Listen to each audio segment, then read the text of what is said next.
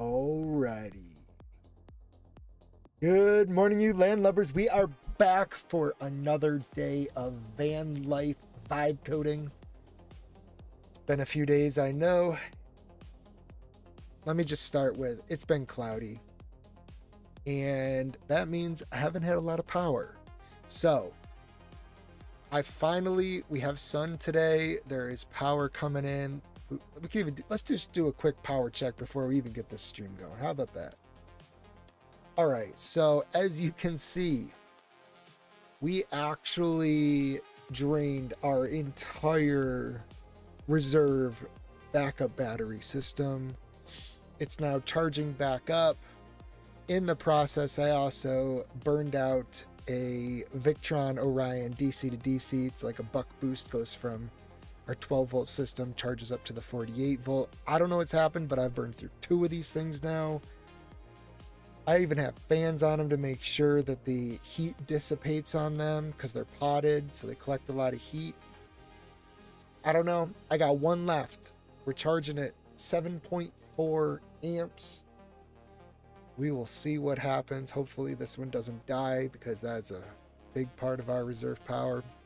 The 12 volt is actually back up, and I can even toggle off this now, and our logic should just work, because it all should just be charging automatically for us.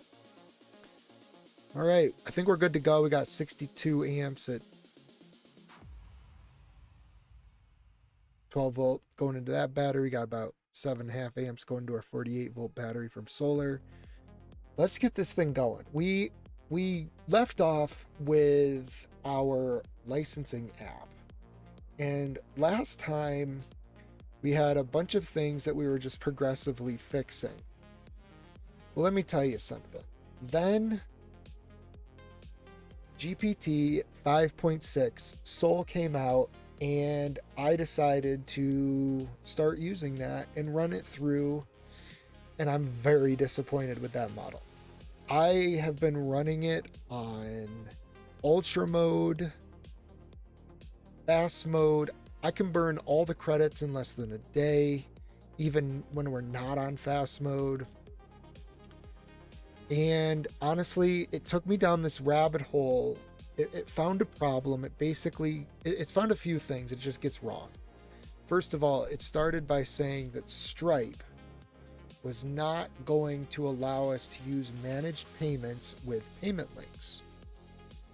So I went to the website, I looked at it, and it's wrong. It's just completely false. The model didn't even bother to look, or it's looking at some old cache data. I don't know what the deal is, but it got it wrong. The best model to have ever exists is supposedly getting this wrong.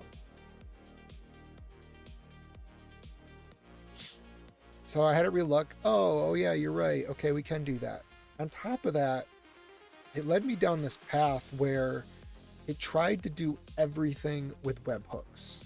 So in Stripe, webhooks events can come into your API. They get sent to your API, but there's no order guarantee in which you're going to receive them or process them.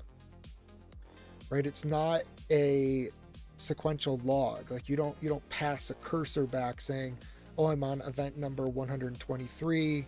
I read and processed that one. Now give me event number 124.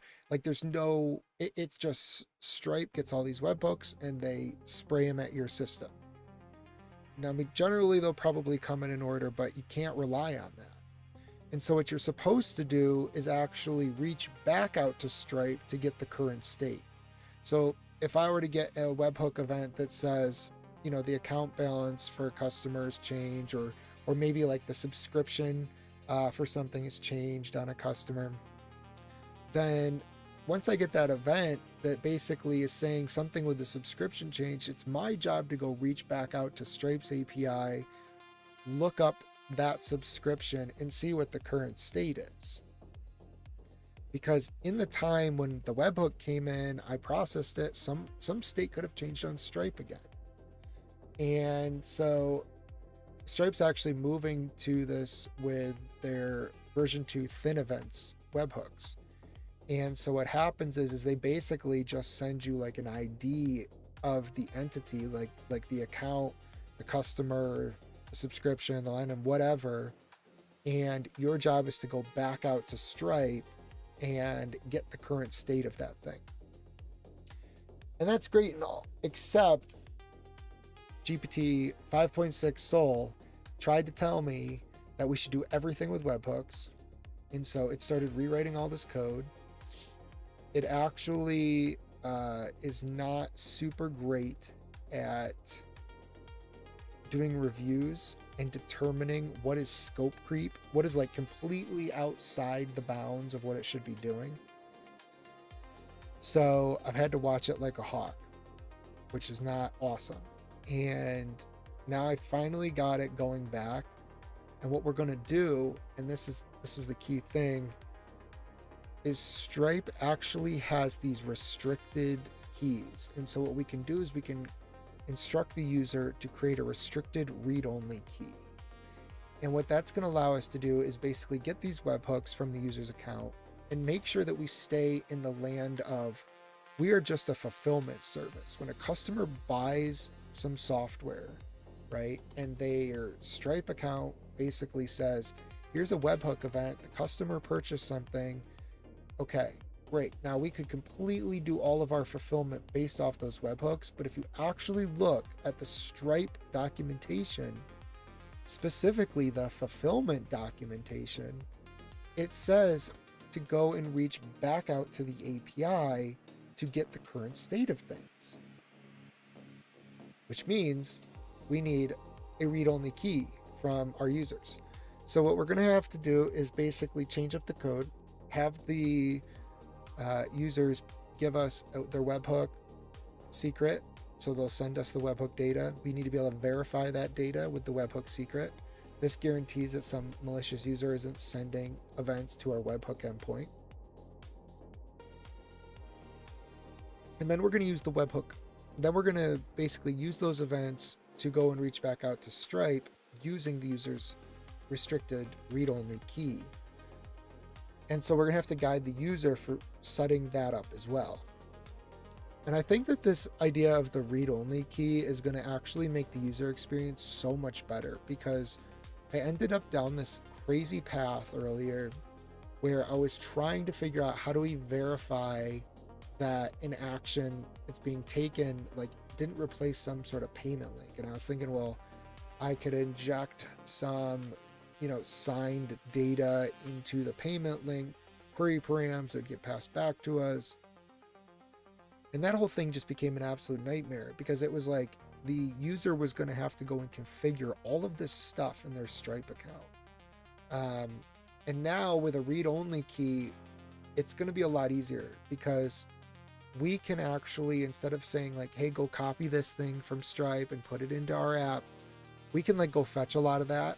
And then we're going to basically guide the user through the onboarding using that key, so that really all the user has to do is give us, they have to set up their webhook to send events so that we can do fulfillment to our server. Then we're going to use the read-only key, which they're going to give us to guide them through this onboarding. So I had GPT 5.6 Soul Ultra fast mode going and updating the specs. It looks like maybe it did some of that, but then we ran out of usage. Now, OpenAI has been doing this thing where they reset, and I was looking yesterday and Thibaut said they might do a reset because they just went from 7 million to 8 million. But they did a reset like the day before because they hit 7 million.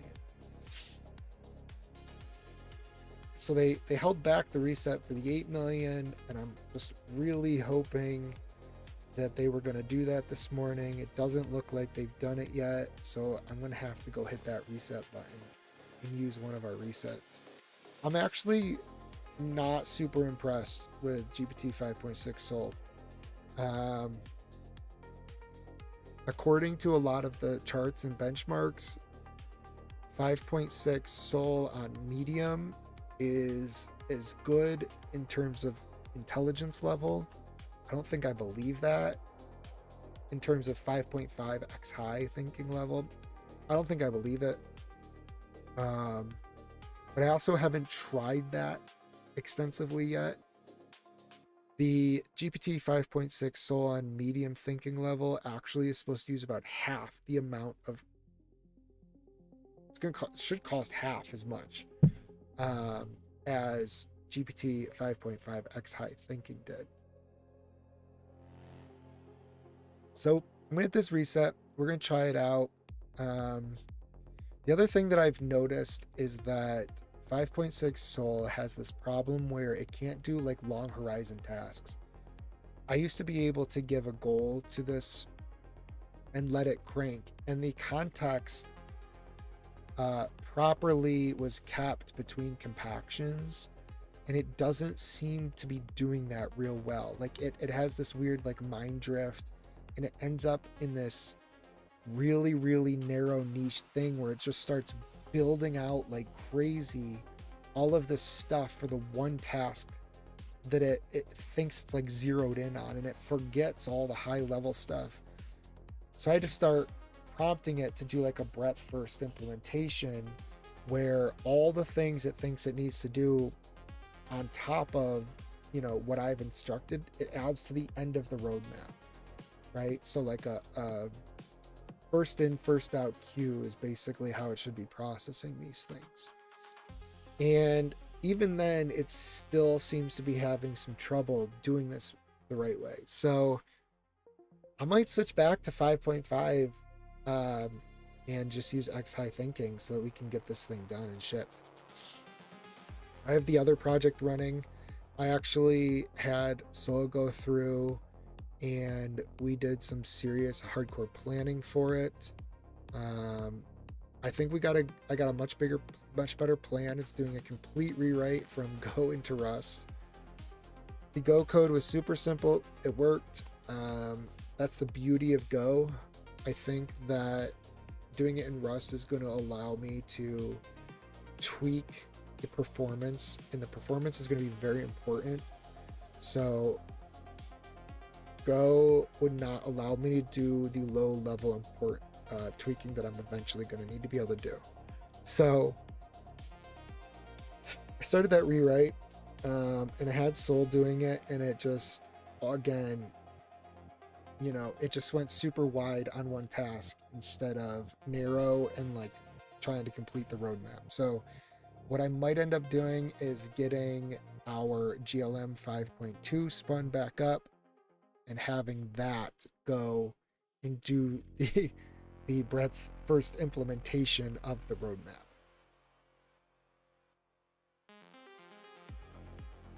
And then I might have Soul come back and figure out, you know, what are the things that need to be fixed from there.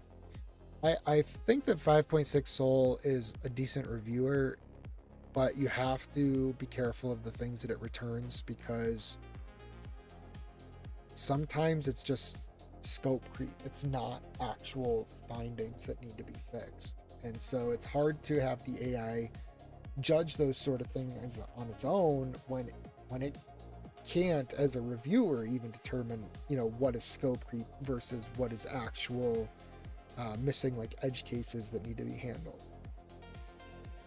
All right, so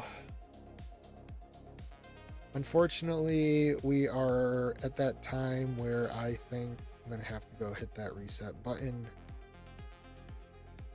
I think as soon as I press this, they're gonna issue a reset. We'll see what happens. But before I do that, I'm definitely going to switch this model to Soul Medium. And we're going to see if it can do this a little bit better. And they have 2 resets available. So hopefully, because I reset the other day, and less than an hour later, they did like a global reset. So I completely wasted one. Just, it kind of sucks, honestly. But here's where we're at. Okay, so we're reset. I'm going to resume this and let it cook and just see what happens. So some of the other things that I started doing was adding to-dos to our roadmap.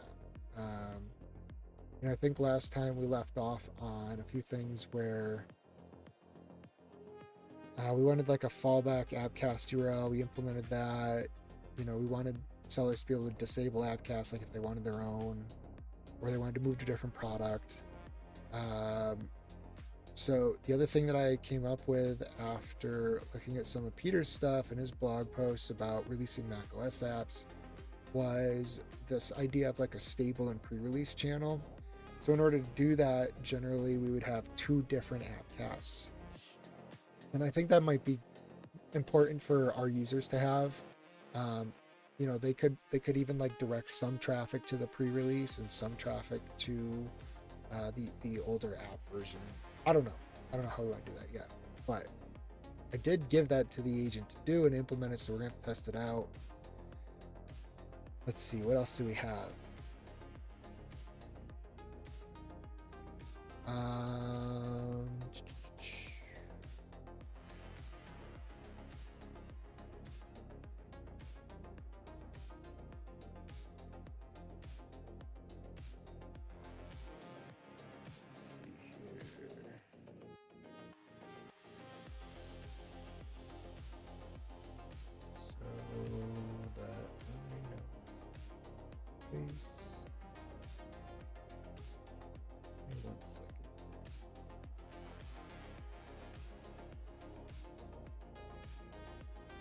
Okay, so then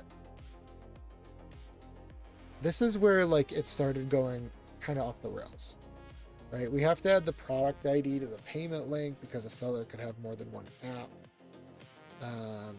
But the problem is that if all we do is add the payment ID to the payment link, then another seller could come along or like a buyer could come along and like grab that product ID, put it into a different URL that the seller has, and like purchase the product cheaper possibly. And so what we really have to do is we have to tie the product ID to like our internal license product ID to the like price, the Stripe price ID. And that kind of ensures that the thing that's being purchased is only being purchased with the price that's set for it. So started working on this, and then now what we're doing is we're kind of unrolling some of that. All right, what's next? Okay, this is one of the things I thought of the other day that I'd like to do. I'm not sure I'm going to do it yet, but I want to explore it. Basically, instead of having like one global root certificate that we issue all certificates from, I'm wondering if it might be better to have we generate a certificate for each app. I don't know what that would get us. It seems like it would be a better practice. So I might go with that. That might be on our to-do list.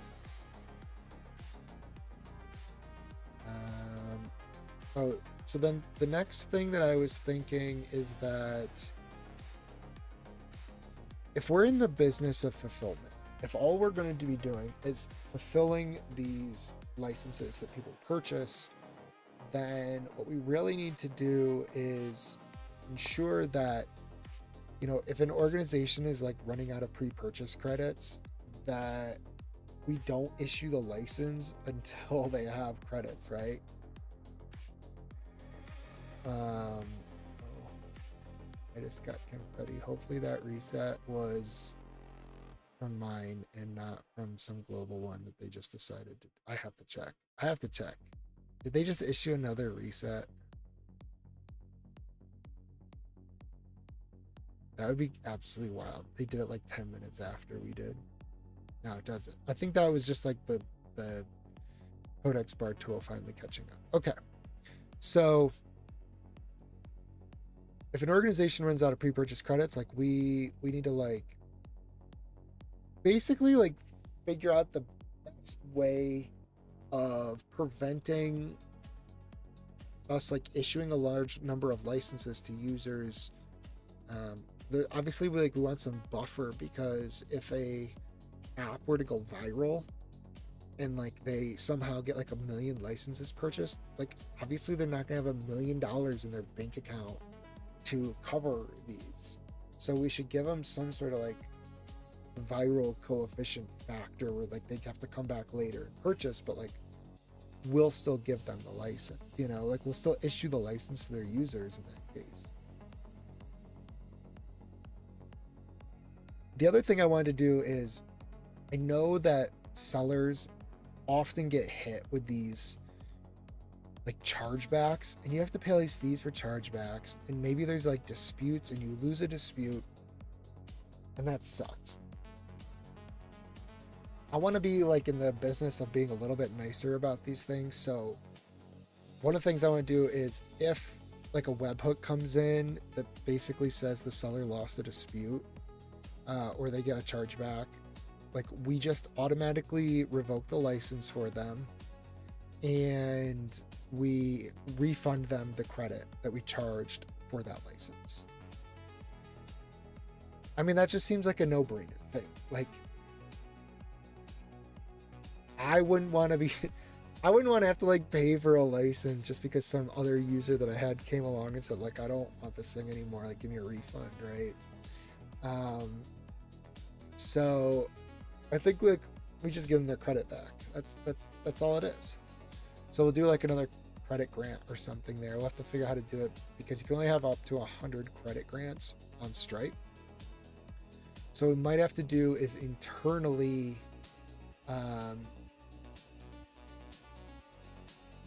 give them the credit. I don't know yet. We're gonna figure that out. Okay, so then see where we're at.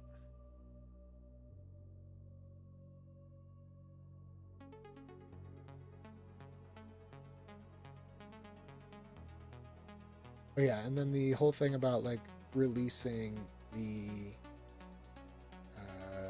app to some percentage of users, which we've already kind of discussed.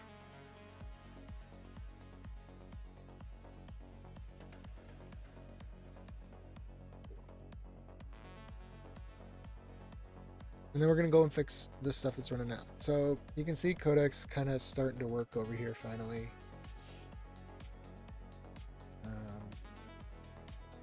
And then we're going to let that cook. We'll come back to it.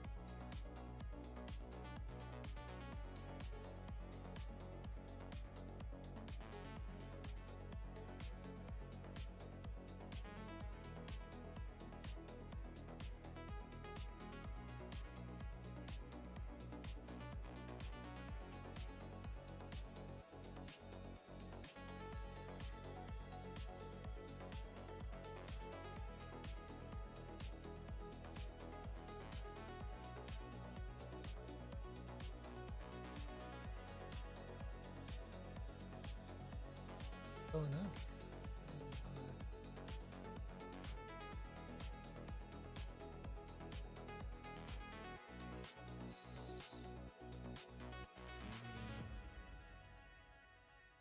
Basically, I need to change this.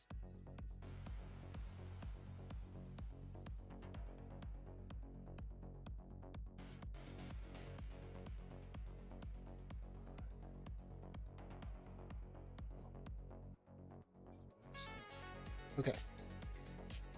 So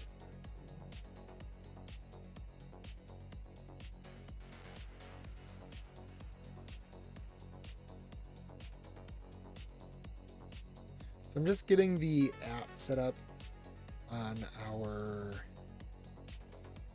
the app that we're going to be building set up, so we can get that running again.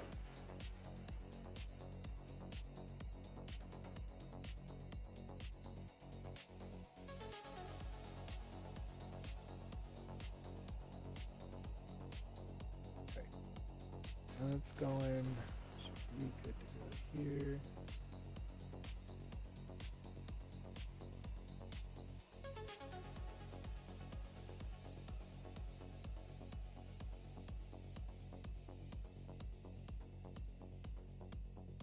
I think it's going to be interesting to see what happens with this as we go.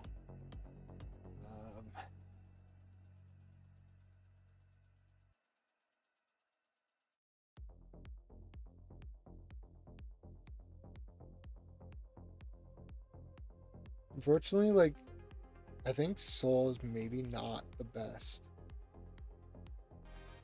How do I put this? Live streaming vibe coding model because it's slow. I've heard that the Cerebrus implementation is like 1,000 tokens per second, which would be wild. Like, we're gonna get there, I think, within this year. We'll probably the next 365 days. I'm betting we'll have models that are doing like 1,000 tokens per second. We might even have them running locally, and we can get there. That would be pretty sweet.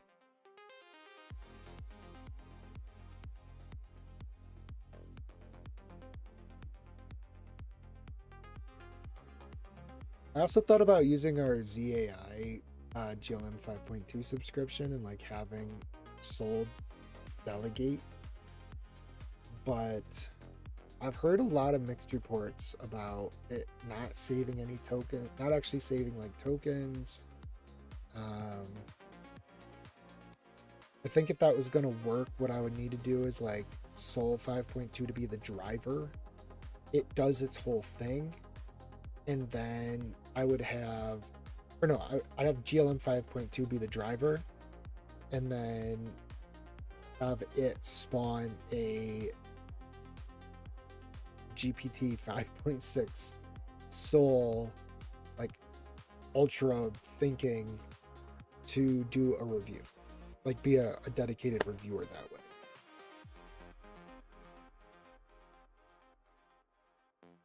The problem is I don't know if GLM 5.2 could properly differentiate the findings that the reviewer came back with. The hardest thing right now is determining if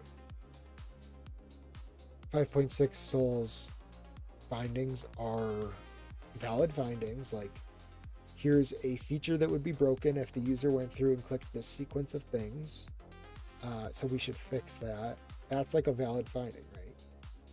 And the things that I don't want are these like pie in the sky, oh, you know, this could happen under this crazy circumstance, or if you unplug the plug from the wall, you know, the F-Sync might not work, and so our database might get corrupted, and we should basically invent an entire new kernel hook to make sure that F-Sync is always, you know, constantly streaming sync. Like, that's the kind of shit that it comes up with, and it's ridiculous. So,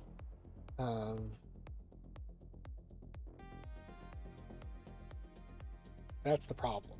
And I think if it came back and it told GPT or GLM 5.2 those things, it might agree.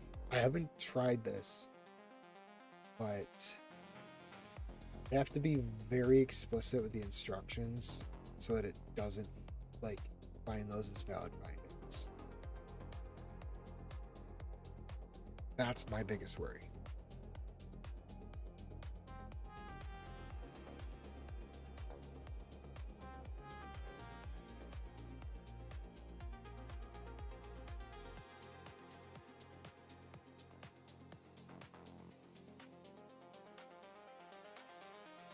So one cool thing is that since our last stream, we have doubled the number of subscribers on the YouTube channel.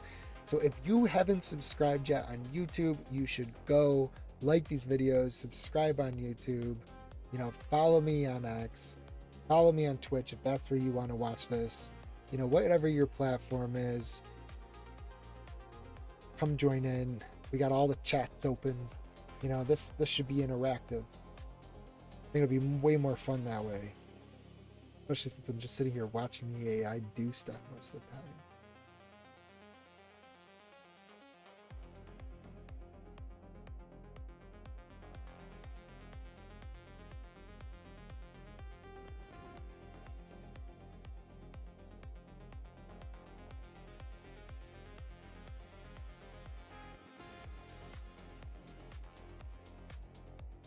Been hearing rumors that there might be a new Kimi model coming out.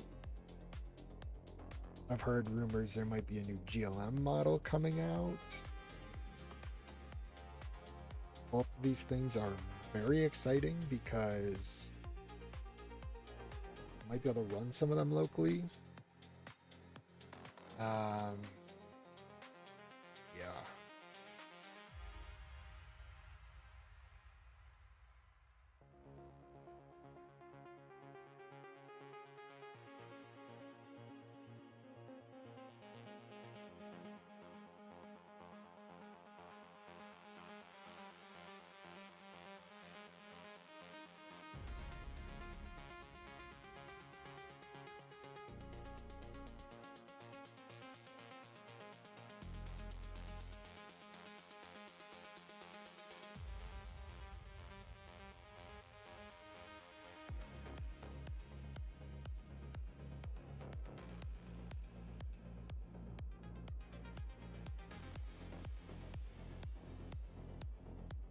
The other thing is I instructed this model, so for whatever reason, 5.6 Sol will like run one test.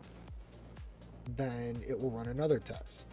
And it will like then start doing some combination of the tests. It'll be like, oh, I'm gonna run these three together.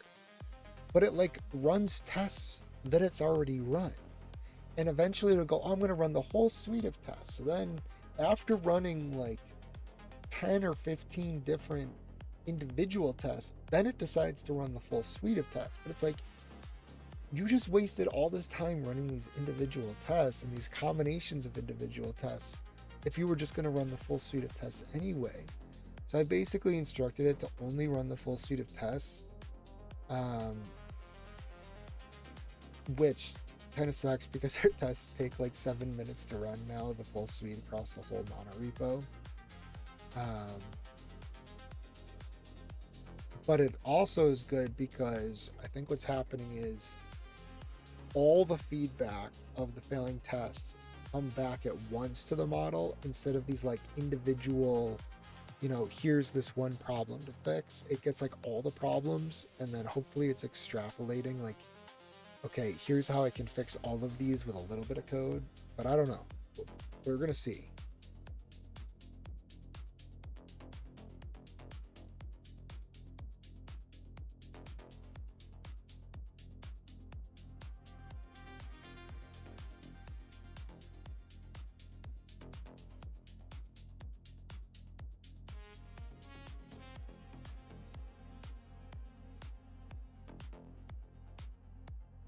But the other thing is that OpenAI got rid of their 5-hour limits. So now all they have are these weekly limits plus these resets. And honestly, I burned through an entire weekly thing in a day now. So like the whole 5-hour thing was actually better, in my opinion.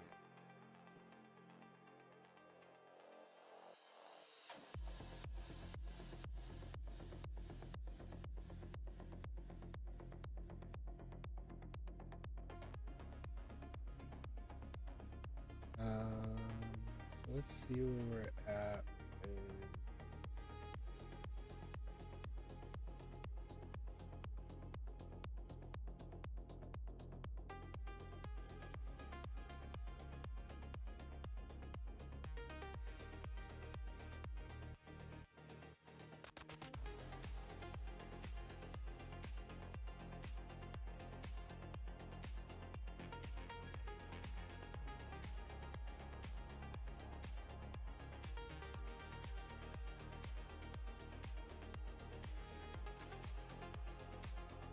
I really do not want to sign up for Claude. I don't want to do it. I think at some point I might have to, but it just, I don't know. I just have issues with like how things are being done there. So try not to. See what happens.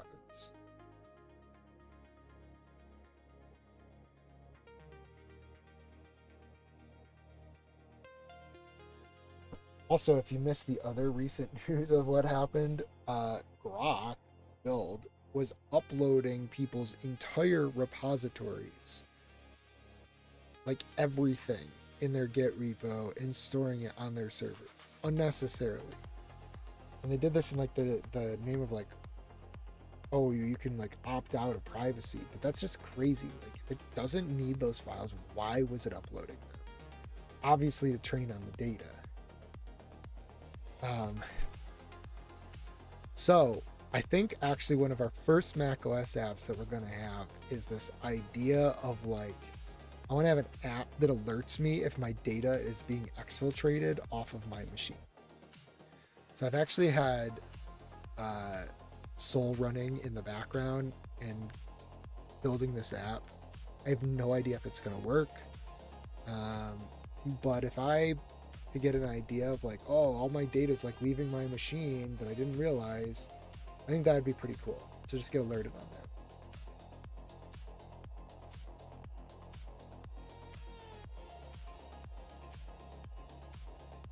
So let's see. Monterey link command is not clean.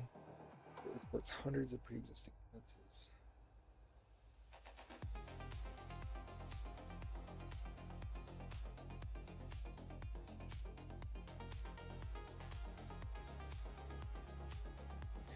So these models keep complaining over and over again that the machine is under incredible like strain.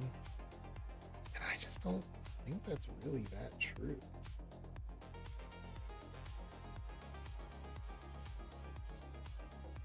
Let's see. Let's go find out for ourselves.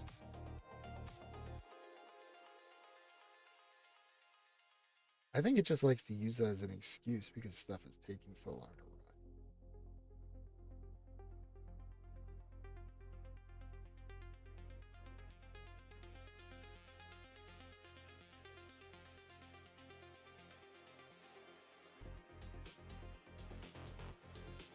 Yeah, we're only using like 20% of the GPU or the CPU.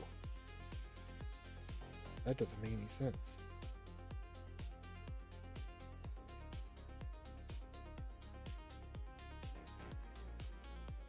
I don't even think we have Dark Bloom ready. Do we? Nope. We do not have it ready. So why are we using 251 gigs of RAM on this machine? That's crazy. What?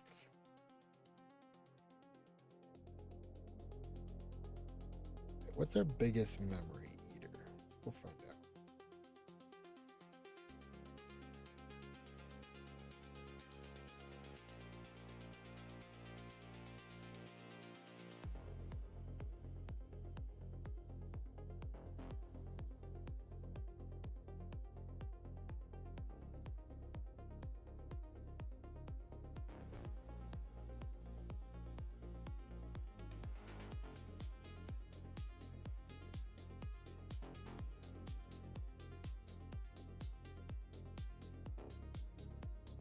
Yeah, so building this macOS app and OMLX servers using 65 gigs, but then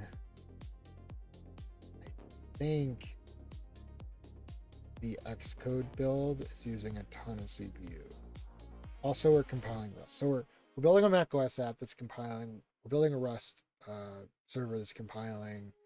OMLX is clearly running our Hollow model.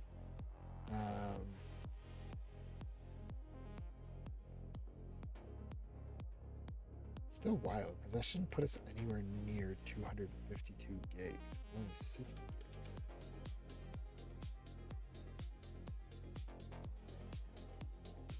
I'm guessing this is a lot of cached data. So macOS, like, the way the scheduler sort of works for memory is like you basically like reserve some memory from the system, and then you can tell the kernel I'm done with it, but it doesn't actually clean it up. It doesn't like remove it out of memory and evict it until someone else comes along and needs it. Otherwise it just leaves it there being used. More of like a hint. Whereas in Linux, if you release the memory, like it releases it back to the pool.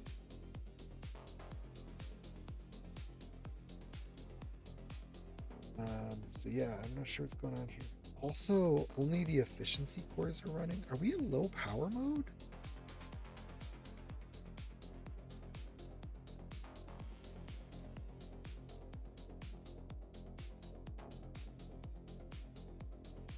No, we're not.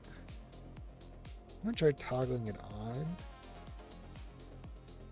And then I'm gonna toggle it on. See what happens.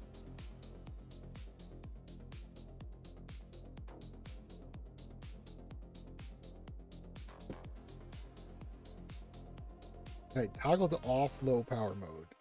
And only the efficiency cores are running. So let me pull this up so you can see what I'm looking at. Something doesn't make sense here.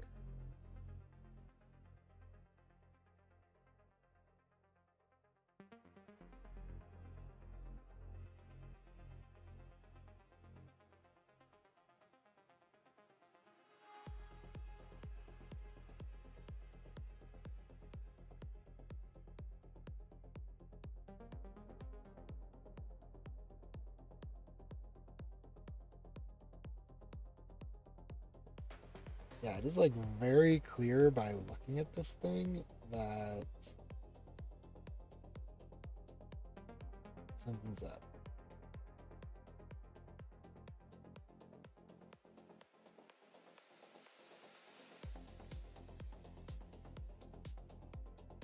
So I have have low power mode toggled off. You guys can see it, and only the efficiency cores are being used. What? No wonder everything's complaining that stuff's running slow. Why would that be happening?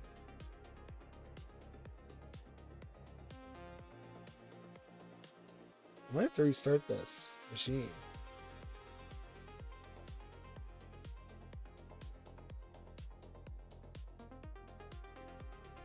Let's see. Let's start a Pi on here and see what happens.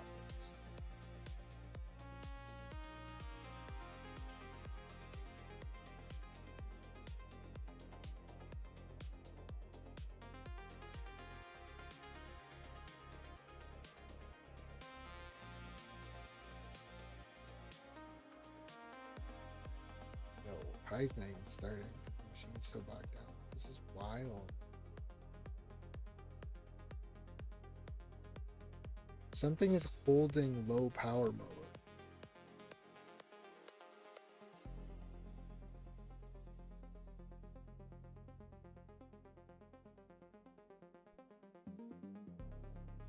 Okay, let's do this model.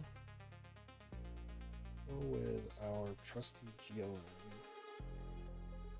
Something strange is happening with this machine. The low power mode is turned off, but only the efficiency cores are being used. So I'm not really sure why that's happening, but I'd like you to look into it. We might also have a bin script for changing the low power mode. Maybe check that out too. So I'm pretty sure that one of the things I did was create a bin script so that the agents themselves could like turn on low power mode and off. This is back when I was using like OpenClaw, setting that up. Oh, there's even a skill. So it's possible one of the agents was like, oh, things are going slow. I'm going to like toggle that. It's possible it's like forced on now. Let's see what happens.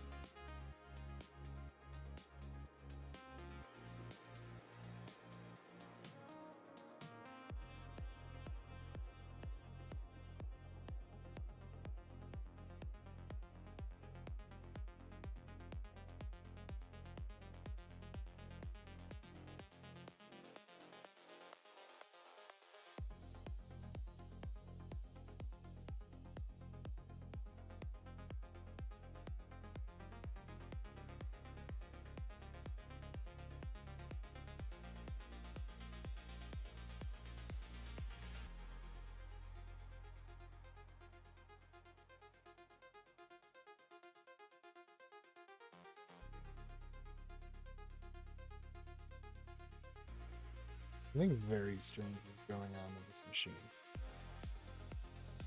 Um,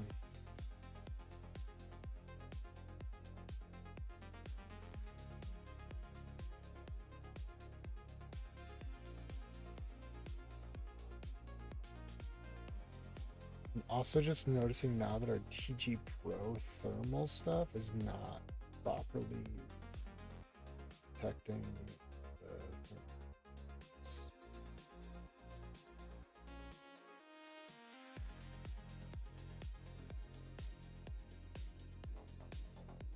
I might just restart this machine and see what happens. Unfortunately, our stuff is running out there, so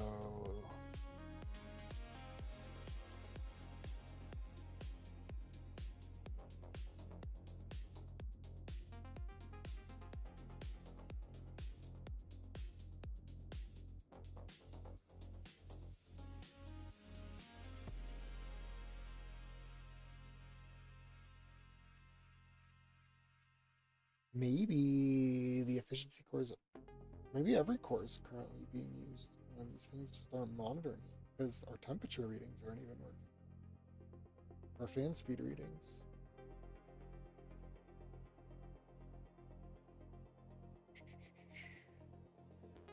Well, this is kind of annoying. Let's just wait, see what the AI comes up with.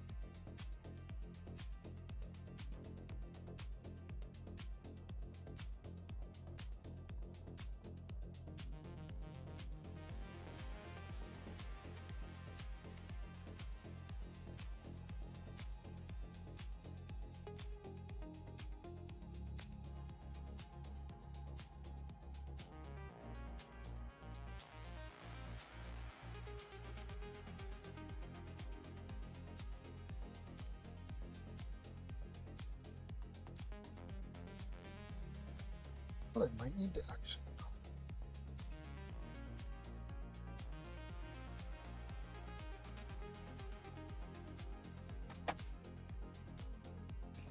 Maybe.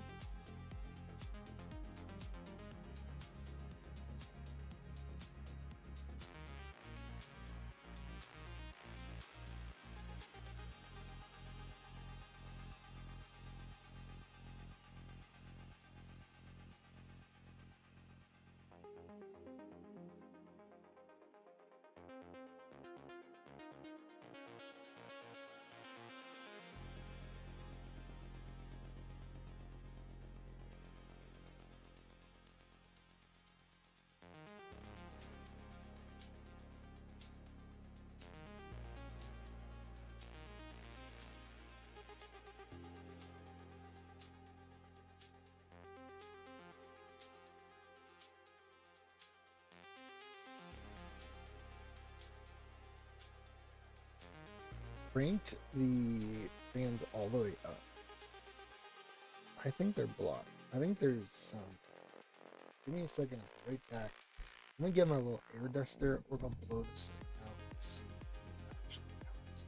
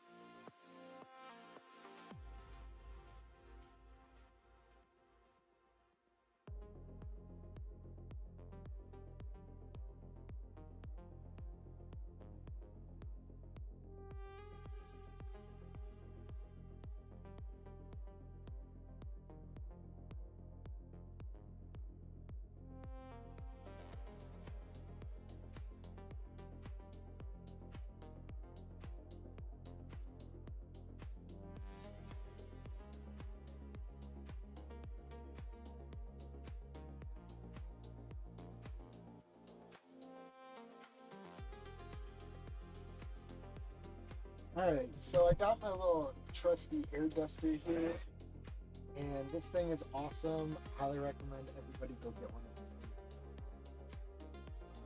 things. Best move, especially if you live in a van, like I do. You can blow out all the dust, dirt, and stuff. We get a lot of it in here because this whole home moves around. Um, it looks like since I was able to use TG Pro, I don't know if maybe it was because I blurred some dust out, which I did, but also I set TG Pro to max fan mode, so it's just keeping the fans running at maximum speed now, and all of our cores are now being used. They're not just sitting on efficiency cores anymore. It's kind of weird. It's interesting. I guess the machine will like de-throttle itself if it's too hot. I'm wondering though, like if I had a fan that was stuck or something with dust. I don't know. I don't know if it was blowing it out or if it was just us setting it to max fan mode. But things are cranking again, so we're gonna let that go do its thing. Guess I don't need to restart.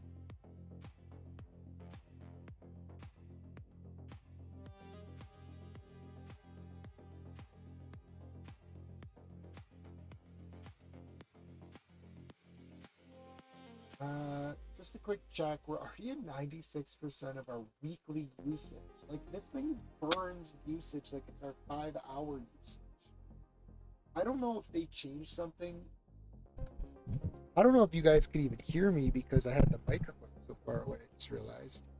But yeah, so just to recap, I blew out the dust, hopefully, out of the machine with this thing. I also used TG Pro to make the fans run at 100%. And now all of our cores are being utilized again.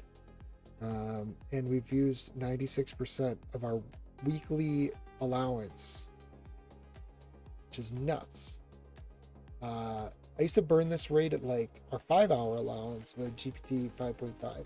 I might just switch back and see. That would be an interesting experiment because we have tons of video evidence that show how long GPT 5.5 lasts. And if it starts draining super crazy quick, then they change the rate limits under the hood on us.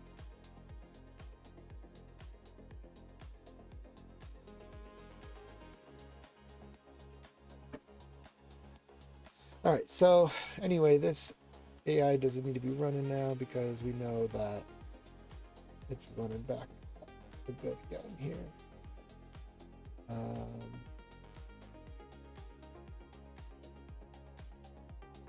Yeah, it's just kind of wild.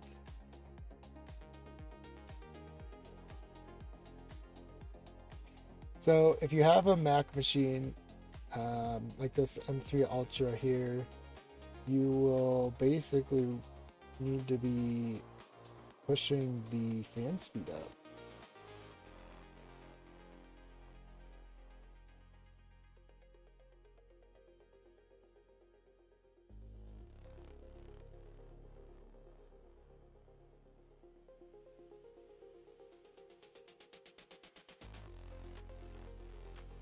You can see all the cores are now being used.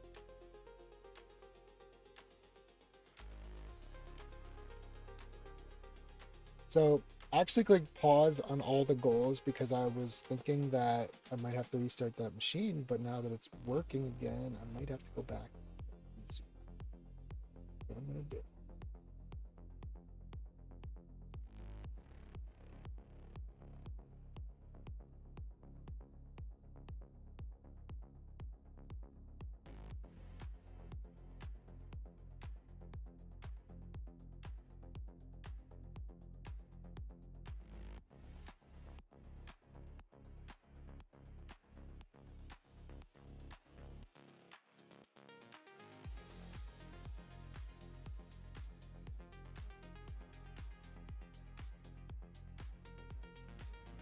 Let's pull that up here.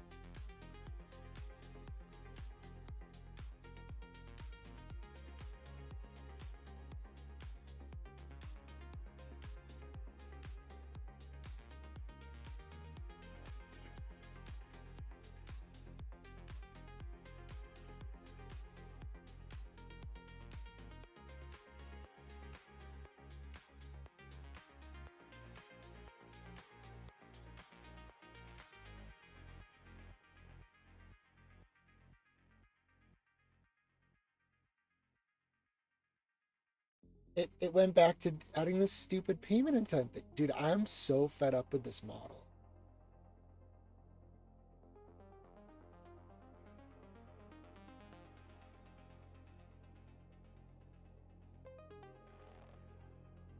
Let's go look at the code.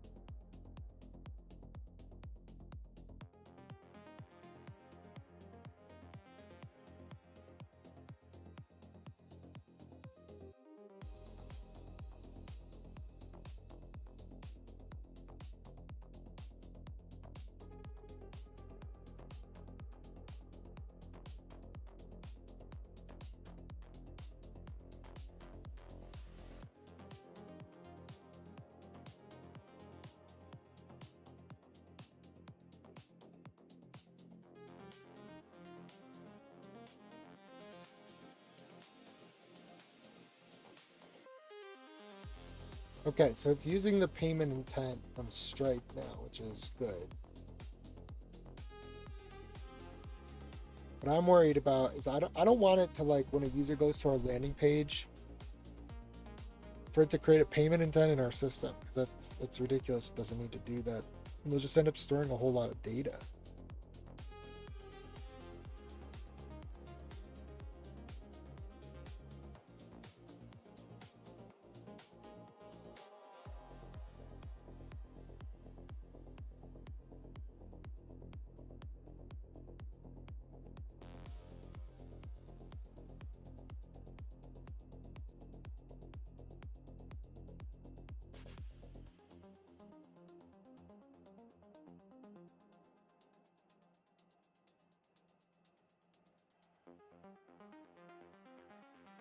I think this is the important thing that we read is the specs and what it changed.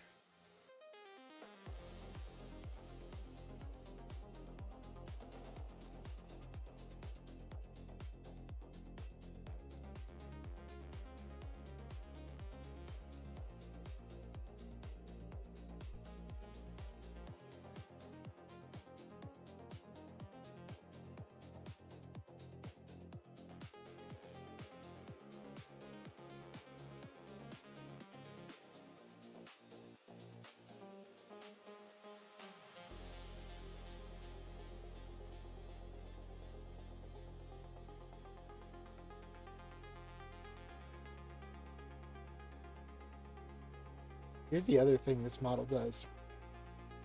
It literally writes like it's a lawyer. It's crazy. Some of the stuff that I was reading before when it first came out, they must have changed it, made it a little better. When it first came out, everything that it was writing, I couldn't comprehend it. It was like talking to someone that got a perfect 1600 score on the SATs or something, and they use every big word in the dictionary with no usage of little words whatsoever.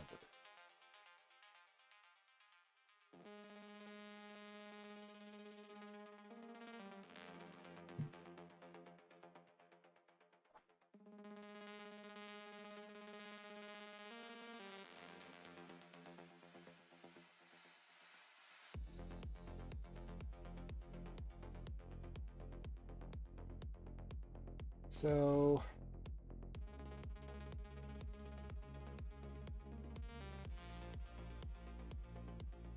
this is what I'm talking about.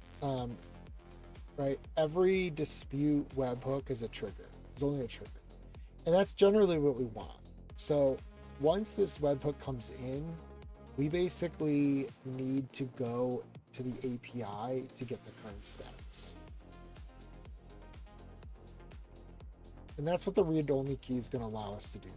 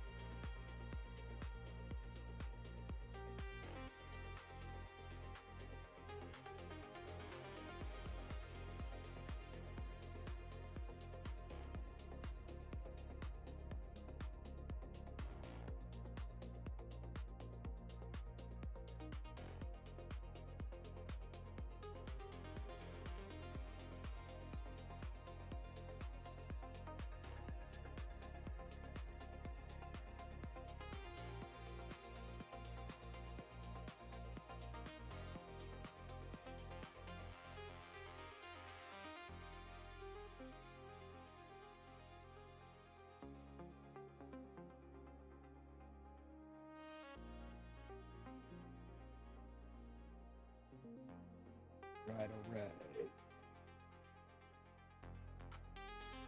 Machine is running good now, so it's using all the cores. We're happy about that.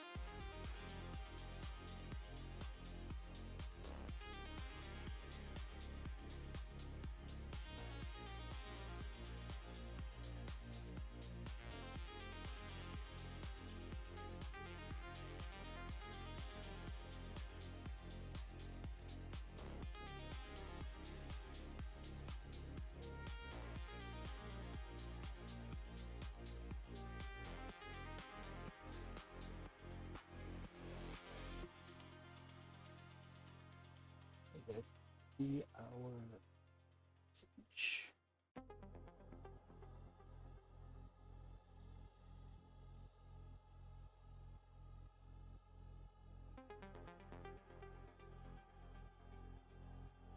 All right, all right, all right.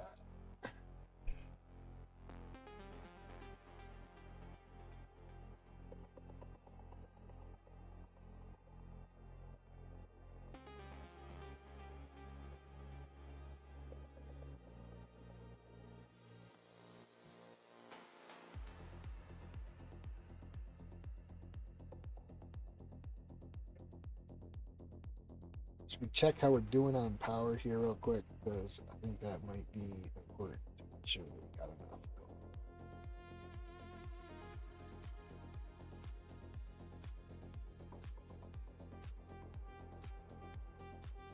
Let's see, we are gaining momentum. We're at 63.8%. We got 37.8, 48 volts. Currently charging at 80 amps on 12 volt and 7.4 amps on 48 volt. I think we're good.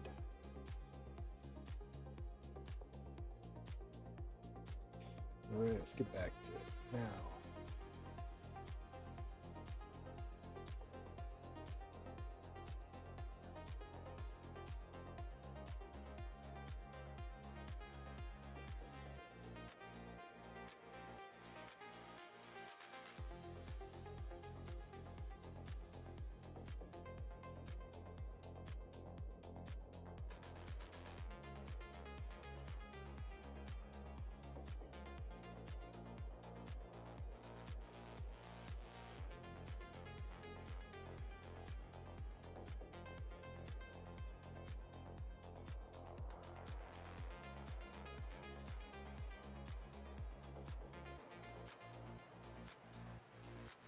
Hmm.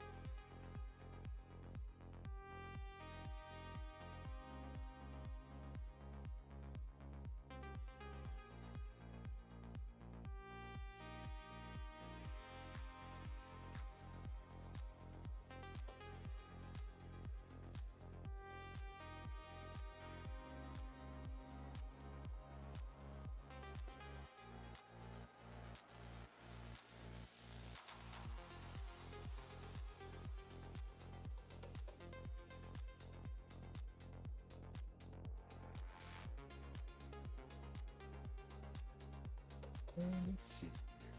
We were to.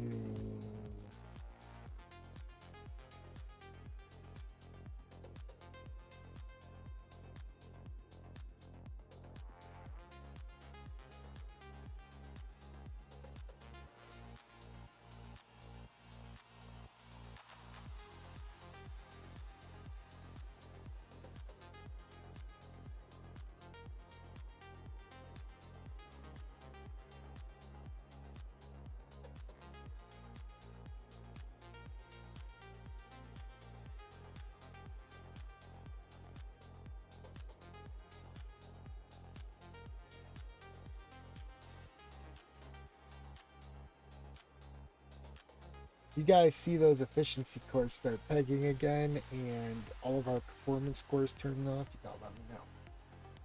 Let me know.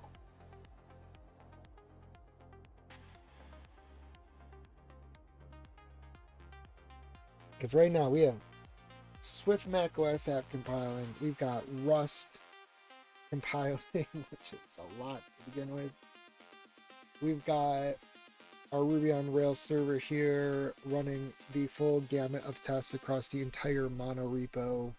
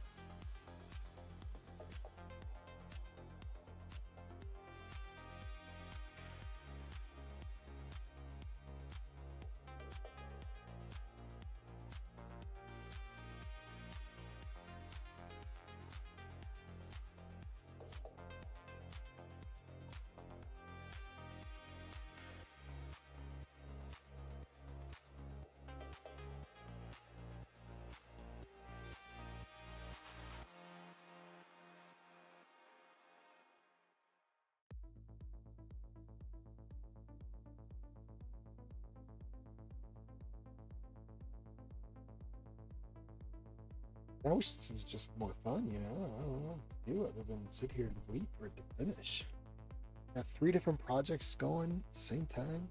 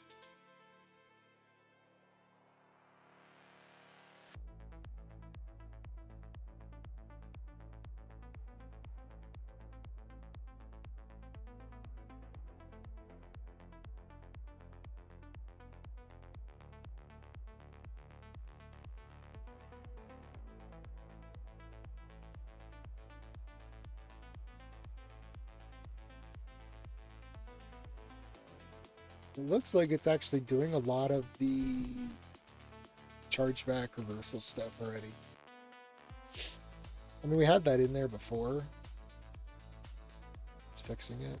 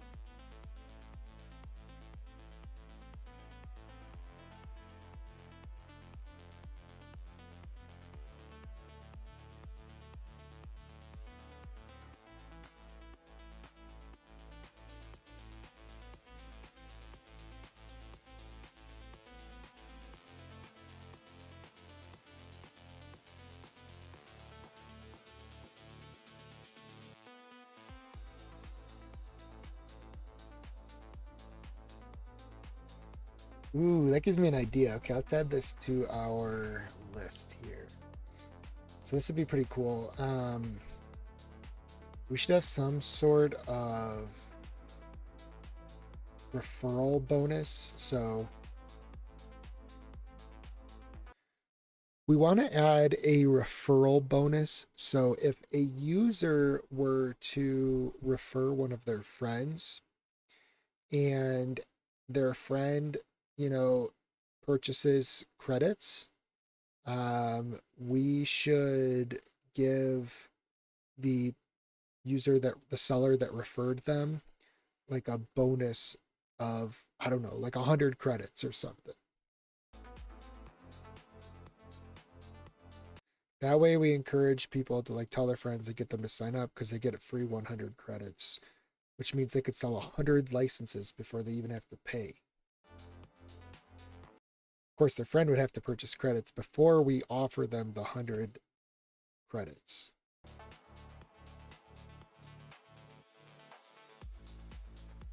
And I think we should stipulate that we give them the bonus 30 days after they purchase the 100, or their friend purchases credits.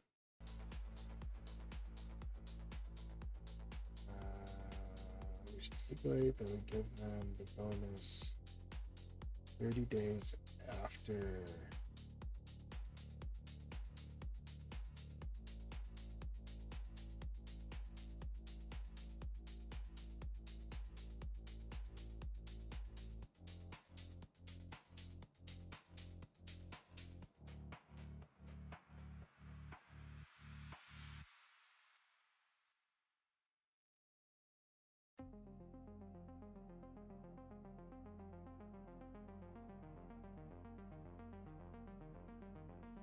I feel like I could give the credits right away, but it's just a lot of like, I'm worried that someone might try and scam the system somehow where it's like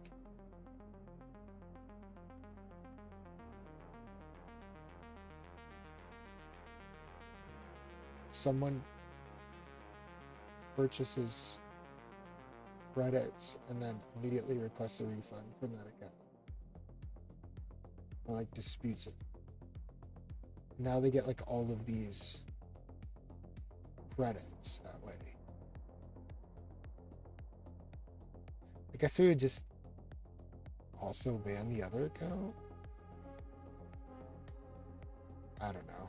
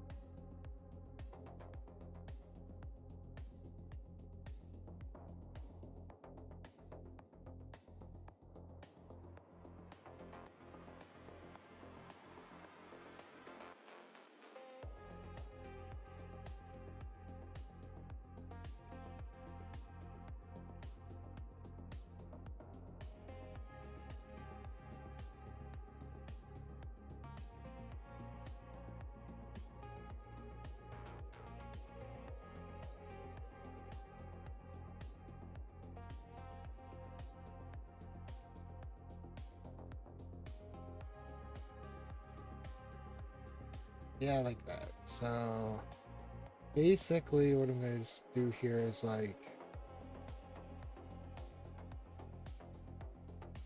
if you refer your friend, you get like 100 bonus credits.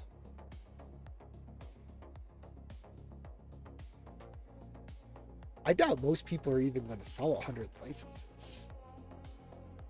But if they do, that's pretty awesome because then they would get a whole bunch of free credits that way.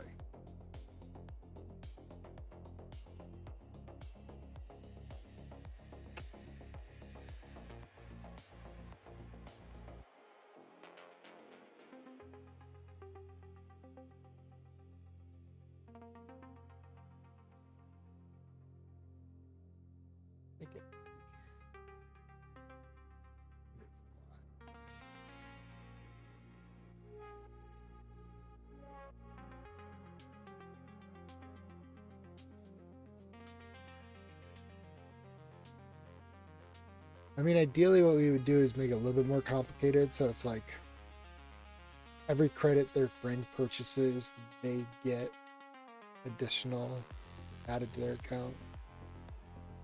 And we got to track a lot of that as opposed to just giving them a credit grant.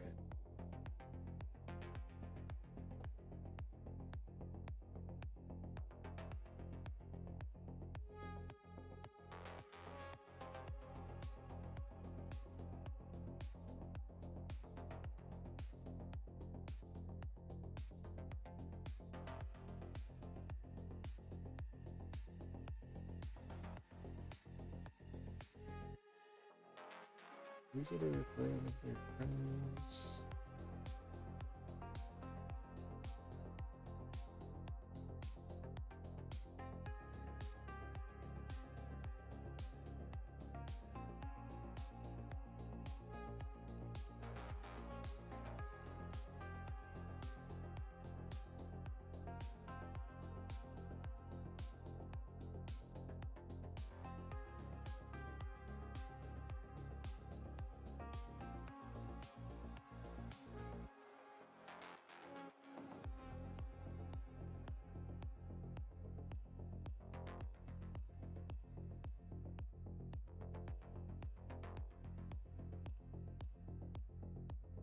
Oh, I like this.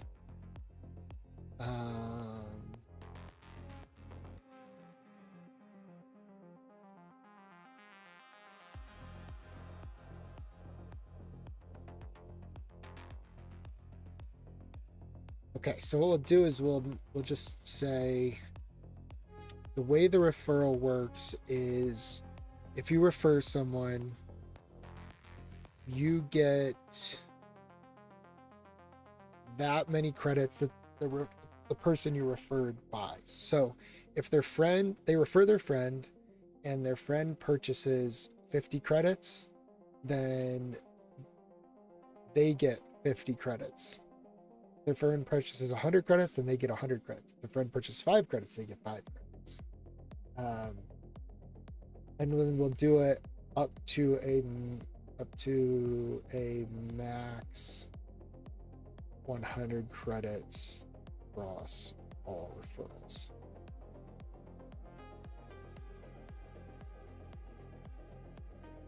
That way they can't game the system and their friend can't like go buy, they can't like create another account, buy 5 credits, and then be given 50 credits credited to their account. Like, then they could just go spawn all these different accounts that they'll never actually use.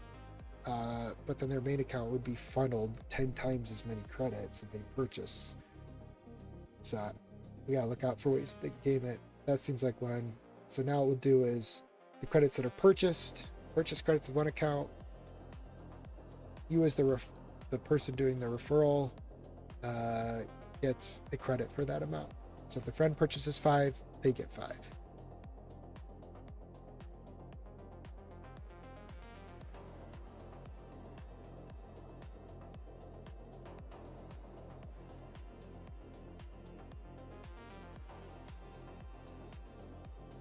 Let's see.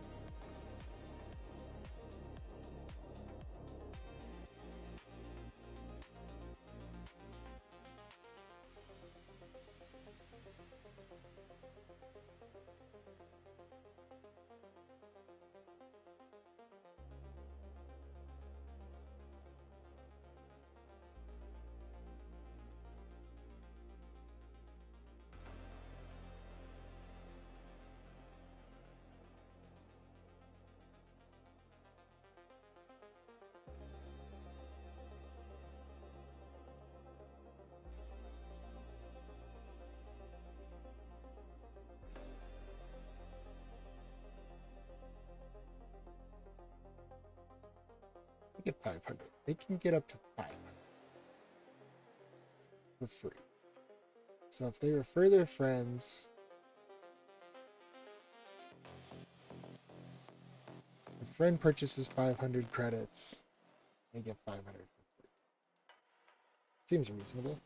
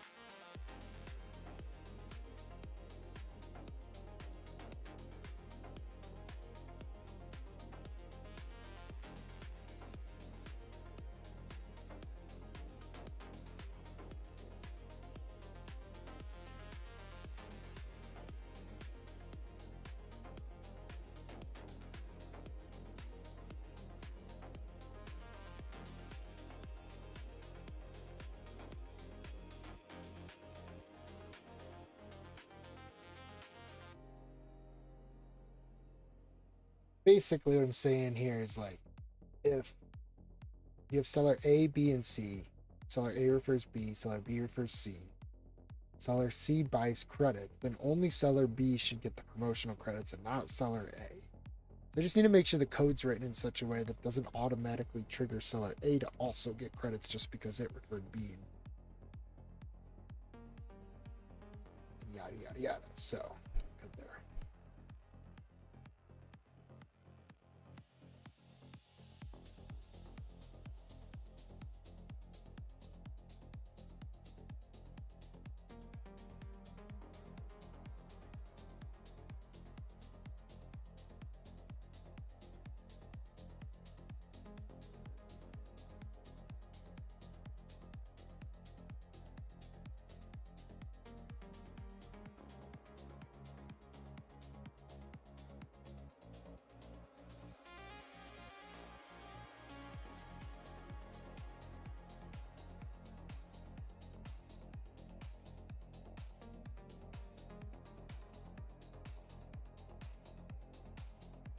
Really hope this thing isn't doing like the if I unplug the machine from the wall, we could lose data.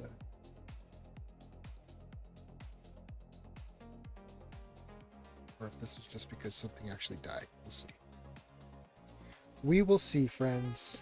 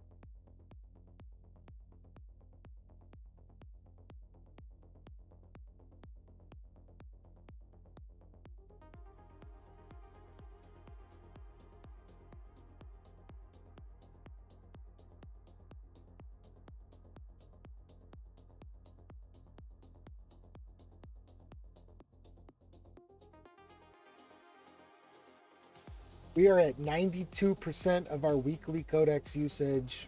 We're going to burn through the whole thing again today. I might have to switch back to GPT 5.5. In theory, it should last a whole week, as it did before. What's weird is that GPT 5.6 Soul on medium thinking actually is supposed to use the same amount of tokens as GPT 5.5, according to the charts I was looking at in terms of cost.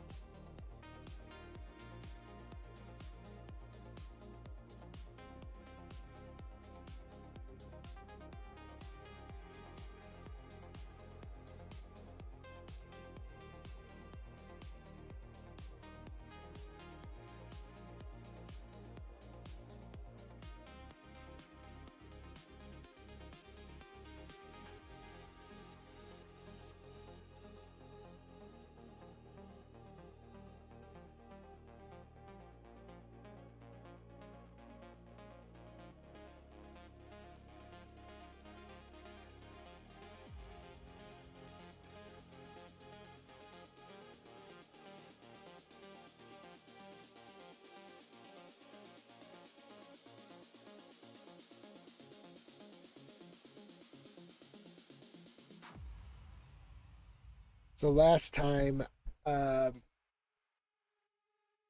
we did this stream, it's out in the middle of Wyoming in the middle of nowhere. I'm out in the middle of Idaho in the middle of nowhere. Did a little bit of driving. It's one day of not streaming was because of the driving. I'll admit that. The other days is because we just simply ran out of power. Not enough to keep the fridge running, you know, do what we need to do, but definitely not enough to run all the streaming equipment, run, you know, the Apple machines on max power mode. So yeah.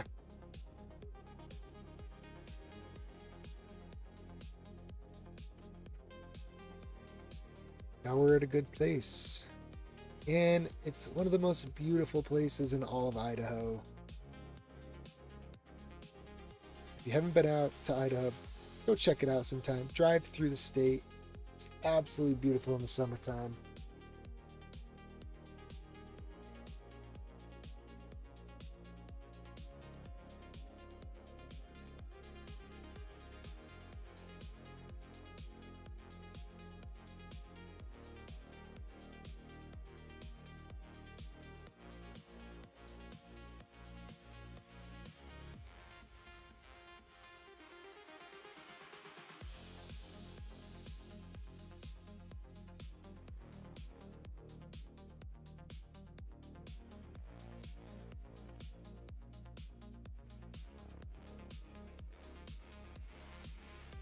Basically have 150 watts, no, 150 amps of solar coming in right now at 12 volts, which, to do some quick math, is 1800 watts solar. Let's go. Our batteries are charging. It is finally sunny here, and that is just awesome. Feels good to have surplus of power. You know, I can like run the coffee pot. I can run, my stove is all electric. Like, I want to run the Ninja Foodie Grill or something and air fry something up. Totally do that. That's the beauty. And it's all just cooking from the sun.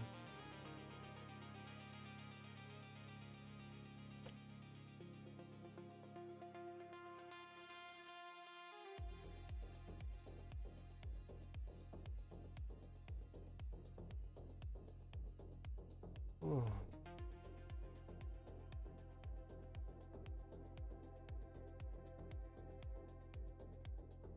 I really want to get this license app server thing done just because I'm really tired of working on it. Want to go work on the macOS app already.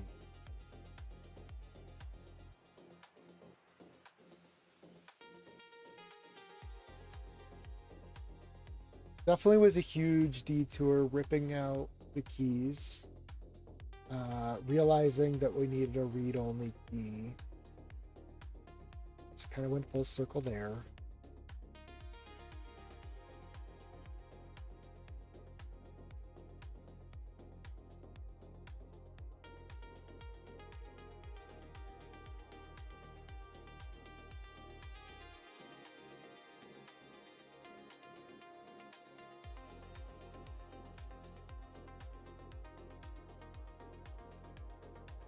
I don't know if you guys can see this. Let me make this window a little smaller. There we go. Check this out. This thing's been running for 6 hours and 22 minutes. I feel like if I had GLM 5.2 running on this, it would have just been done already.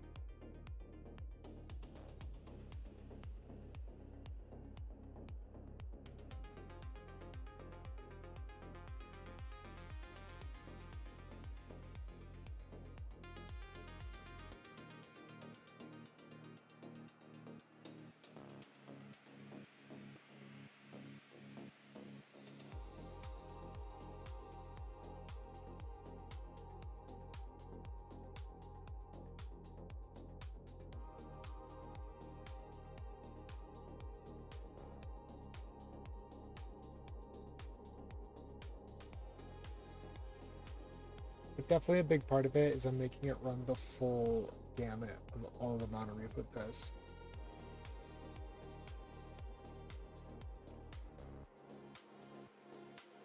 I used to have these set up to run in parallel, but I think there was some issue being caused. It was causing, I don't know, some port conflicts or something, file database conflicts, weird Ruby threading concurrency issues.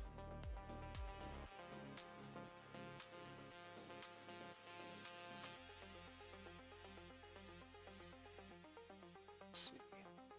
Let's go to this.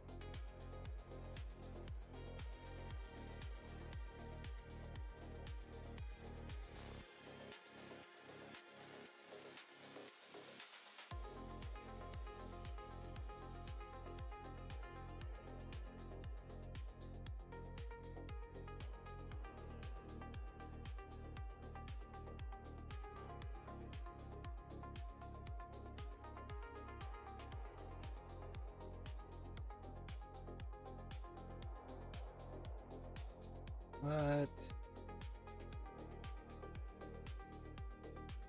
So our tests are going to take forever to run because this thing can queues it for 5 seconds from now.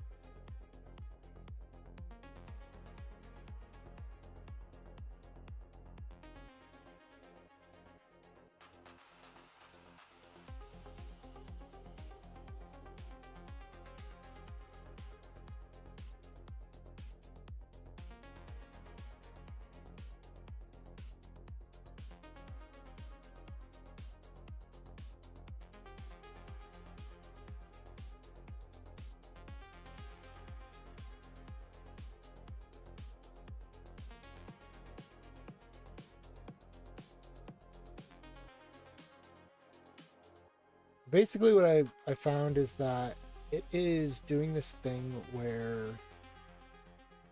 it is basically changed the code, and AI loves to do this. Whenever there's like concurrency problems, it loves to just change time related things, which is never the right solution.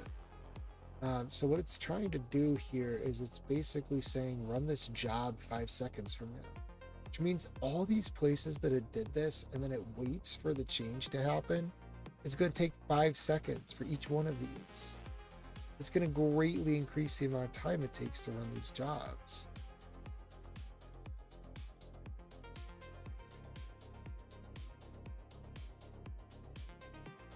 Oh, I guess they do execute immediately. It's saying at. Okay. So that's the cutoff. So cutoff was 5 seconds from now.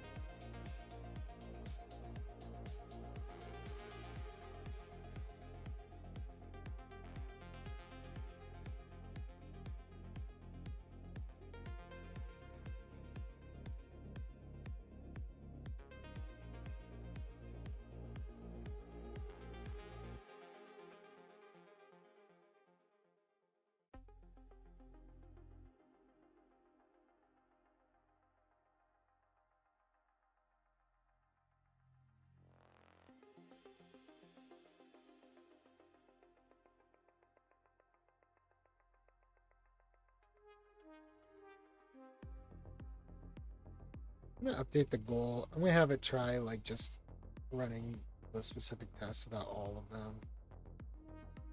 See if it goes a little faster. This is taking a really long time.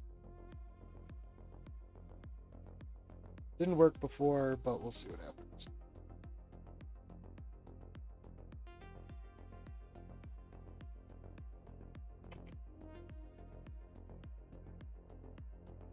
We are now at 90% of our weekly usage. We are definitely burning this at the same rate as the 5-hour usage for GPT 5.5 X High Thinking. It's wild. And I'm not sure it's doing much of a better job than GPT 5.5 X High Thinking did.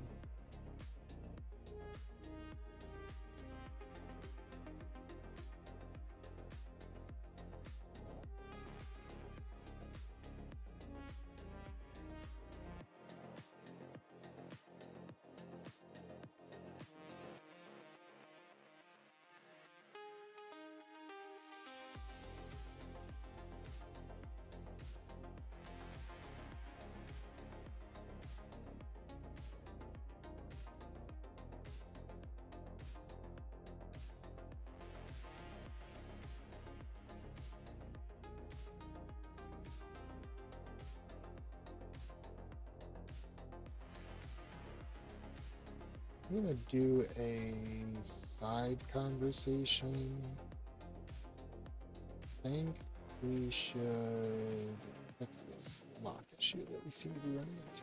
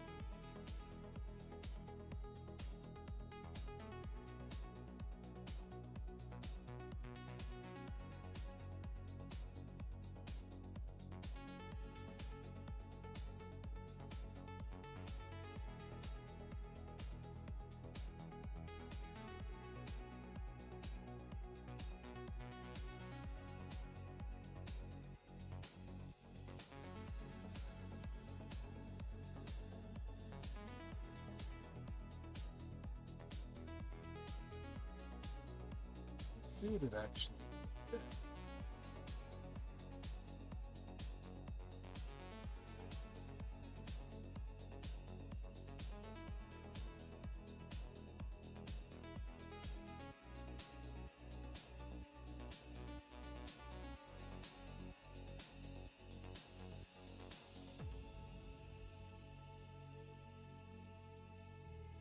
Oh, so it created like a lock script, so now we can just grab that.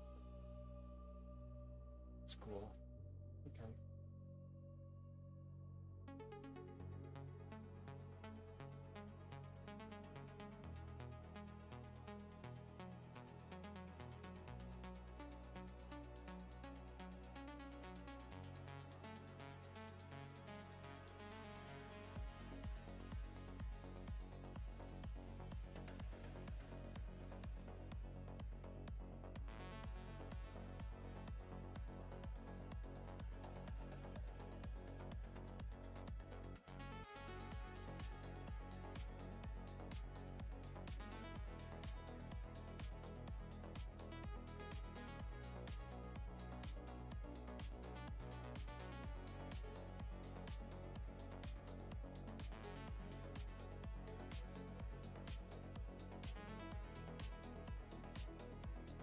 So I told it to basically do the sleep for 100 milliseconds, and now it thinks that it needs to complete the whole job in 100 milliseconds, which is pretty fast.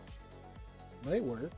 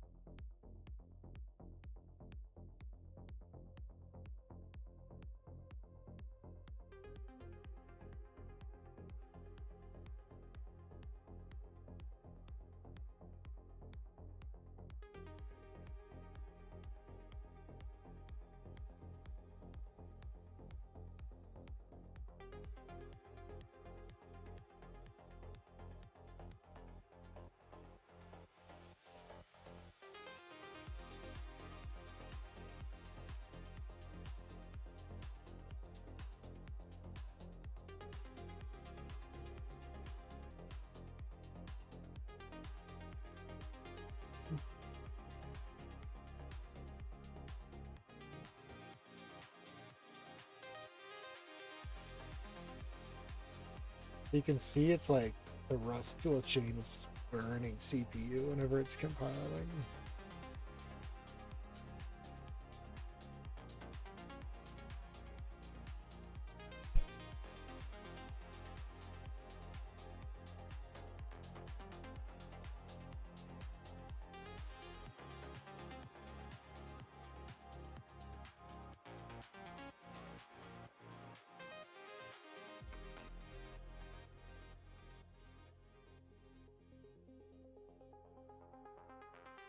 I'm gonna let this run for a bit. I'm gonna grab a snack, and I'll be back with y'all shortly.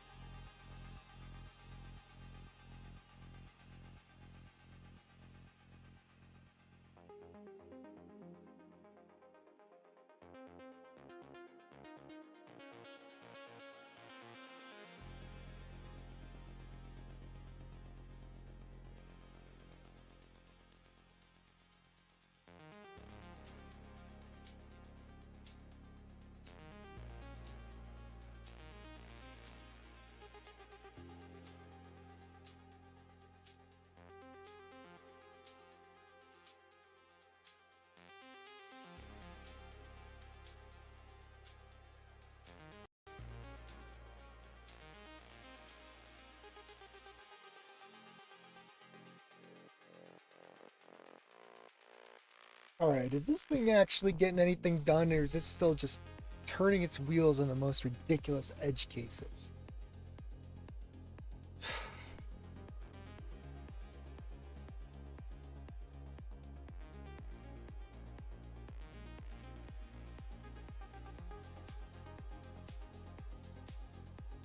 Let's see.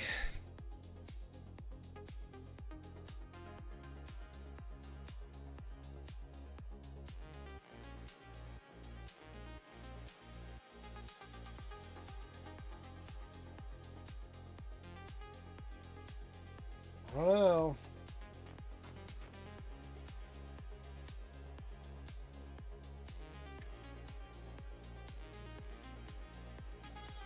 I feel like medium is definitely getting a little bit more done than Soul X High or Max or Ultra was doing.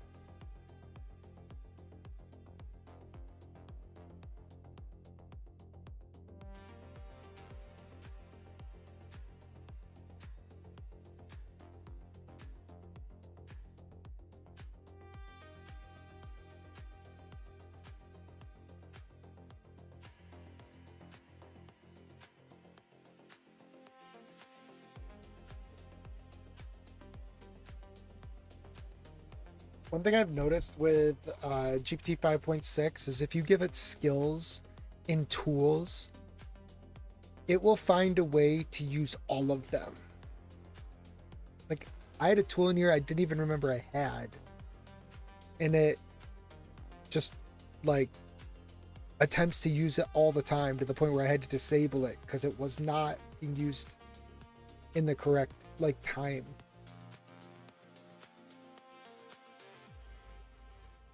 You have to not only now specify what the tool does, the description also has to include when it should be used. And GPT 5.5 didn't have that problem. Like, it could figure out, oh, I should use this tool now because I'm working on this thing and this tool is helpful or related to that. GPT 5.6 Soul will just use all the tools. It's like it will just spin them all up, use them all. It can't figure out that it shouldn't be using them. I don't know if they just didn't train it on tool calls or what. It's crazy. I feel like Soul is definitely a step backwards from GPT 5.5.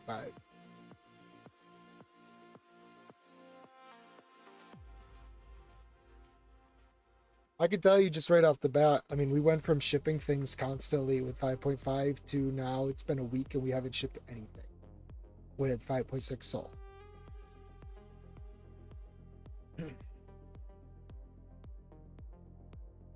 And I would be betting that if you were to actually watch things like GitHub commits or releases cut, it dropped significantly after 5.6 was released. I would be willing to bet money on that.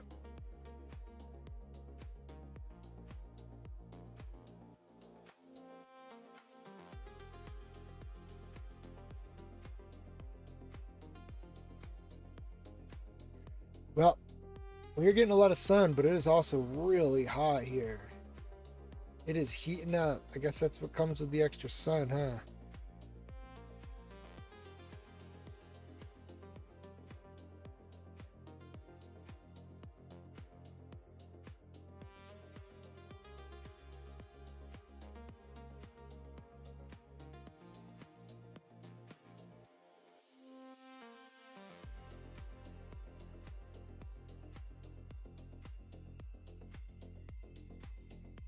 I think I might need to get a solar charge controller just for my 48 volt system, unfortunately. Or get a 120 volt charger, which actually might even be a better idea. Because I think I'll charge way faster when I need it to. And I can use it both now and when I'm plugged into places that I need to charge up real fast for. The problem is, before I could charge at about 16 amps at 48 volts, is like 700, 800 watts. But now with one of the Orions that died, I'm only doing half that. Probably like 360 watts. So it takes almost 30 hours of constant charging to build the battery all the way back up. Whereas if I were to get a actual battery charger, 48 volt one, I could probably charge the 200 amp hours that I have in 48 volt batteries really fast. Like, I'm betting within a few hours, if not less, depending on like how much. So I think it'll charge at 60 amps. It's insane. That's crazy. That would draw a ton of power. I would be surprised if most wall outlets could even support that. You probably have to plug to like a 50 amp plug or something.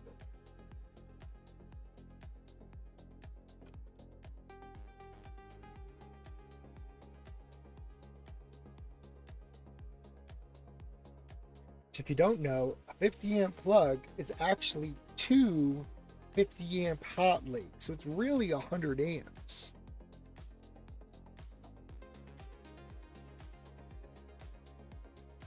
If you're pulling from both hot legs, you should never just pull from one 50 amp hot leg, because you can get an arc. So the 250 amp hot legs on the plug, actually the sine wave cancels each other out. And if you don't do that, it has to go through your ground or your neutral, and then you get this arc, and it's just not good. So whenever you have a 50 amp plug, you want to make sure you're drawing consistent loads from both of the hot legs. Van life tips. You only get them here. Giving you guys all the sauce, all of it.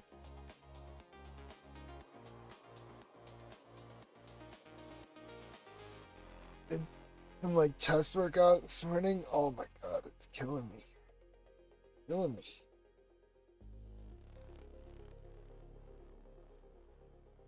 Like everything else you could stretch. Chest, you just can't stretch it real good.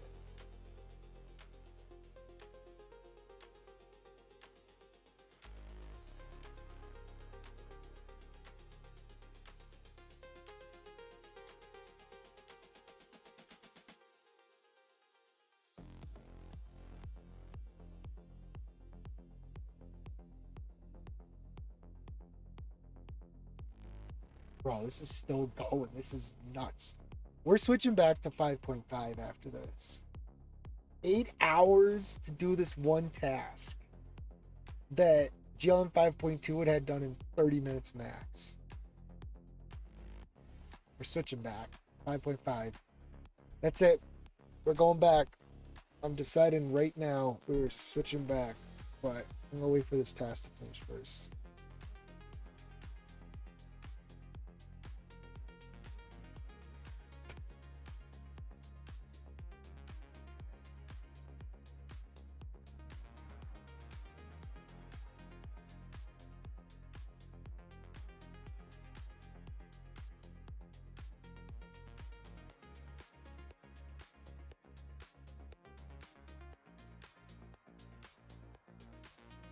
I have to turn the air conditioning on. It's in on that. Wow. 6.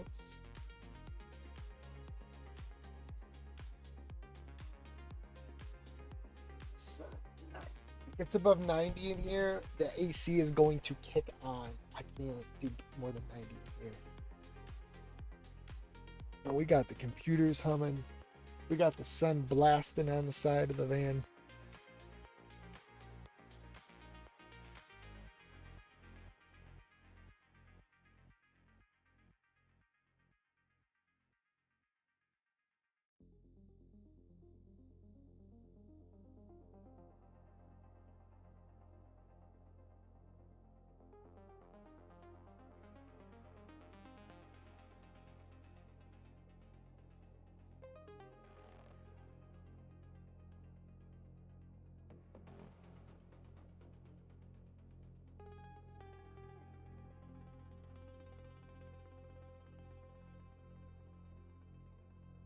Crazy thing too, the fact that like we haven't got any sun is wild because the sun where we are doesn't set till like 9:30, 10 o'clock.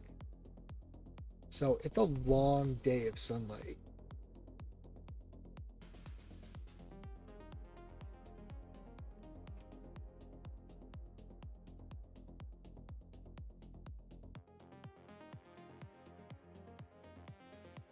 According to my dashboard, will be charged up in 4 hours and 40 minutes. Don't know if I completely believe that because we're only charging at 7.4 amps. So we're at 43.4%, which means we have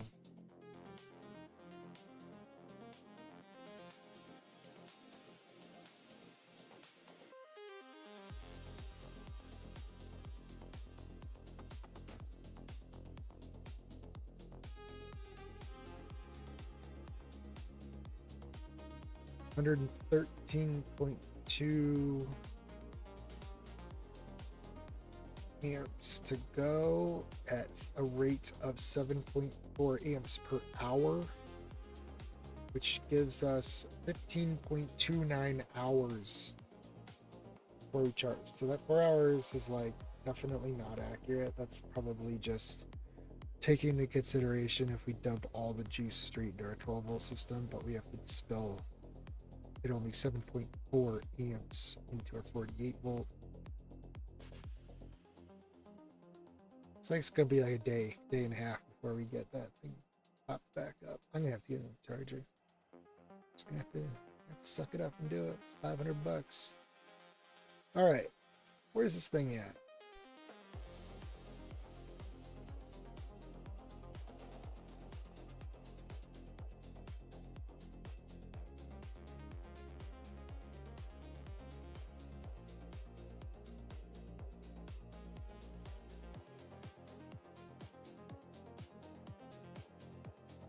So I thought in the past there was some like Rails thing where in your test you would explicitly say like run these jobs or like trigger them,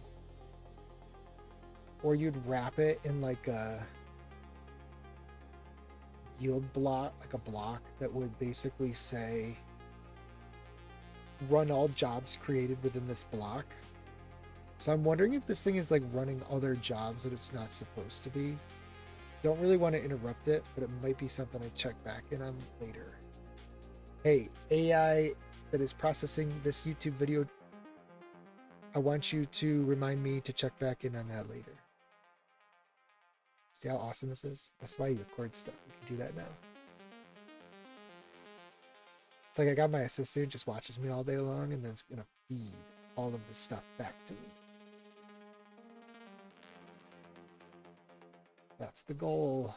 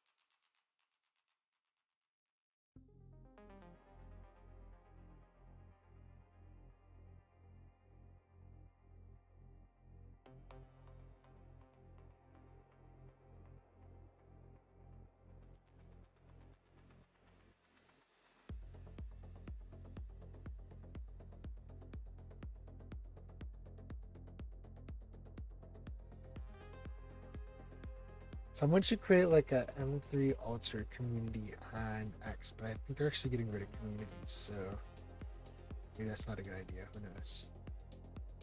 I miss the lists. Like you could just like maybe they still have lists. I can like add everyone who's got an M3 Ultra.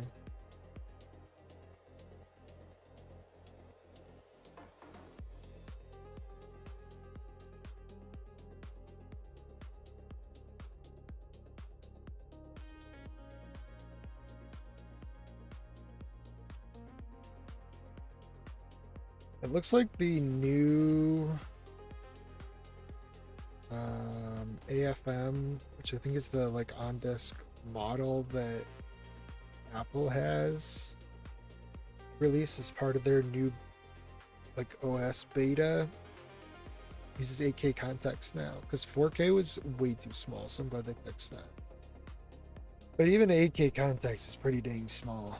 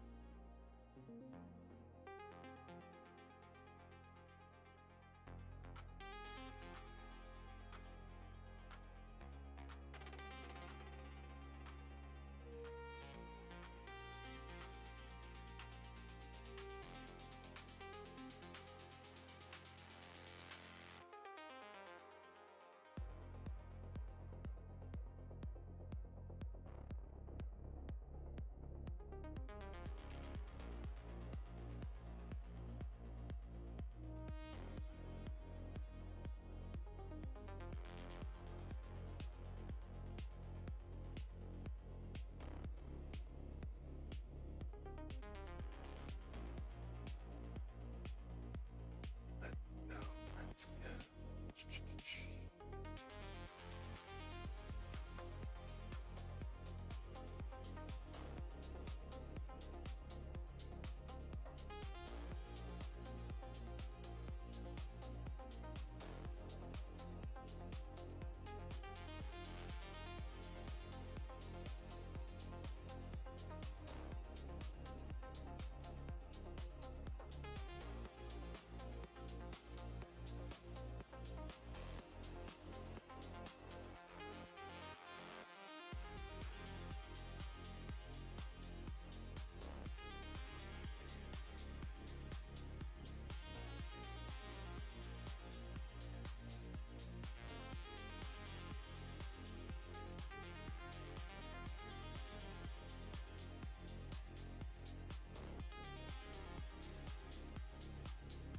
Seems like it's running the entire full suite of tests now. Maybe we're getting near the end.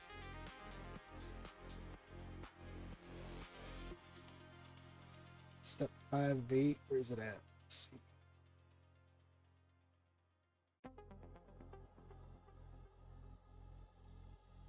Oh.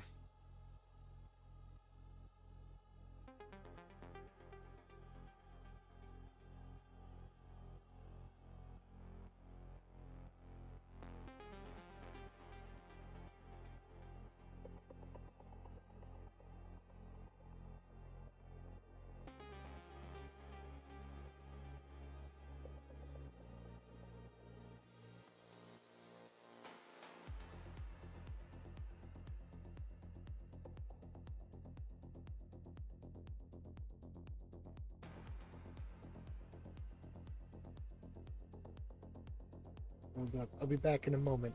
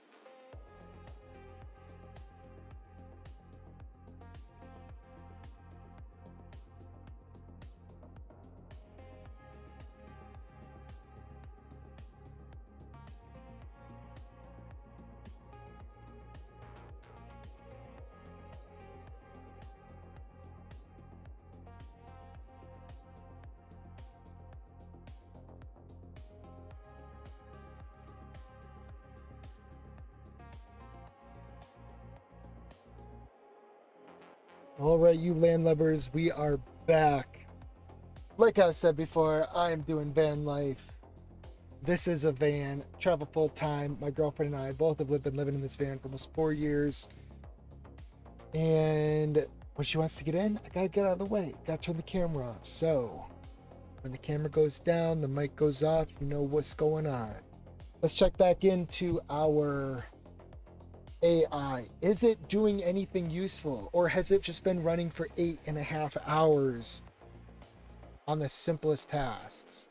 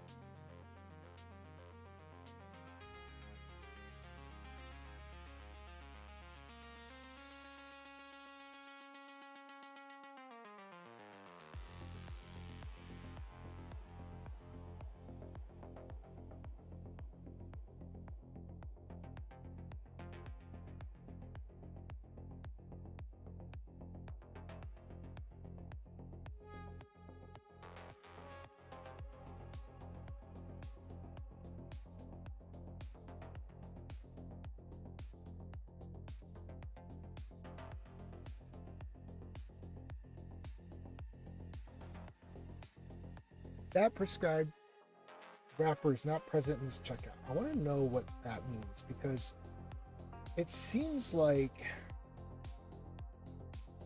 this happens a lot. I feel like there's a command or something in here.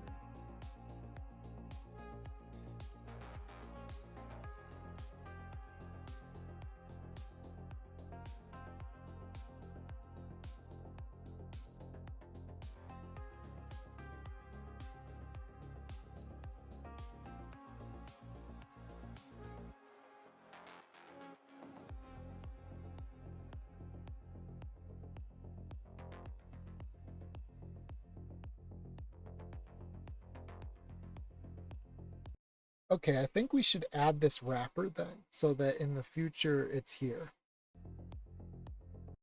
Were you looking for it in a specific app or a specific engine's bin directory, or were you looking for it in the monorepo root bin directory?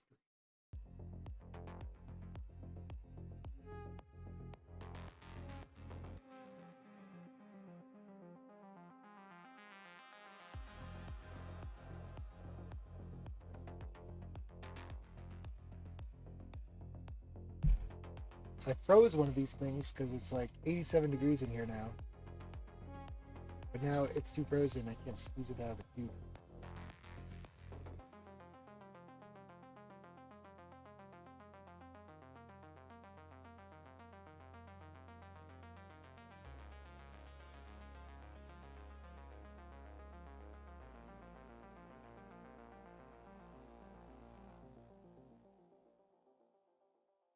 No, I want you to add it right now.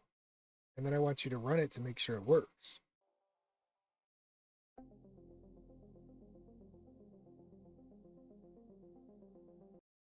You should probably try to acquire the same lock that the test runner acquires, though, when rebuilding. Although we might have to make it that lock re-entrant, just in case this script is ever run as part of the test, the bin test command.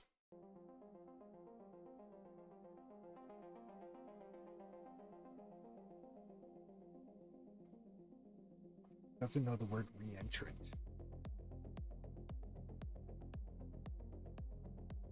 I don't know if I spelled that right.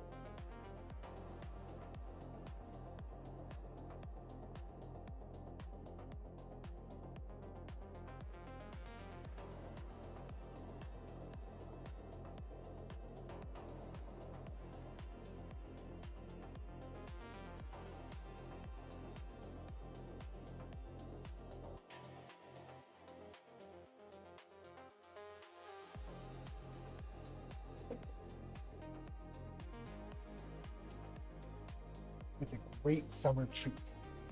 Cooled me right off.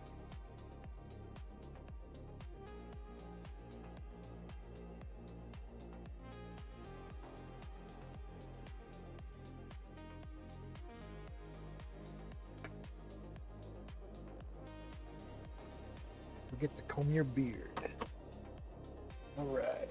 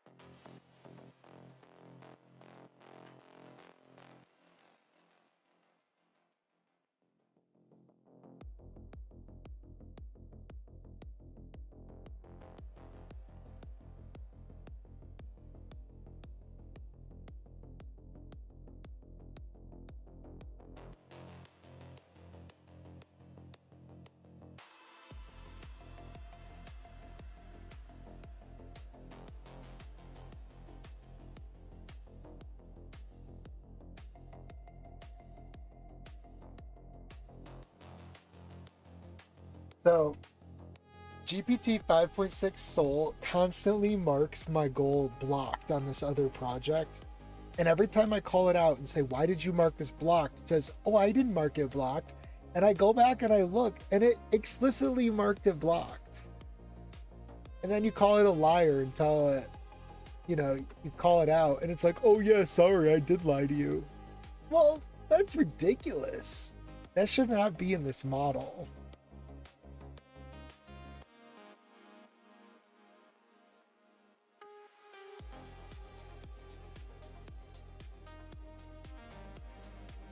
They need to add a setting of like, the goal is not allowed to be marked as blocked. I don't even know if that's a thing or possible, but.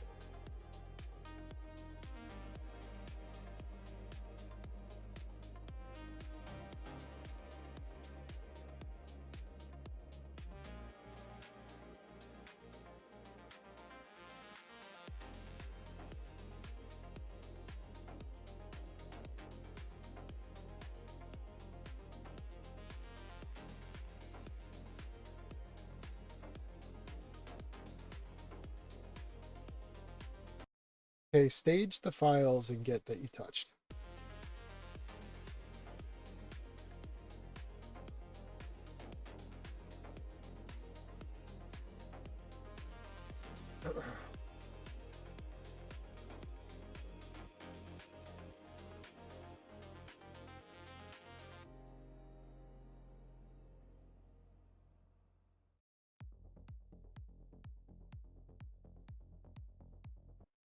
No, I think there was actually another issue because I just added this rebuild test assets script after you found that your assets were being clobbered.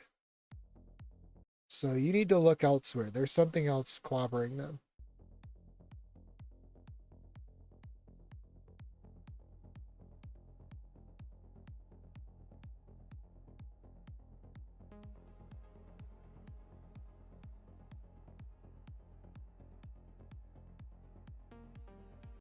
I want you to commit these stage files and push them up.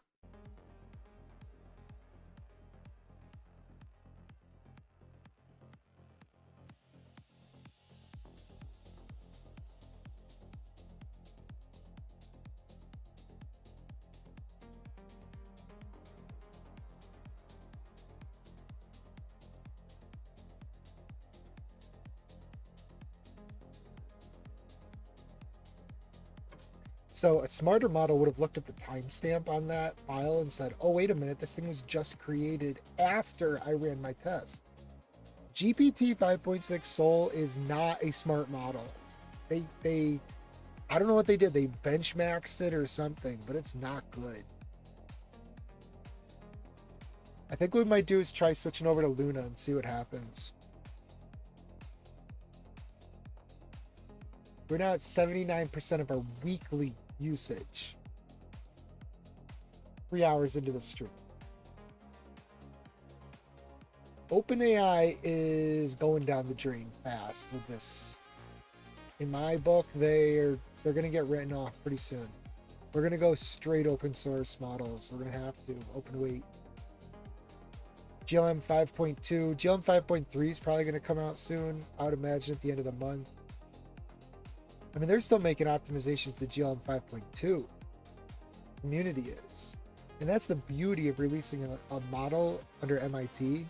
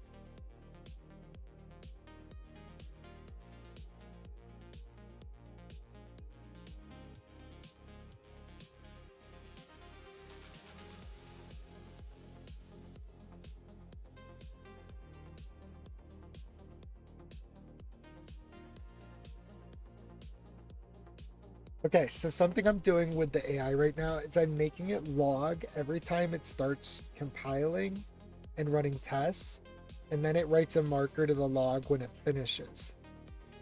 So basically, we will assume that all time outside of that is time writing code, and then we'll be able to see what the amount of time we're spending writing code versus writing tests are, because GPT 5.6 Sol is so freaking overly cautious that it will write one line of code and then spend 2 hours running tests. Then write one line of code and spend 2 hours running tests. So I want to make it abundantly clear to the agent that it is spending an extreme amount of time compiling and running tests versus actually getting shit done and writing code.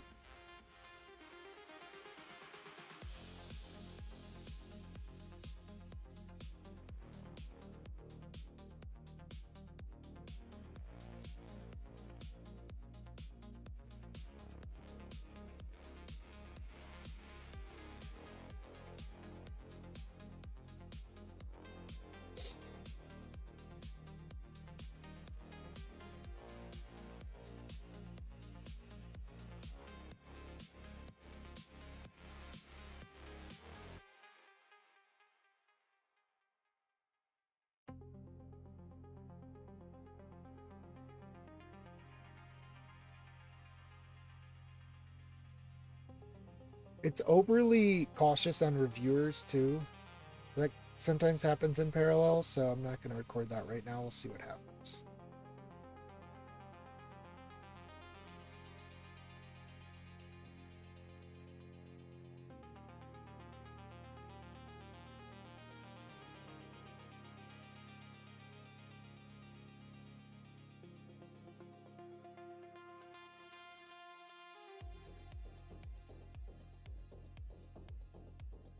Anytime this thing is changing Vite, I just know it's breaking something because it never configures it properly.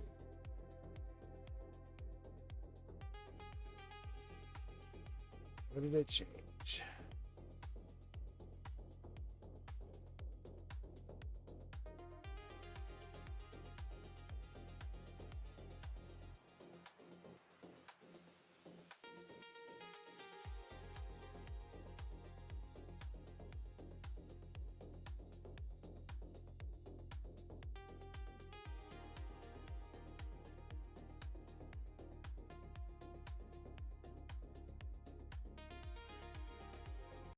Yeah, I don't think you should be changing anything to do with Vite because it's been working just fine for the last God knows how many months. And not only that, but you're only changing it for one of the app engines. We have a ton of app engines that have this in there. So I think that you need to go check on that and make sure that you aren't changing critical Vite infrastructure that you're not supposed to be changing.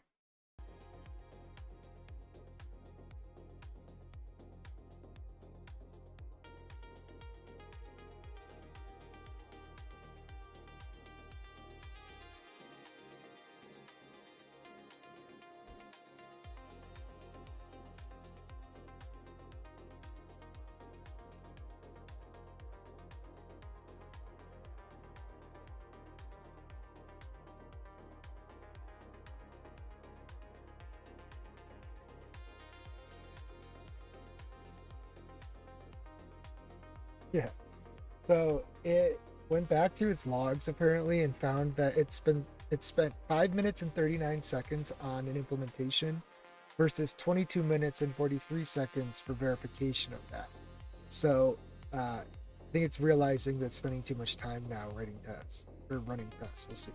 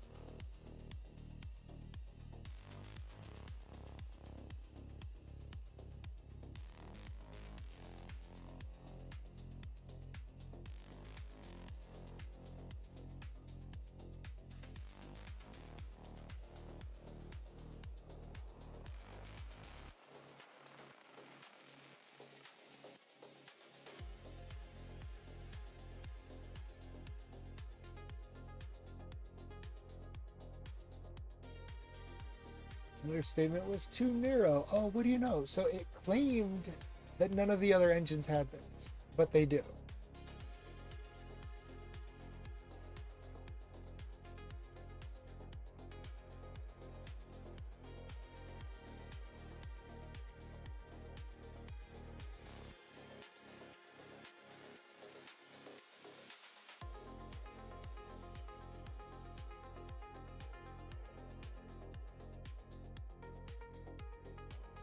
Let's crank this thing up to extra high.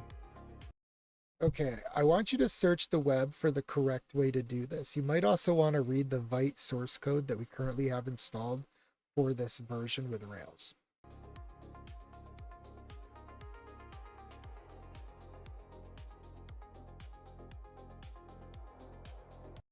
Don't make any changes yet. I just want you to go and find some ways that we can solve this, provide me with some options. And I want you to give each option a score, and then you may provide me with your recommendation of how we should proceed.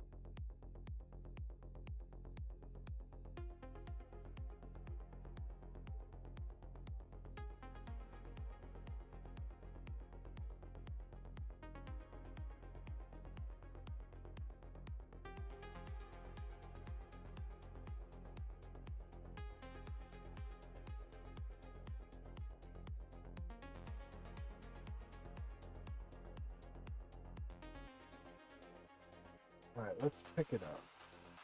What do you guys say? Huh?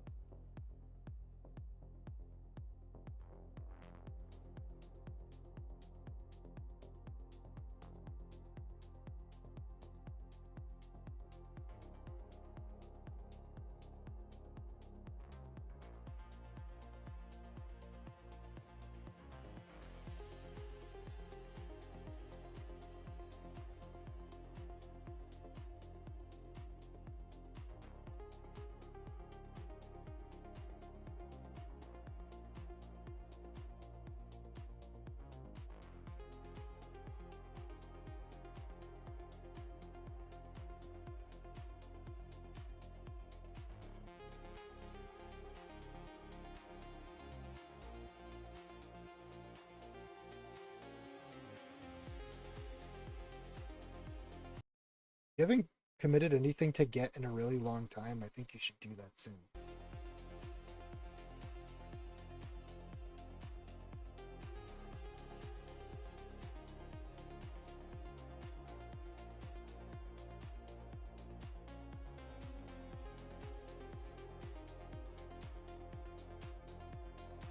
Are we actually using Vite 5? That's my question. Or is this just putting this in? Let's find out. Let's look at our G file. White Rails 3.0.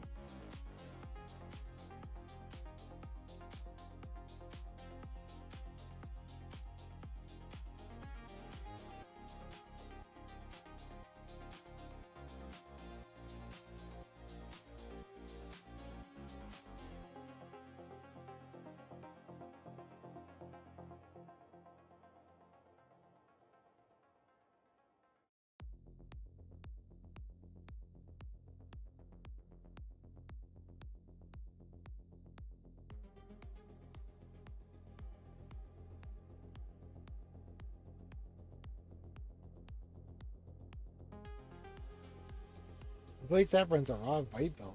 Test. Oh god, no.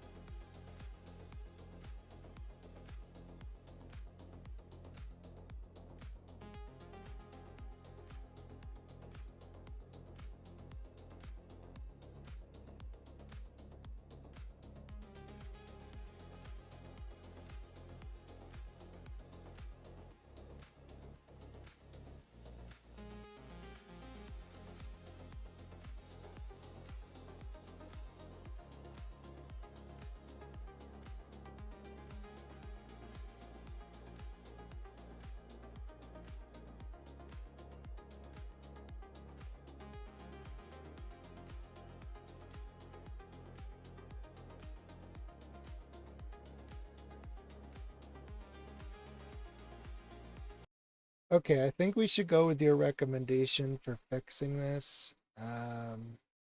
However, the thing that you brought up about Invoice app running a raw Vite build from an ordinary parallel test, I suspect what happened is something was broken with Vite, and someone came along and wrote a test to ensure that Vite's actually building.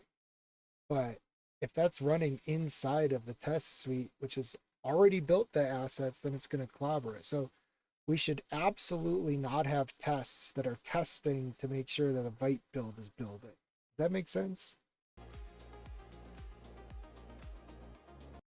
But we do want to make sure that if we say run like an individual one-off test, that Vite will actually build properly.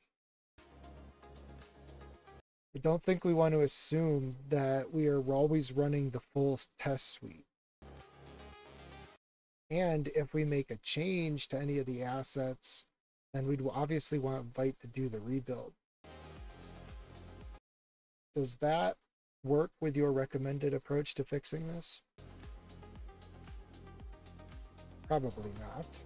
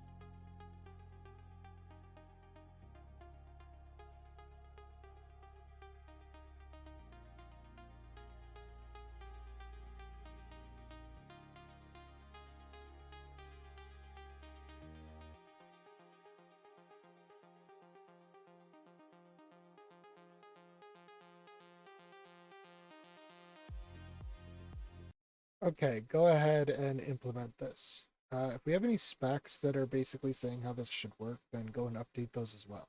If we don't have a spec that says how this should work, then we should probably add one.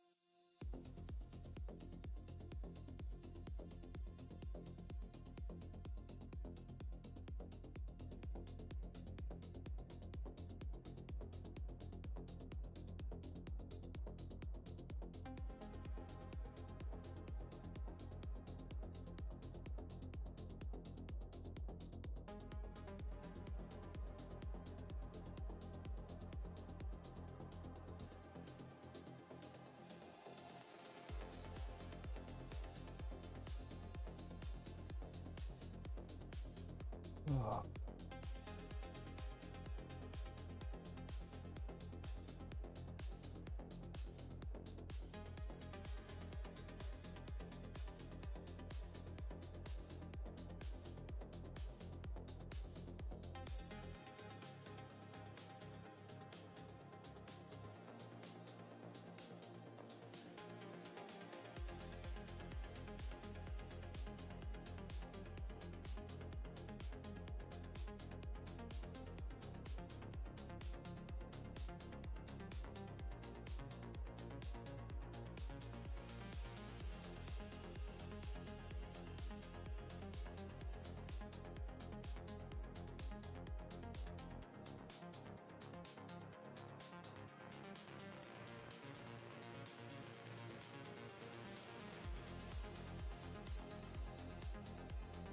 I don't know if I trust this model.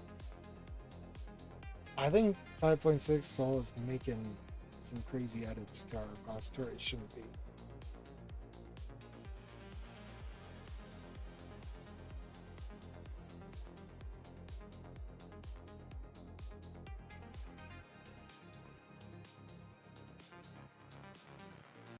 There are no pre-existing failures. The only failures are all from changes we've made to this branch, which you have been working on in isolation by yourself. Therefore, anything that's broken has been caused by changes to this branch, and we must fix them. This thing avoids doing work at all costs.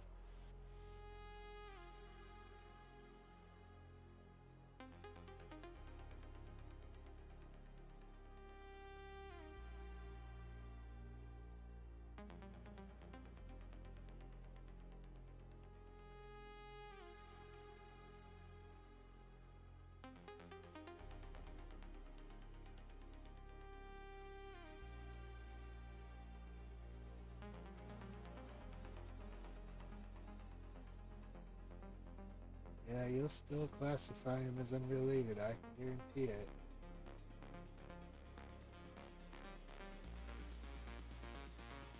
If GPT 5.6 Sol was an employee, I would have fired it by now.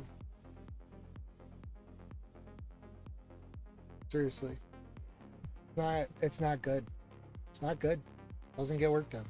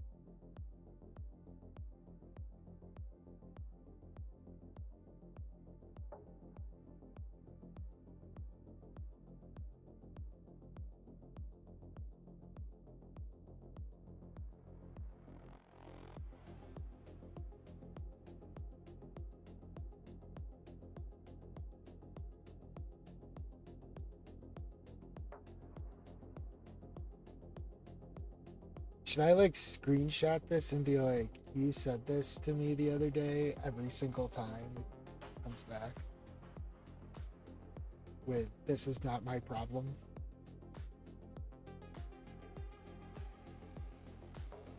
It's like if you took the laziest employee ever and trained all of their stuff and made sold, that's the model. It's crazy. I don't mean to be so negative, but it's, the way they hyped it up, I was just expecting a lot more out of this thing. And we're not getting it.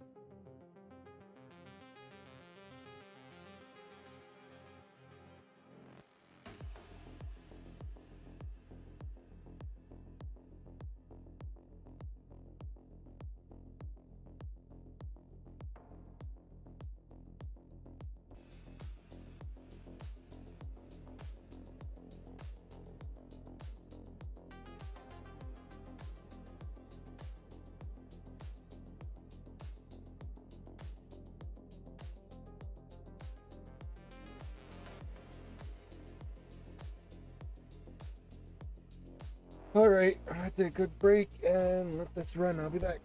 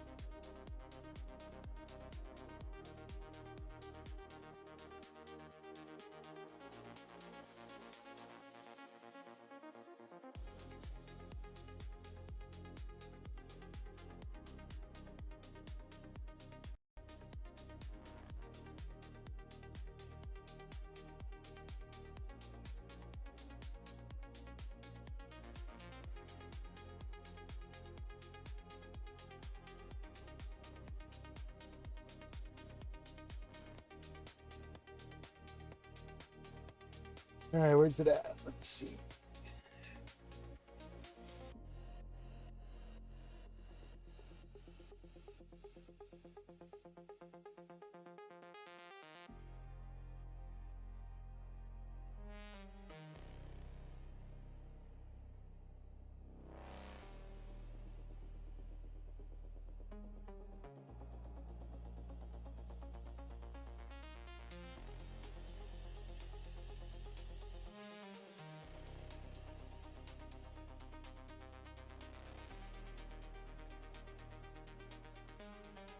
I'm just gonna stop this because I have a feeling that this is actually because of the stuff that we're fixing with the byte build. Let's let the byte build work its way first, and then we'll go on to that.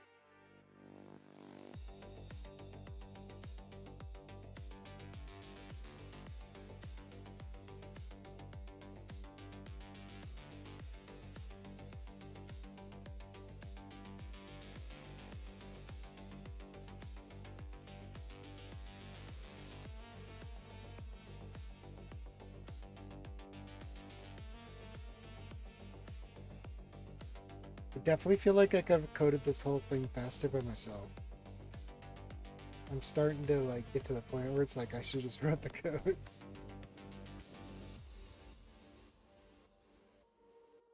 Thing is, I would write like a ton of code and then run tests. Or I would like run tests while I'm writing other code. And the AI just can't do that real well.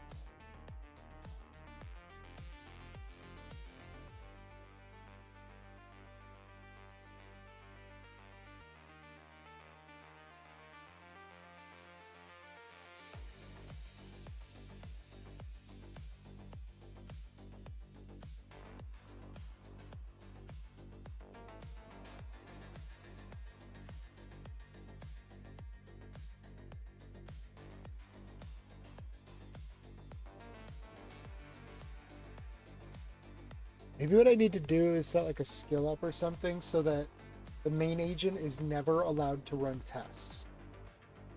Like it should always delegate that to sub agents, and then that way it can continue on doing meaningful work while sub agents are running tests.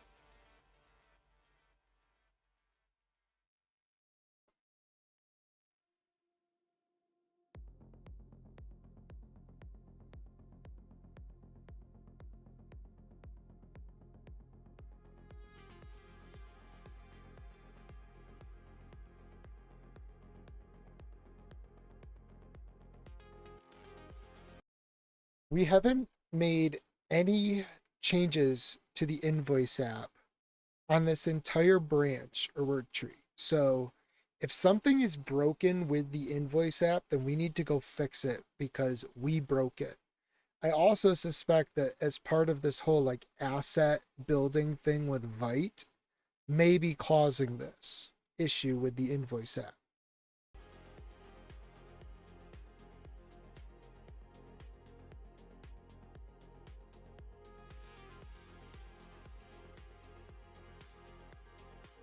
Word tree. Okay. Add that to our dictionary. Word tree should be work tree.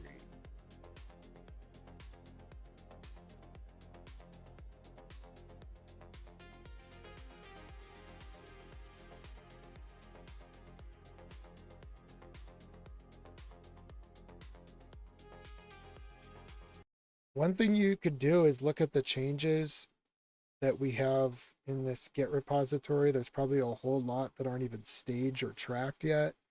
And you can also look at the ones on this branch that were made to determine what might have been causing this. But again, I suspect it has to do with building these assets because these system tests are doing basically front-end JavaScript testing on those built assets.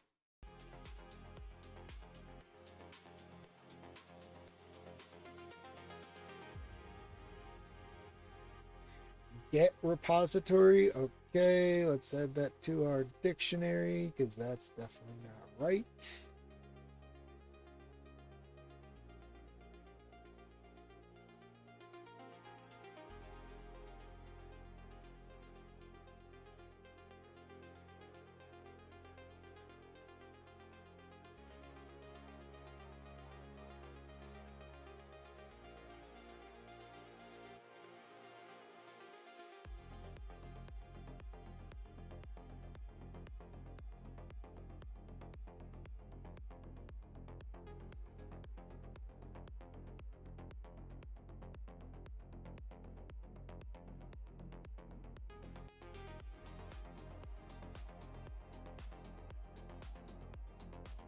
Hey, the other agent did it right, so it delegated a test while it continues doing meaningful work.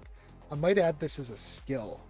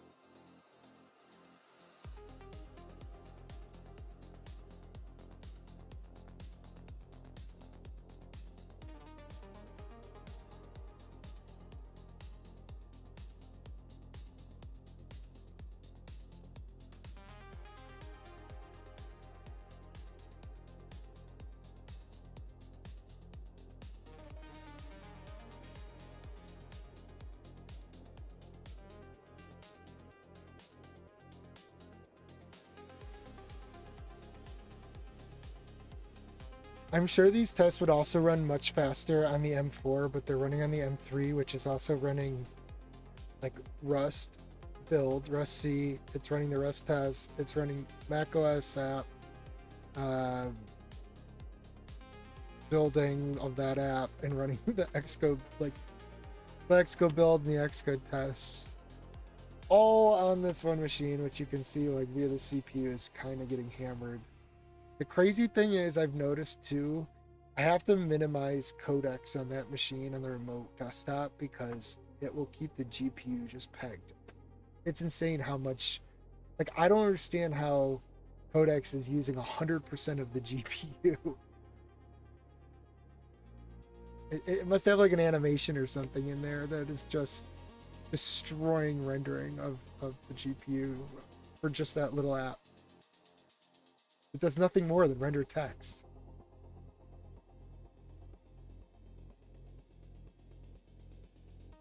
So yeah, pro tip, minimize codecs when you're not using it actively. Your machine will speed up and produce a lot less heat.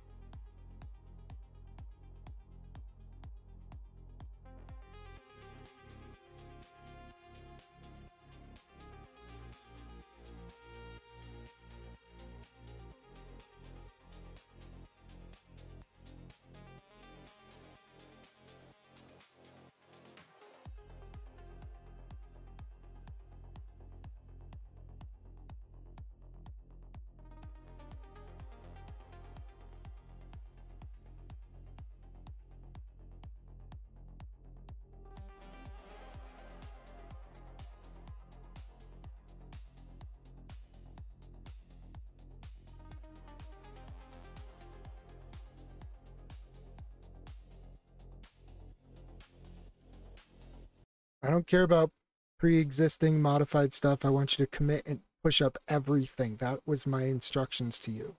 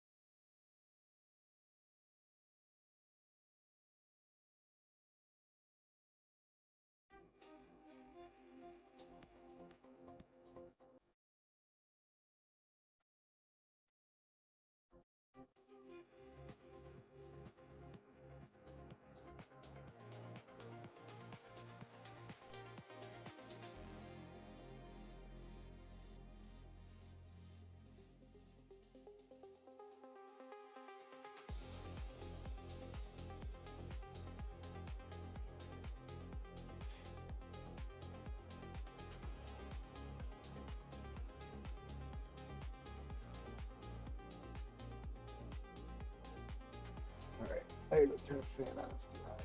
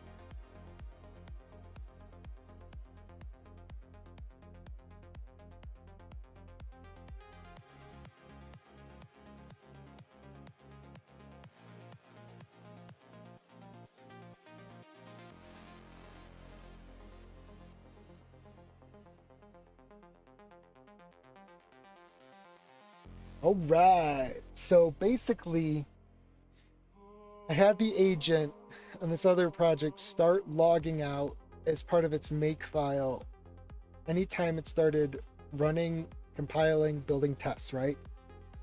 And everything else is considered its implementation. Before, it was spending 81% of its time compiling, building tests, like compiling the code, building the code, and running tests, right? To verify that the one line of code that it wrote worked.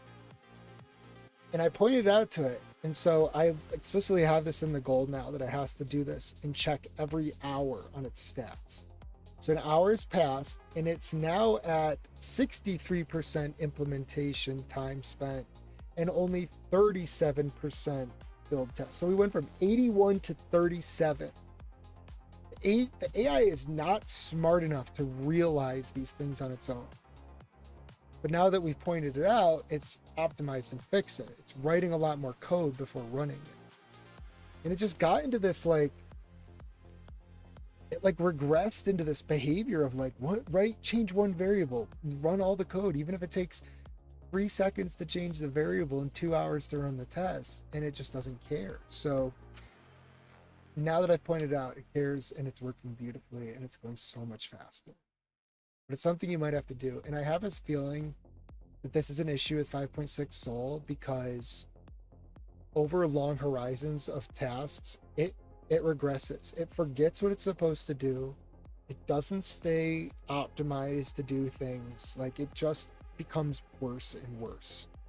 Whereas 5.5 had great long-term horizon capabilities, this model just doesn't. It's like promoting the wrong transformer layers or something. I don't know. It's giving them too much weight, things that don't matter. I'd actually bet you anything that is the problem.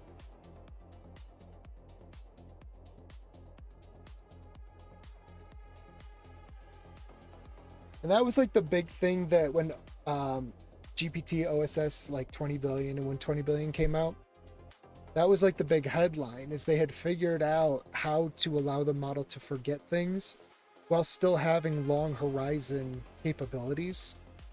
And it's like they just removed that from 5.6 or something, and it's terrible. It's like we're back to where we were a year ago when you had to start a new context after every prompt.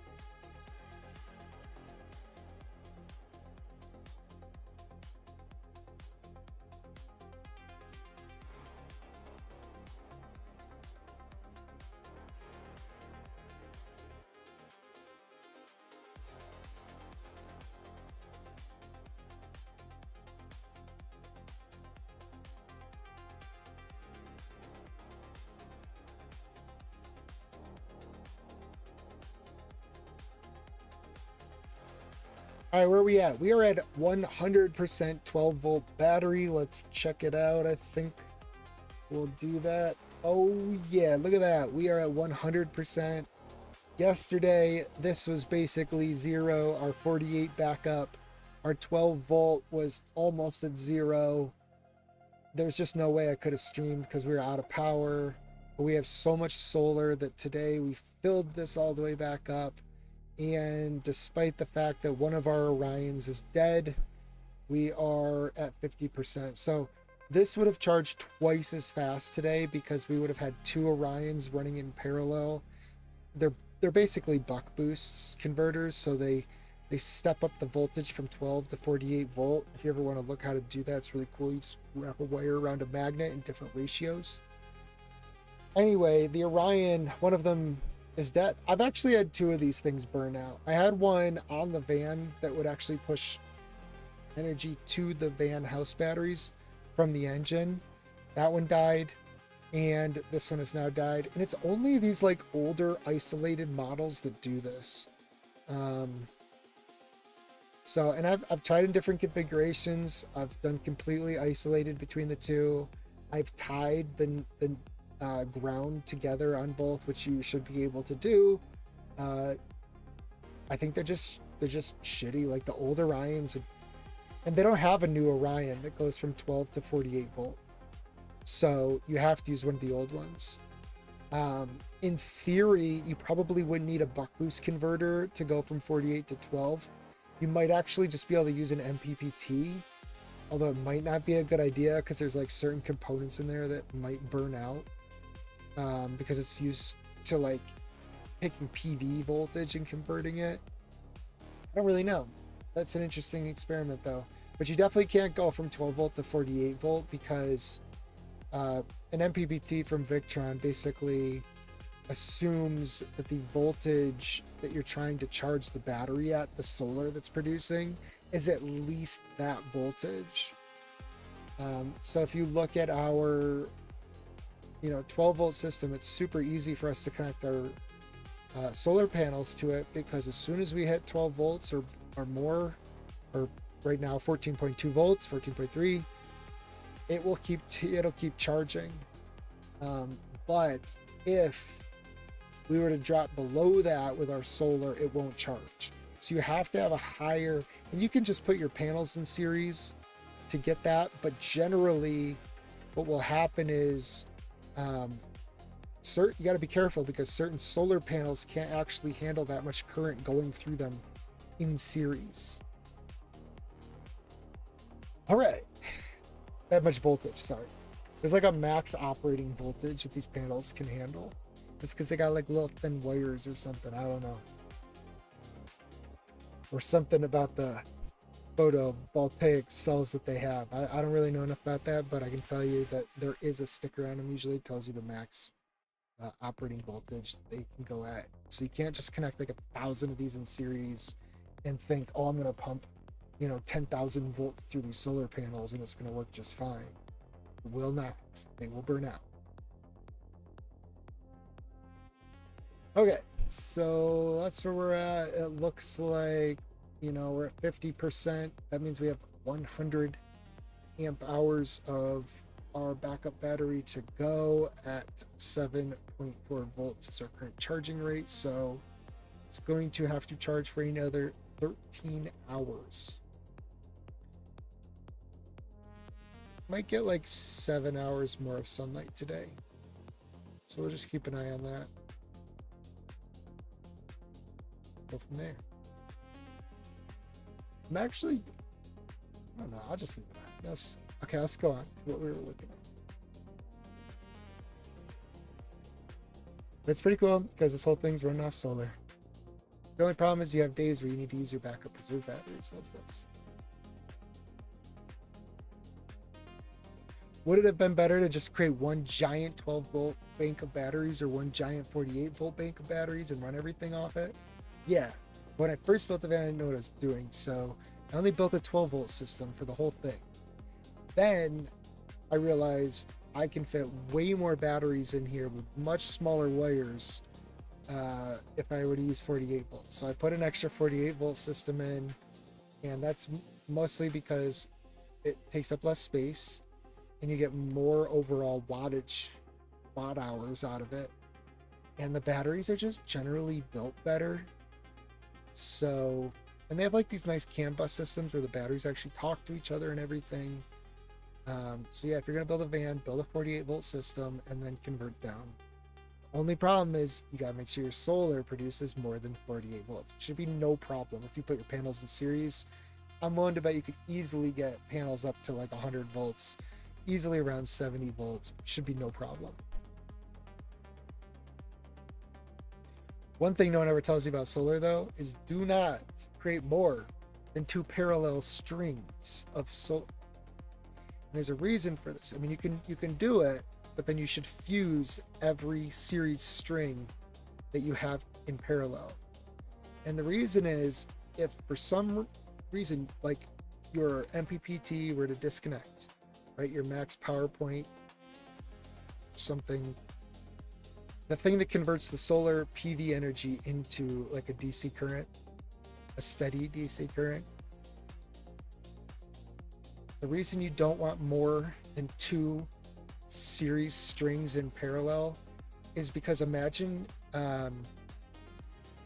basically what can happen is if the MPPT shuts off for some reason, or you get this backfeed, all the other series strings. Let's say you're using 3 series strings, 1, 2, 3, ABC, and they're all connected in parallel. If that disconnects that load, series A and B are going to dump into series C, and they're going to backfeed into the panel and blow it out, or those series panels. So it's better to only ever have 2 exact same series strings, so that if one disconnects and they backfeed, the most you have is the amount of energy that those panels can already handle going back into them. Solar is crazy, y'all. All right, let's go on.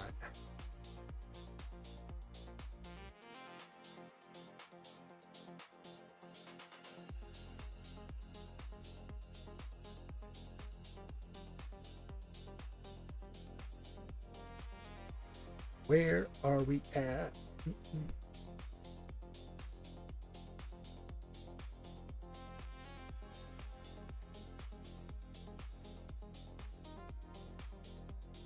Getting hot in here, let me tell you.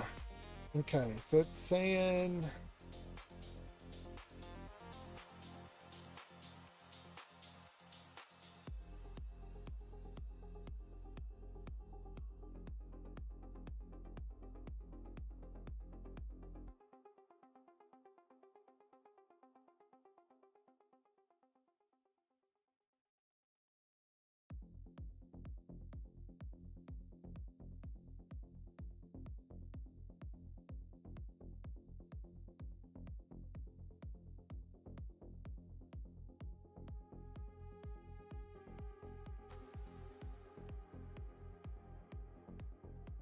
oh, it fixed the problems with the invoice set. Those might have been valid test issues. But I suspect it wasn't. I suspect we've had a model go in there and manipulate them, and it just improperly fixed them. Because that stuff was rock solid when I first built it.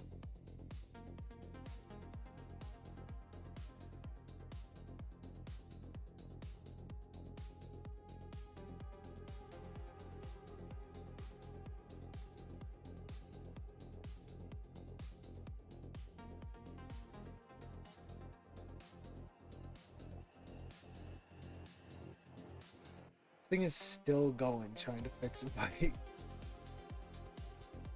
I'm telling you, when I first set this thing up with when Rails switched to import maps and stuff, oh my god, it was a week of just digging through the code because you couldn't rely on documentation at all, and it was a nightmare. And now that even AI has a trouble like figuring out convention over configuration, because Vite is 100% configuration and no convention. The problem is these AI models are trained on convention. So it assumes something works some way and it doesn't. And every time something is just, it's so broken all the time, man. It's just crazy. I hate JavaScript. I hate it. I always hate it. I know Node.js like the back of my hand. I can build stuff in JavaScript.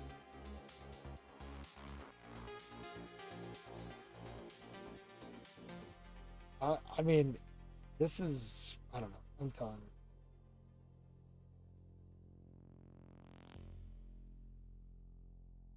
Wild.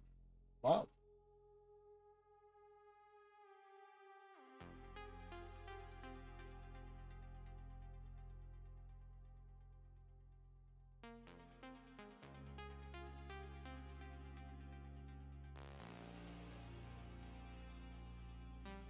We are 4 hours and 36 minutes into this today, and I honestly cannot tell you what we've actually gotten done. This model sucks. It's not good.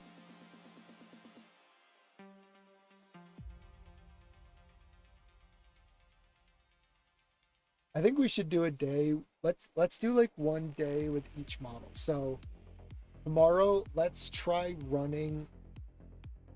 What is it? Luna is the next step down from Soul. Let's try running that model and see what happens. Like if we can actually ship some stuff. What I would really love to do is like build the initial spec thing, because so in Pi you can go back in the tree and start from a certain spot. I would really love it if you could do that with this Codex app, because then we could spawn like parallel instances of this and run each one on a separate model, maybe even a different thinking level, like till we have the whole combination, and see which one just absolutely crushes the instructions, which are just implement the roadmap and specs.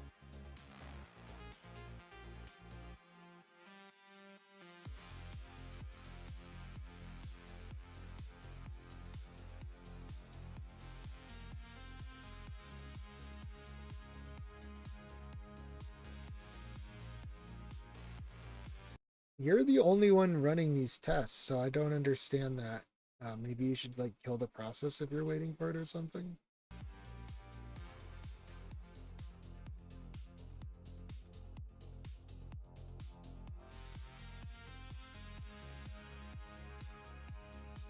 Yeah, this thing is not smart.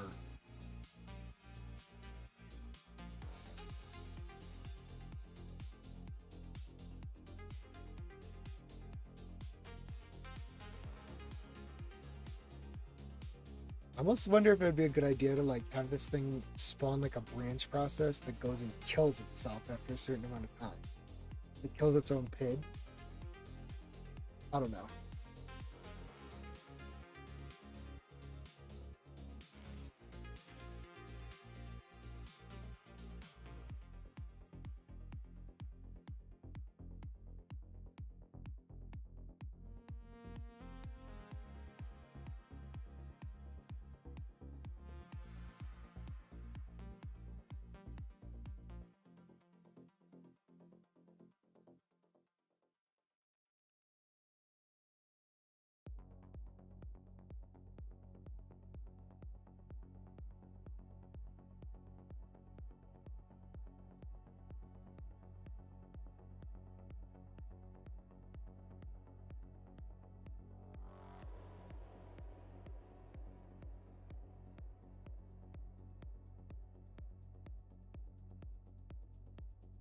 But yeah, so I meant to run this the other day. Do that. So this little guy is pretty cool. Basically, there's a whole bunch of screens on macOS that it can't see, like when you're using computer use. Oh, what's that?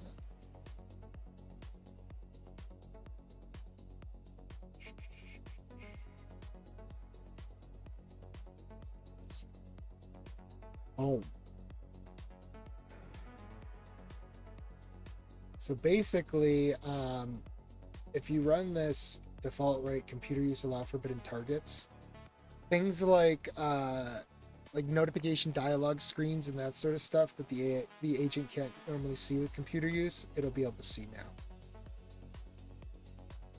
I don't know if we need to like persist that. Let's check.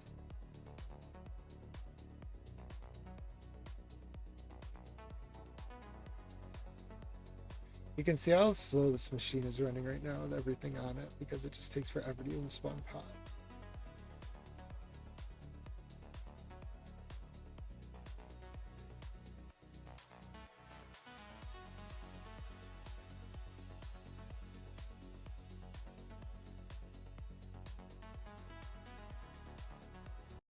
But I'm wondering if maybe we need to put it in our shell init or something, because I'm not sure if this persists across restarts of the machine or across shells. Can you search the web and find out? Let's see what comes up with.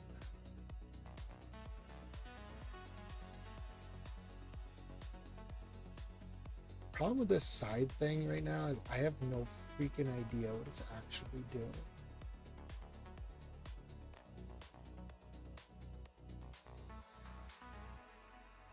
Is it running yet? I don't know.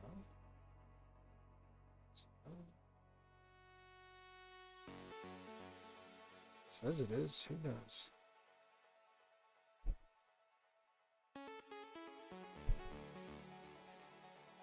So I actually built my own personal computer use to get around this problem.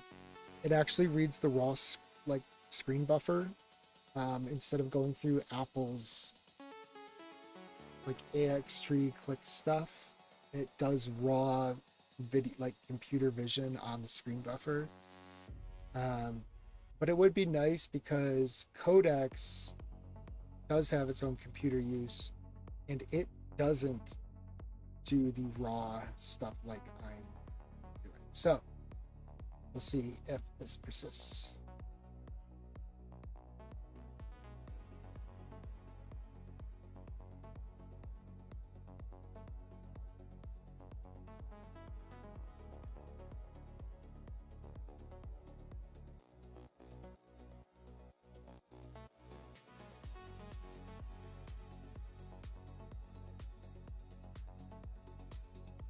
I think maybe one thing we should do. So I think the problem that I was running into before with running the tests in parallel is the system tests. Cause all sorts of problems when you run them at the exact same time as non-system tests.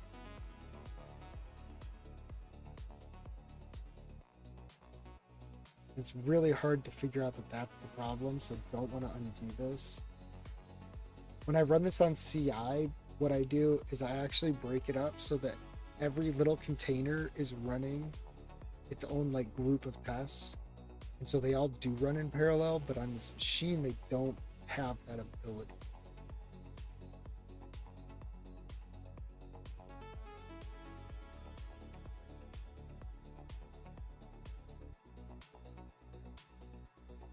So while that's going, oh, okay.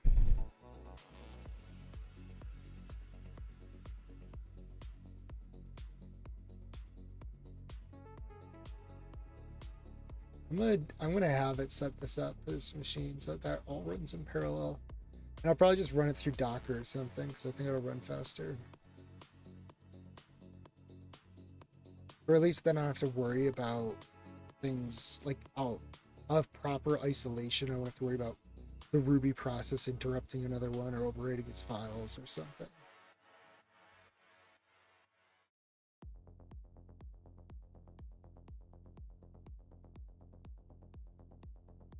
Of course, it'll run slower, but that's the trade-off we make. I think overall it'll run faster.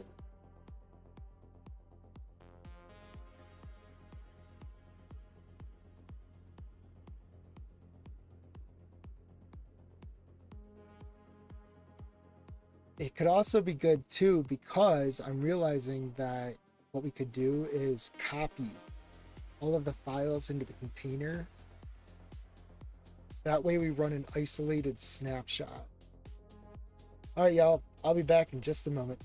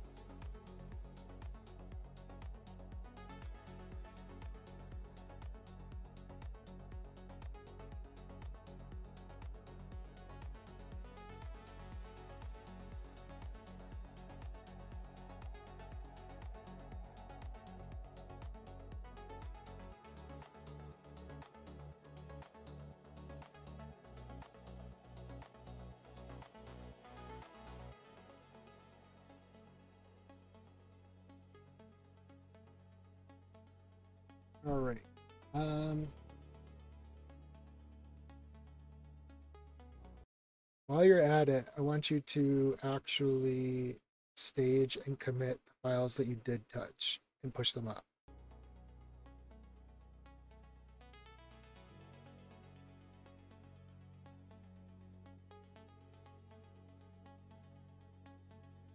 That's not going to do it because it compact.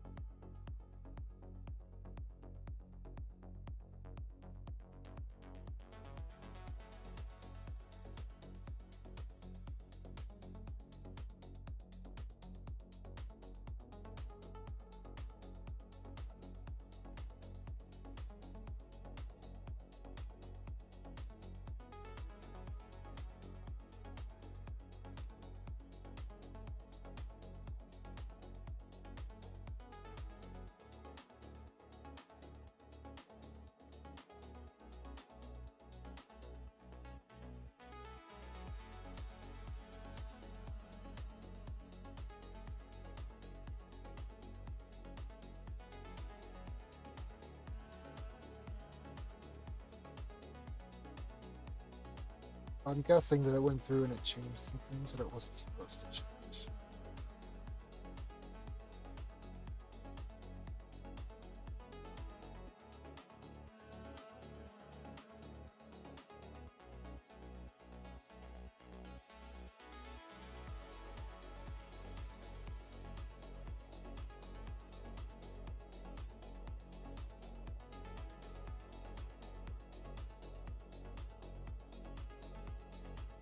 Why is it only showing me?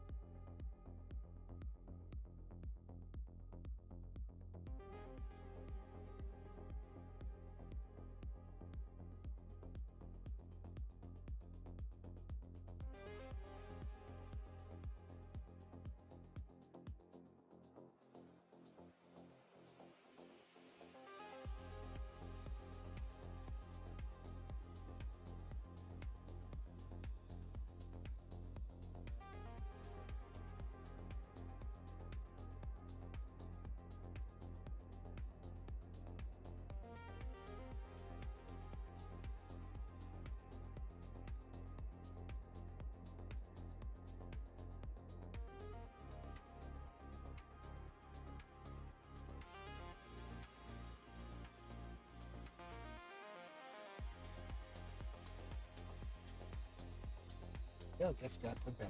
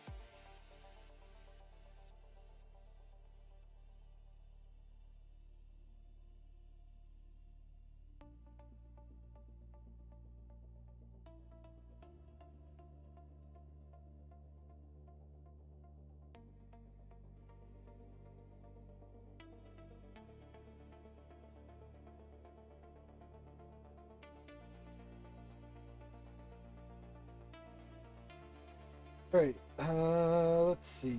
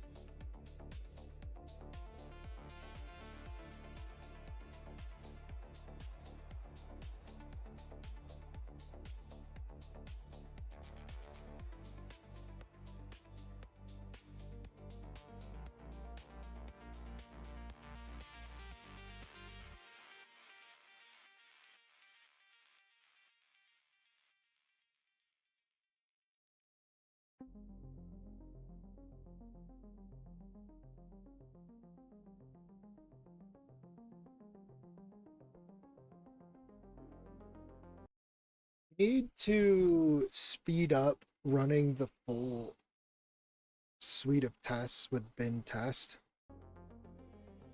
Bin test. Oh, that's another one. Let's add to our dictionary.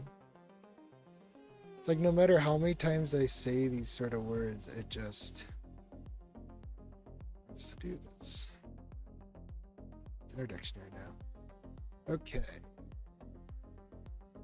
So let's go like this.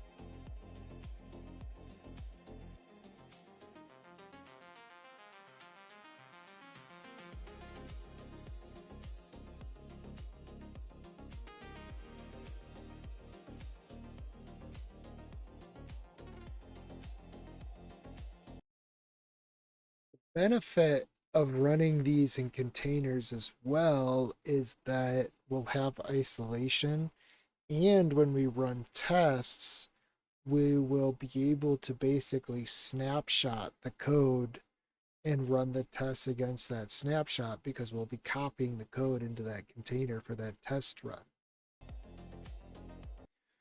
I think we already have this set up for CI and that's how it's all done. So you should take a look at that and see if we can reuse any of that.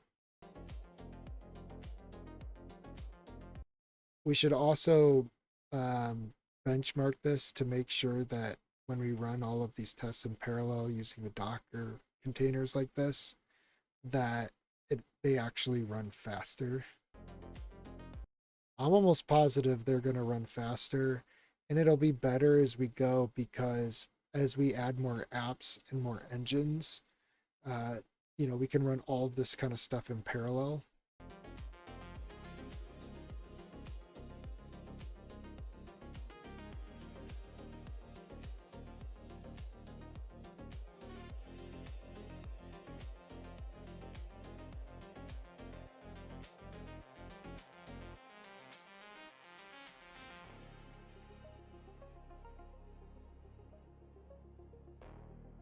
Put this off into a task. Ooh, I can.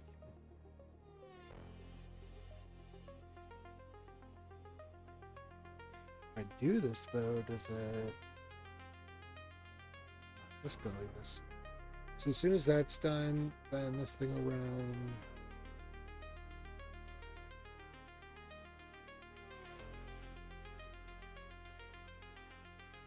And we'll run this one.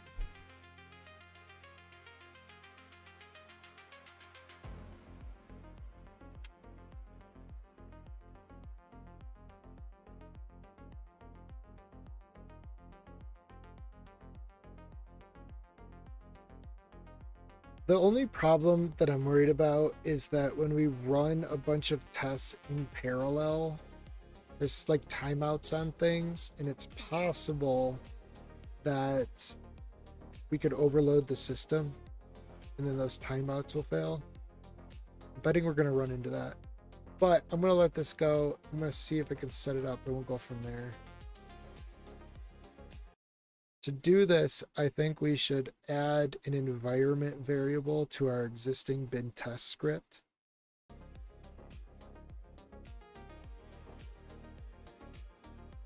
Add this to our dictionary.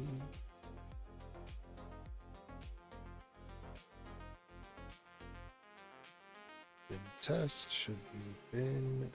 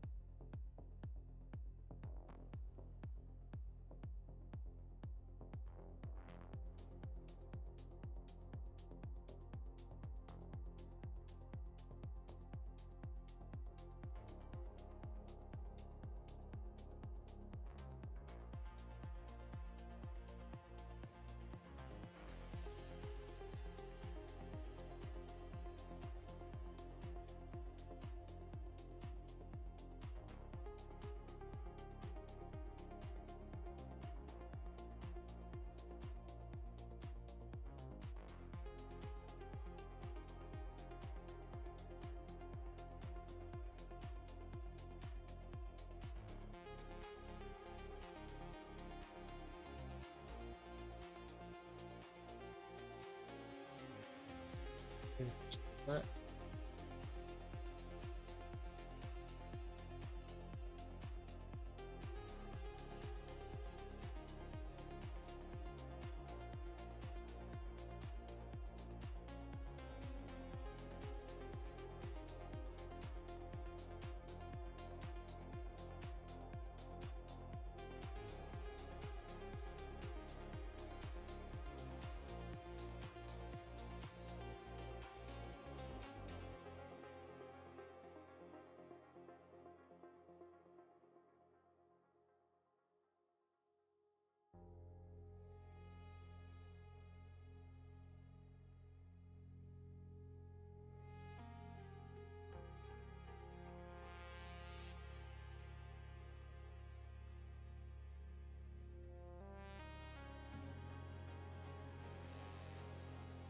I think it'll figure that out on its own.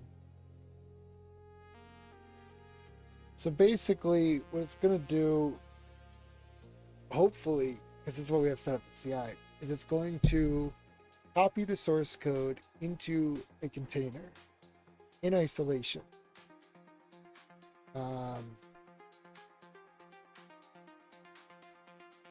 And then it's going to run each section. So like we have all these different apps and engines, and they all have their own tests, and they can be run in isolation of each other.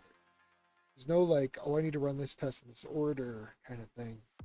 So ideally what we should be able to do is run all of these tests now in parallel, and it should speed things up.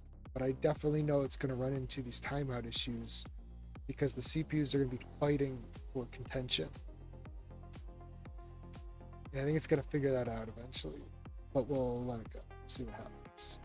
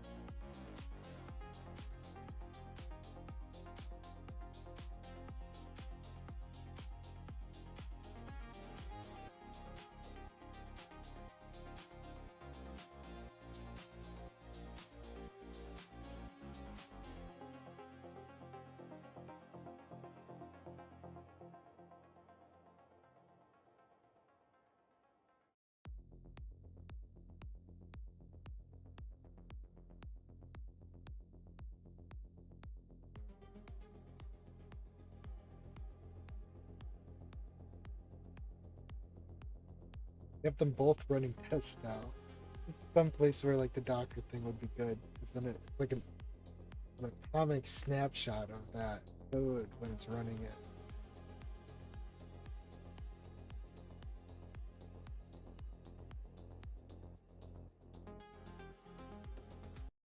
I think this will be really good for us because it's almost like an atomic snapshot of the code at that point in time. So like we could start running tests and then continuing working on the code, and it wouldn't affect the running tests because we've already copied the code into the container and started running the tests on that copied code.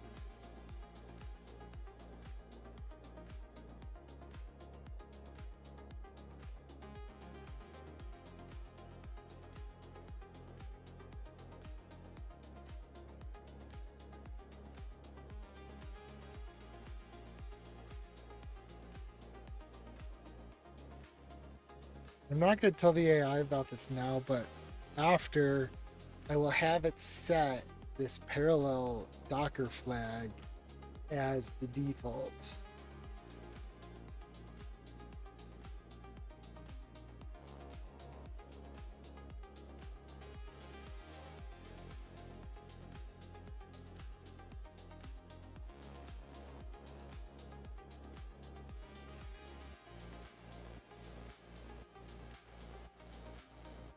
And obviously, if we're using this environment variable that enables the running of the tests inside Docker containers simultaneously in parallel, then we should not try to acquire like that global test lock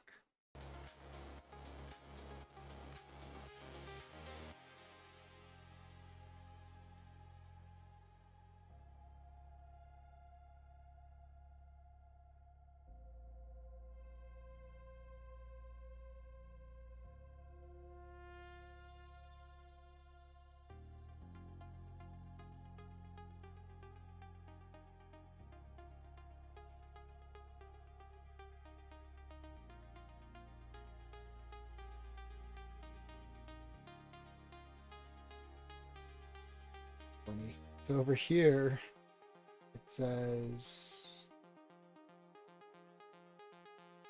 stuff's green, it's all working, blah, blah, blah, blah, blah. Permitted.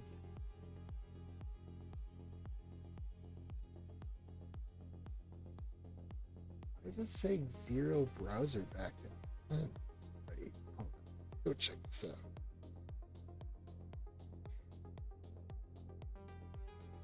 So this thing should actually be using my MCP, and it's not.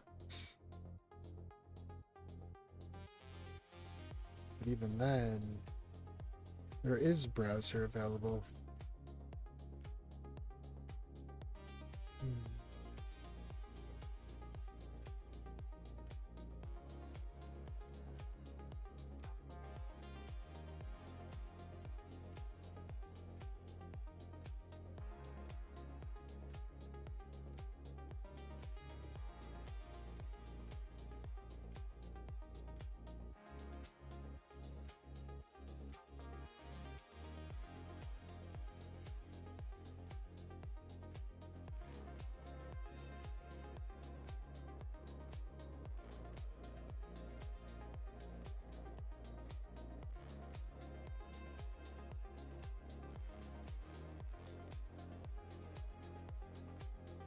Either way, I'm not going to update it until the end. I'm just going to let it sit for a minute while this other one works on this stuff.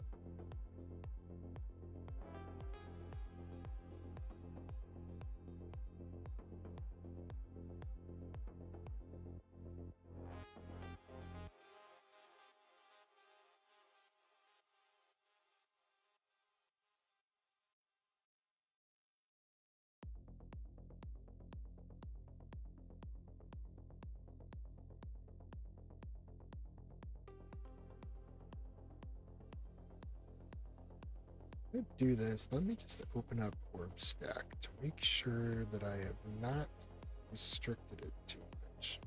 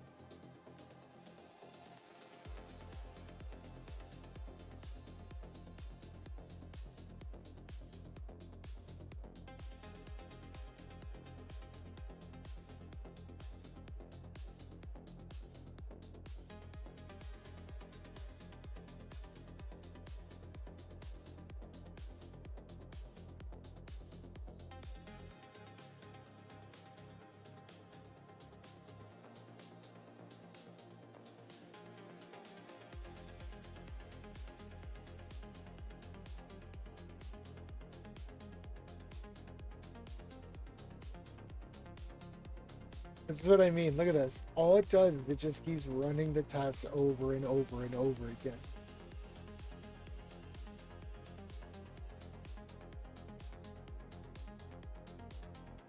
It didn't even change anything. It's just gonna run tests again. This is wild.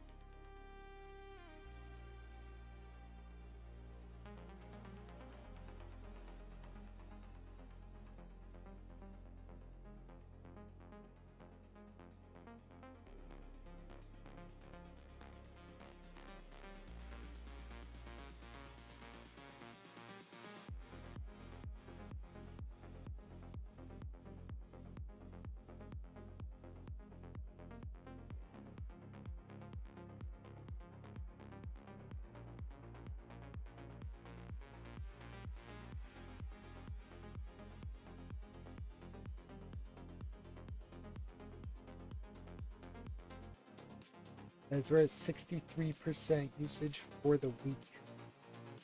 We're gonna run out today.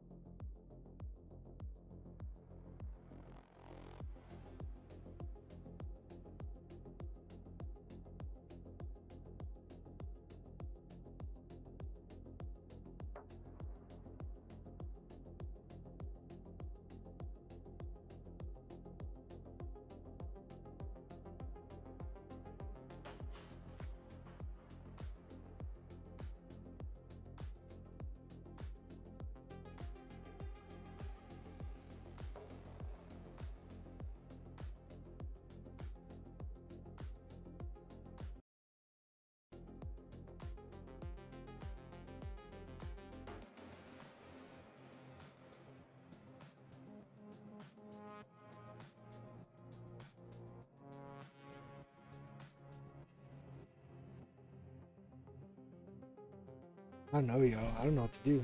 Just getting bored sitting here waiting for this thing to finish running tests over and over and over again.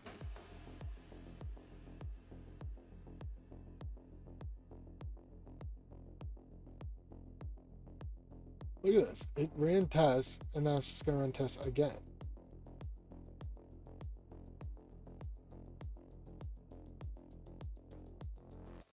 why do you just keep running the tests over and over and over again?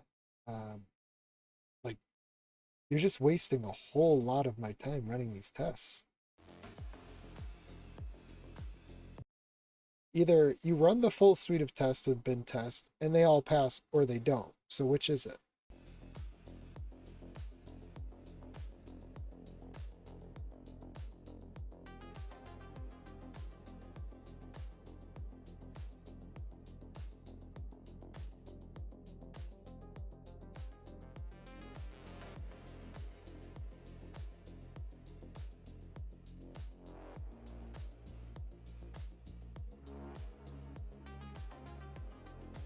Does not currently pass.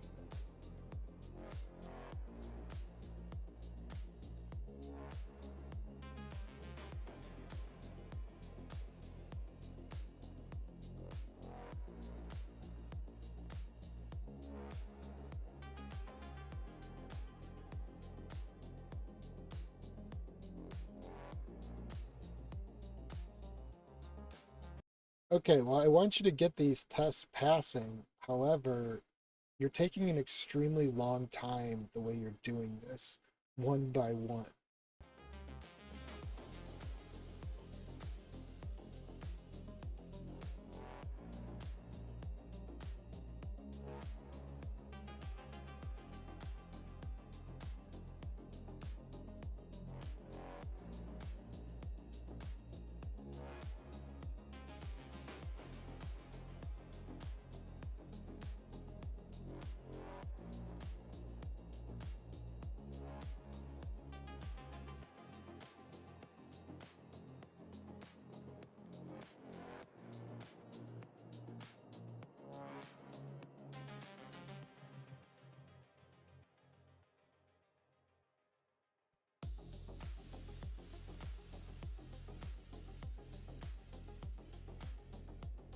Yeah, so I don't know what to do about this. Let's see.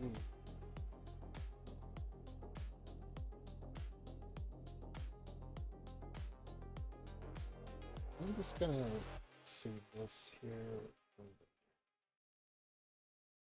and what we're gonna do.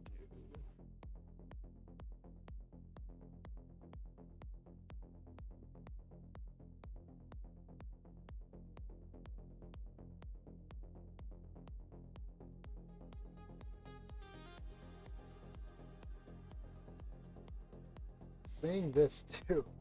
So I want to make sure that we don't end up in some weird place again where we have these work trees. Oh gosh.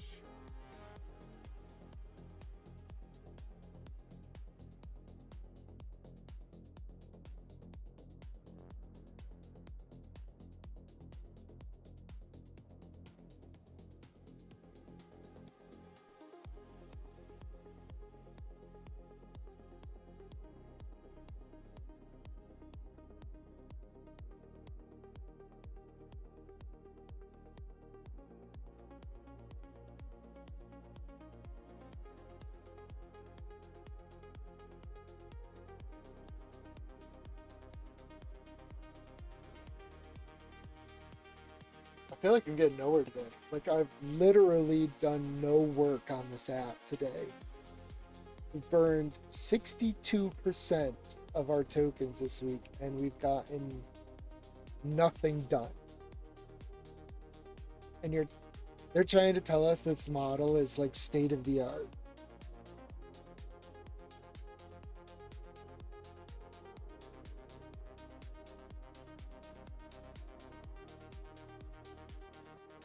Tomorrow we try Luna and see if it does any better. I'm not even bother trying Terra. It's just I don't think that's gonna work for coding. So we try Luna tomorrow, and if that doesn't work, we're just gonna go back to GPT 5.5.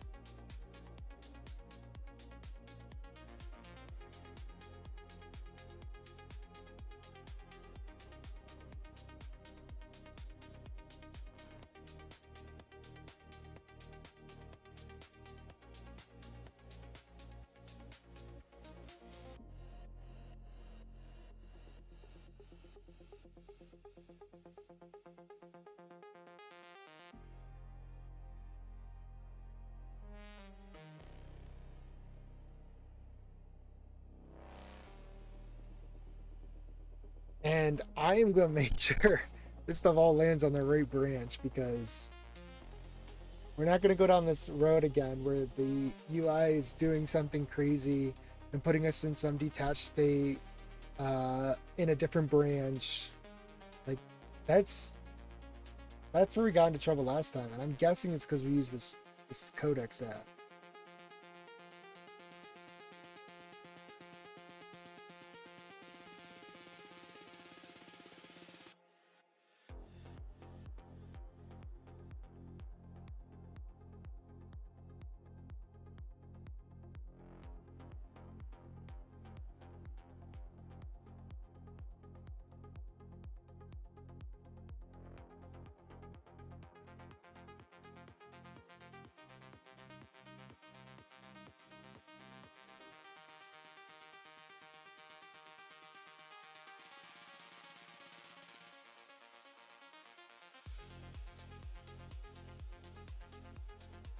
Yeah, we're 5 hours and 42 minutes into this, and I'm pretty sure we've gotten absolutely nothing done today with this model.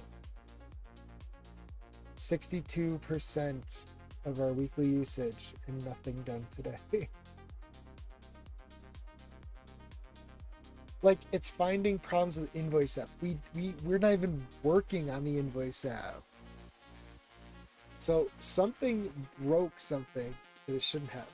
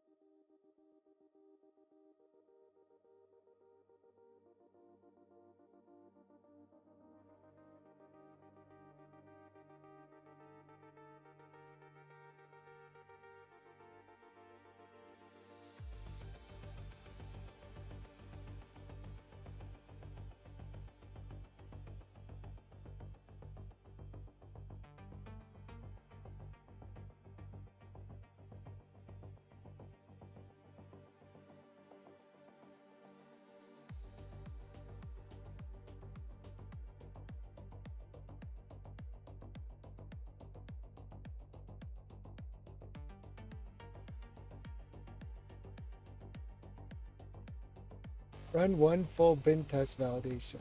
Isn't that what it's doing right now? Yep. So despite the fact that I told it not to do that, it's doing it. So hopefully does this and marks the steps off properly. I don't know. If I had hair, I'd be pulling it out right now.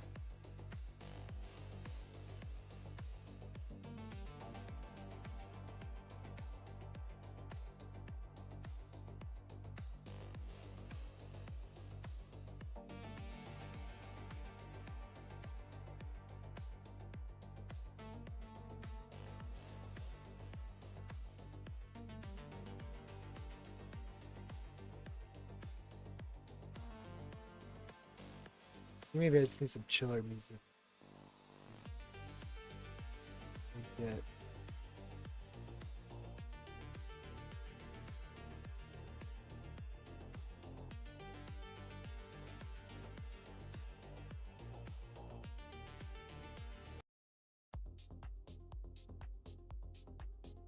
Seems a little bit chilly.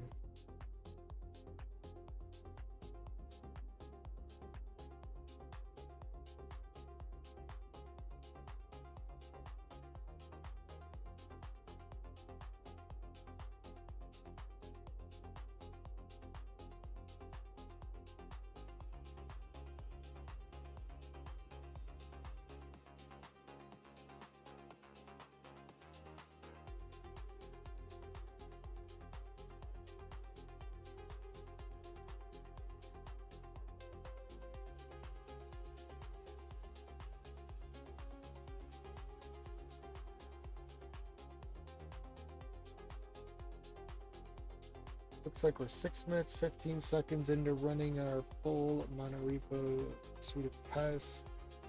There's gotta be something in here that's really slow. I mean, I know the system tests spin up like a browser, or they spin up, maybe they spin up a browser per core that we have available, and then it runs the tests across them.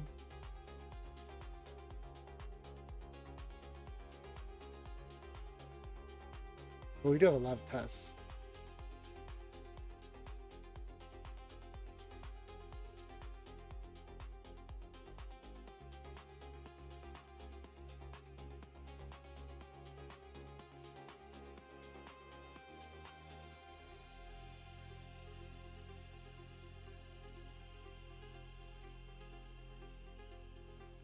I just want to get this thing done.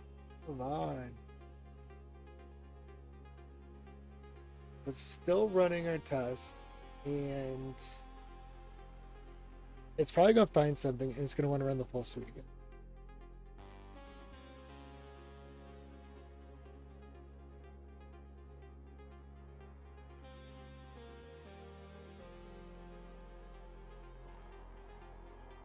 All right, let's see.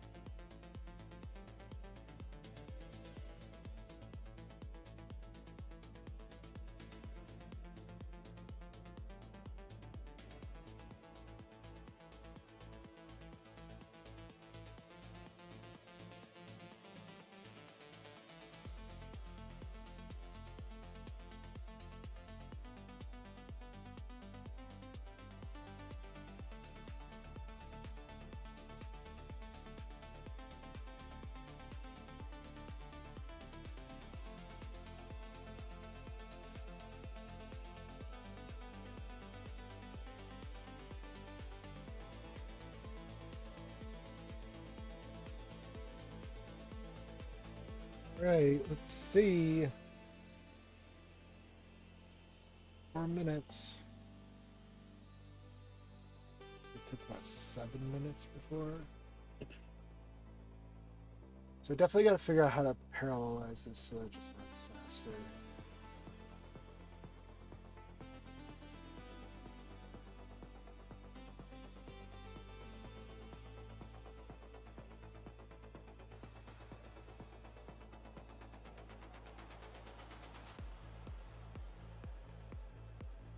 You can see it runs like each section, each chunk in like sequentially, serially, and then runs tests in that chunk parallel.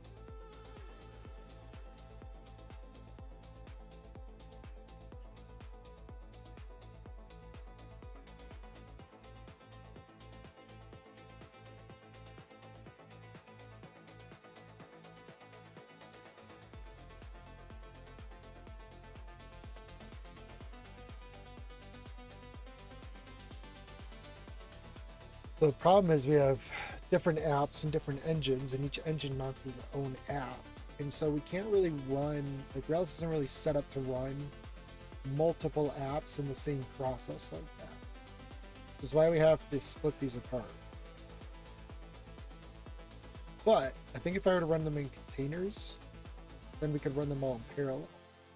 The only thing then is I think we have timeouts configured for some stuff. Like it expects a click to happen or something to render on the screen. And I'm guessing if we have super high system contention, we're going to end up in a state where tests become flaky just because those timeouts. I mean, as it is right now, it spins up,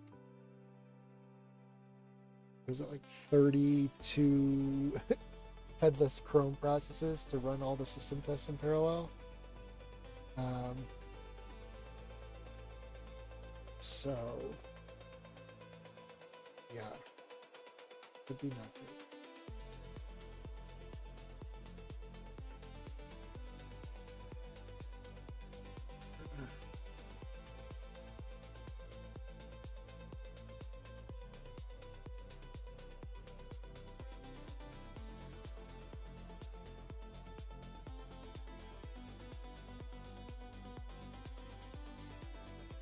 Well, we are at 59% usage for the week. And we are 6 hours in since we hit that reset button. I think OpenAI's got some tweaking to do of their rate limits. The developer just sitting here developing an app can burn through 40% of their usage for an entire week in 6 hours.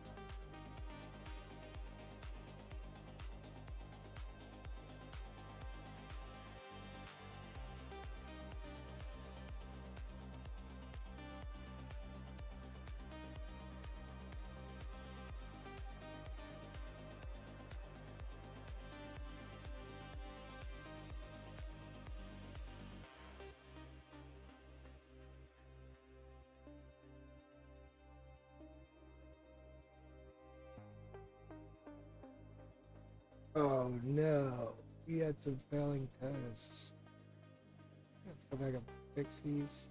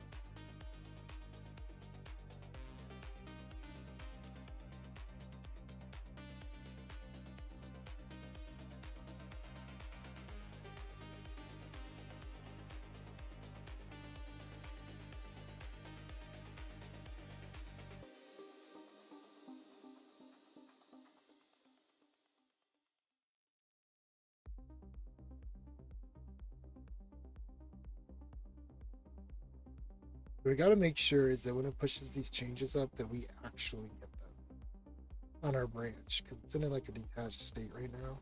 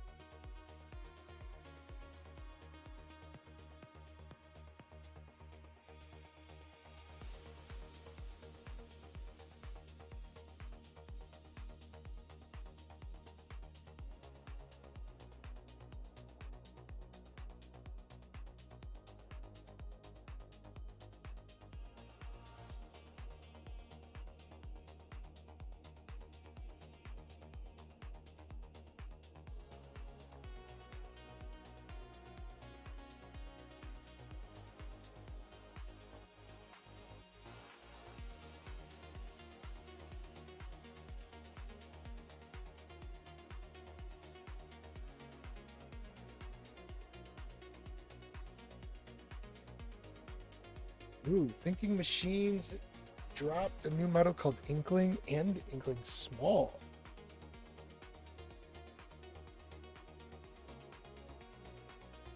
This could be a contender for running on M3 Ultra.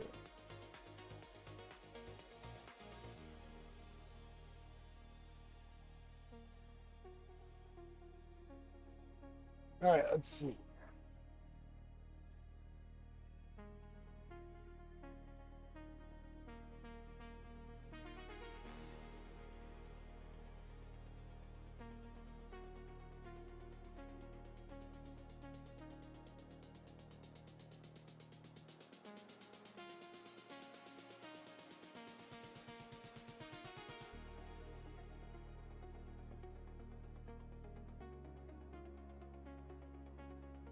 Three minutes into this, I think we'll have to take 7.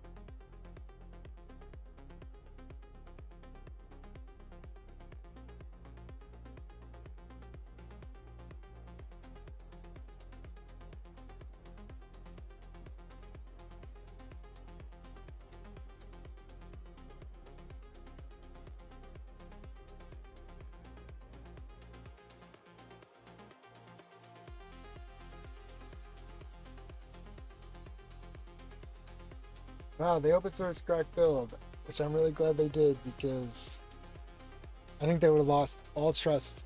I mean, I think they lost all trust from a lot of people after uploading everyone's repositories the other day.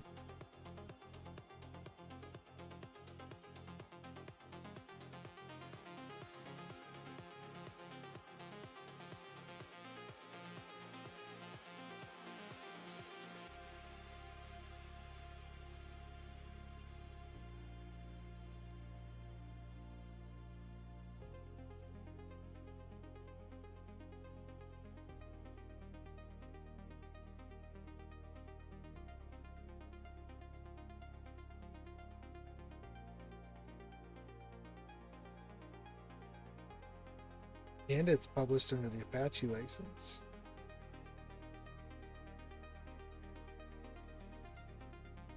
1,000,000 lines of Rust code.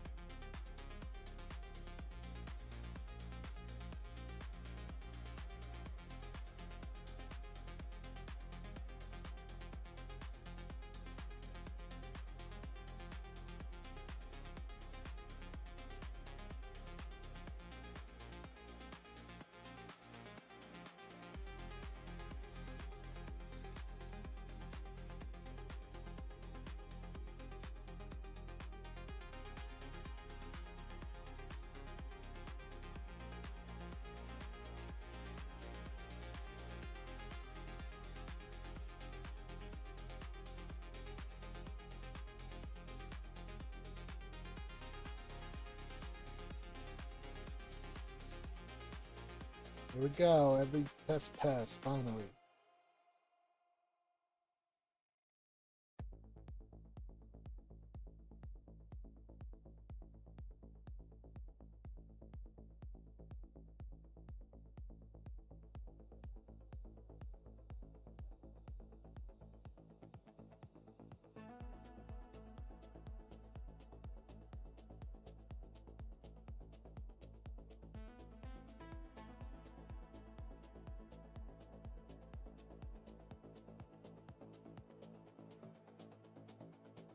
Don't worry about the lint failures right now. Let's just commit and push this up.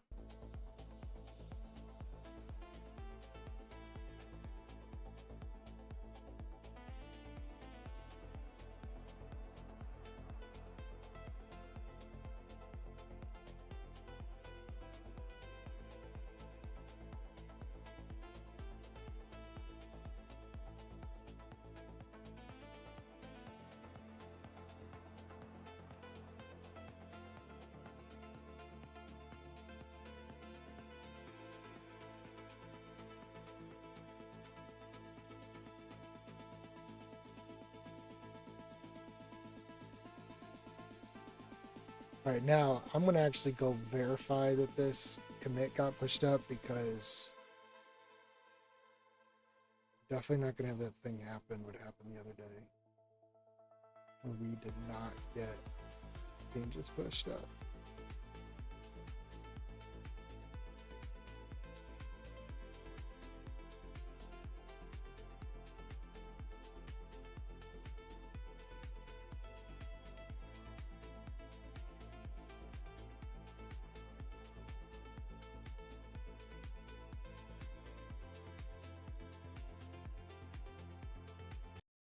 I want you to pull down the changes. So I pushed up changes to the branch. I need you to pull them down into here. Maybe do like a get fetch, get pull from the origin branch down to this branch.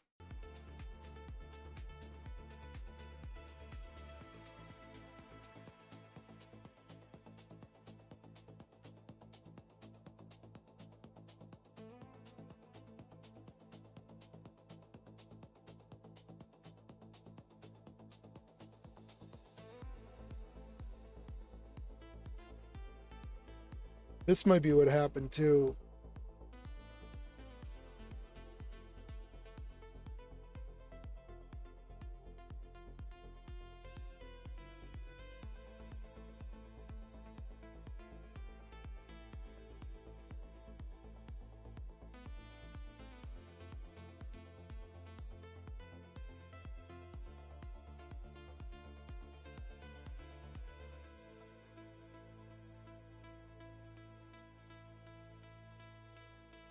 Okay, let's kill this now. Okay, now I want you to fix all of the Rubocop problems that we currently are experiencing as offenses that need to be fixed before we do anything else. Once you fix those, commit everything and push it up to this branch.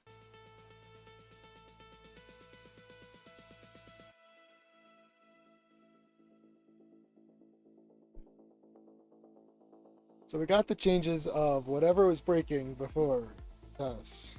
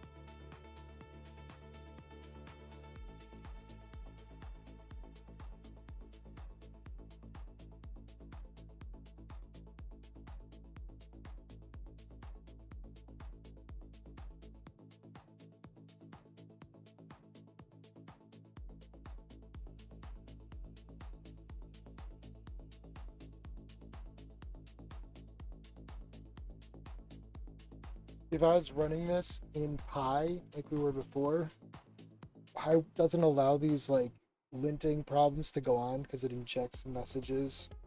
So as you go and you change the code, the linter runs and says, hey, wait a minute. That's not good, Ruby. But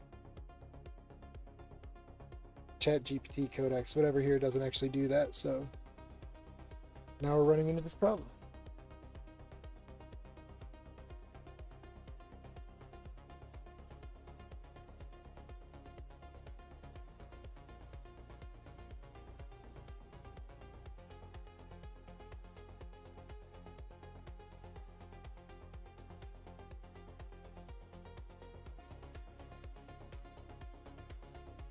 All right, so I'm going to call today a complete and utter loss. I'm going to say GPT 5.6 Sol Medium is not good for getting shit done. It's not a get shit done model. It's slow and doesn't get shit done. I think we've just been going in circles all day.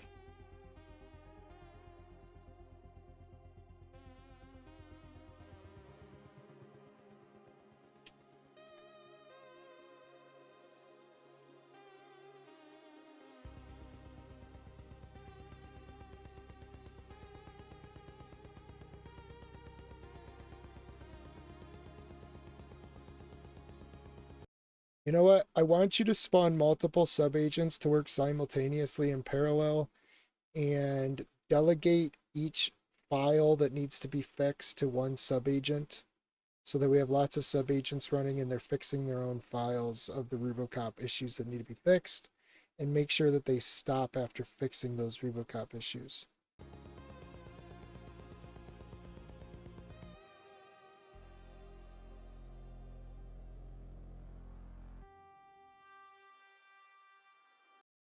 For the file that they are told to work within, so that they don't work in other files and they only focus on the one they're given.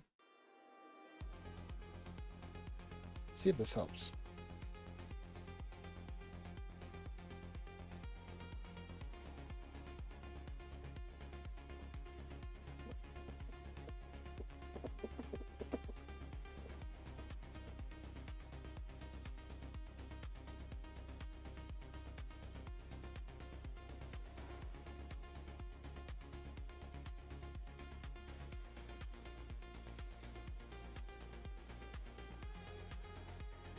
Alright, so that goes and does that. I'm going to take a little break and walk around because I'm getting antsy from sitting here and it's very hot. It's over 90 something degrees in here right now. So we are at 6 hours and 30 minutes. We have used 43% of our weekly codex usage, and I'm not entirely sure what we've actually gotten done today. So with that, I'll see y'all in a little bit.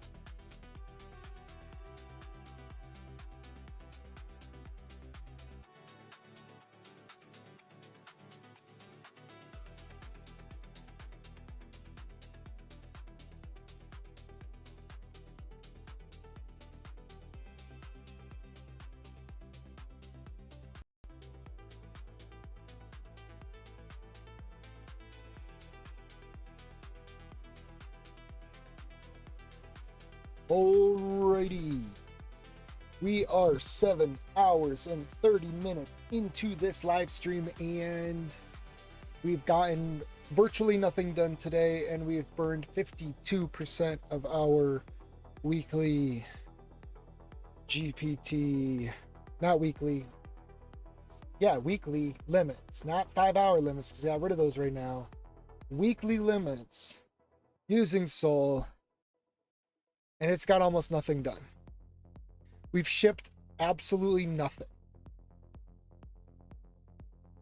I started this entire day out asking it to go through and implement this one thing.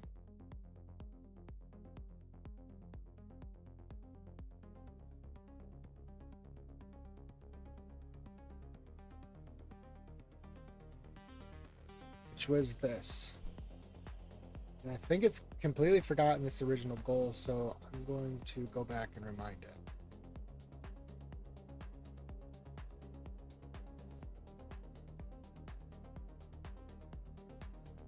I want you to review the code on this branch. I want you to tell me where we're at with what the original task was, because we've done a whole bunch of side quests on this branch already. So go through, do a thorough review of the code, tell me where we're at before you make any more changes or do anything else. I want to know, I want an update from you, what the remaining work is that we need to do, and so on.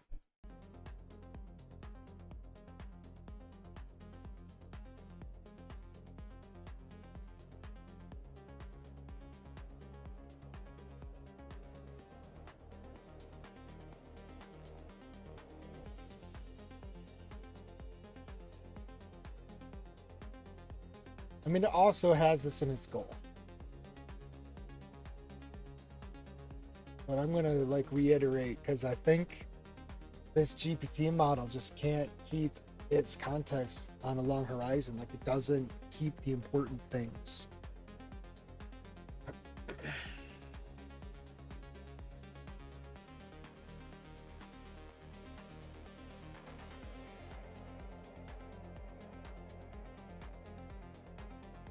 So it's going to go through, it's going to do that. I'm getting kind of sick of this music, so I'm just going to shut it off.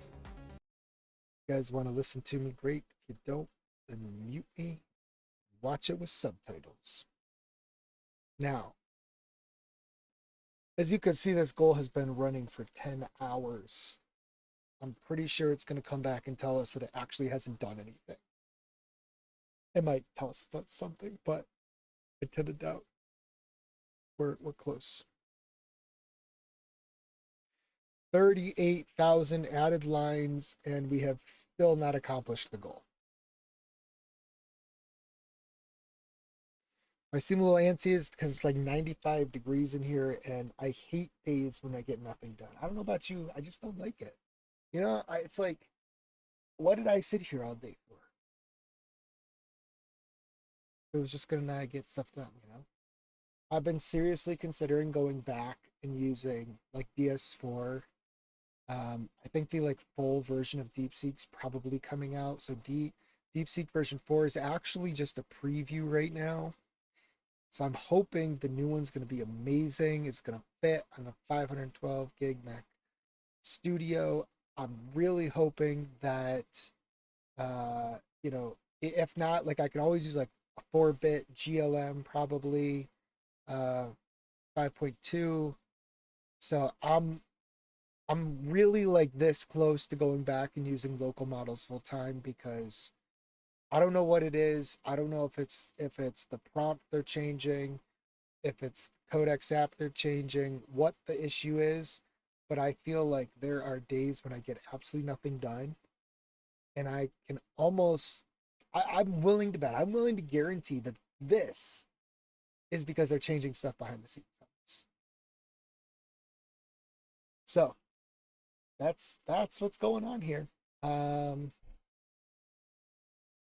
Yeah, I want to get this license app server done, and then we are going to build an ultimate macOS app to help us manage this business and all of the agents and everything we're doing. And I think once I can really focus on that, we'll be in a really good spot. And it's gonna be local first. It's going to be designed to run stuff locally and not throw the new hot most expensive model that's benchmarked at it. Like I'm honestly, I know I'm complaining all day because 5.6 Soul is just has not met my expectations, has not met the hype. I'm at a loss of words, y'all. I don't know. You know, the way this was hyped up, the way the release, the benchmark showed, I expected it to be able to give it a task and have it complete it. And I honestly think GPT 5.5 was better at that. Now, I'm not saying that 5.5 got all the edge cases right, right? Like maybe there was stuff buried in the code that was not great, but at least it got to a working implementation sometime in this millennia before it burned an entire week's worth of usage in one day. And 5.6 has no problem burning your entire week's usage in one day, and it still doesn't complete the one task you give it, which is, or at least it hasn't completed my task. So yeah, that's where we're at with this thing. Hopefully it gets better. I'm hoping. I'm really hoping they fix some stuff, they make it better. We have Quen 3.627B on this machine. I can easily run that and have it write code. I basically have like an unlimited Z.AI GLM 5.2 subscription that I'm like not using at all, so I should probably use that. And I have DeepSeek version 4 preview on this. So yeah, I don't know. I don't know. Let's see. Oh, it's compacting context. Hopefully it comes back.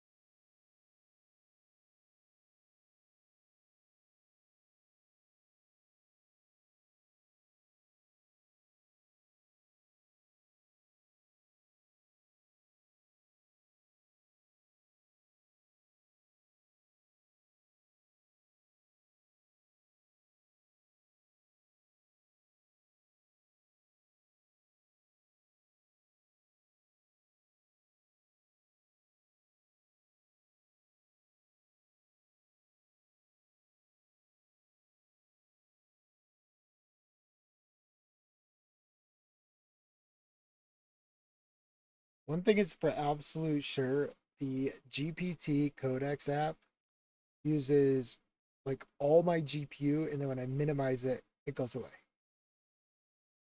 So they have a rendering bug on there somewhere. Something's going on. I've seen this in the past. I thought they fixed it, but it's back.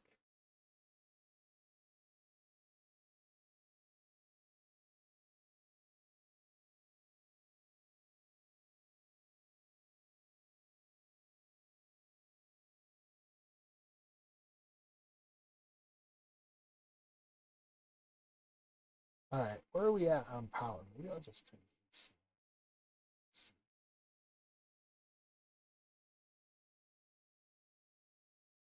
We're at 99.5, and it looks like we're powering off solar. I'm cranking. Yeah, let's do it. It's too high.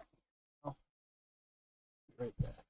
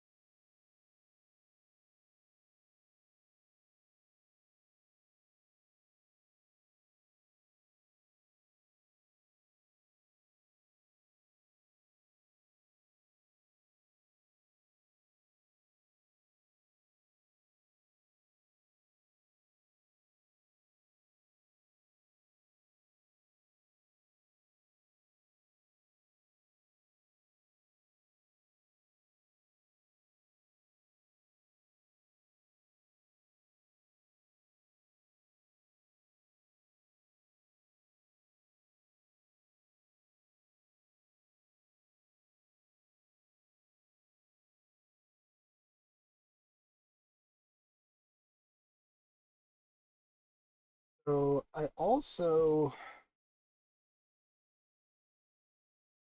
as you can see, we started this day with almost no power. We have a lot more now. We're running like purely based off solar. And our Orion is still chugging along at 7.3 amps. It's just going to take a while. And you know what? I'm a little worried about that thing overheating, even though I've got like, I built some extra fans on it, but I don't want it to burn out because it's the last one I got there. Um, that burns out. I have no reserve battery.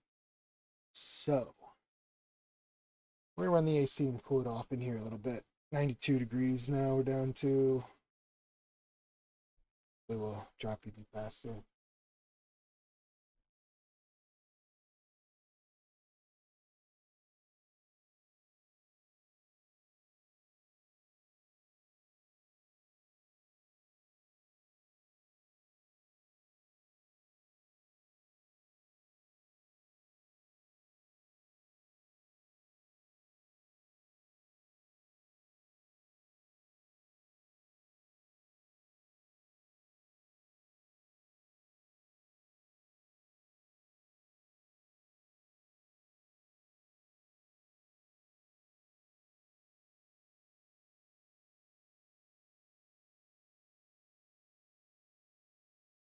All right.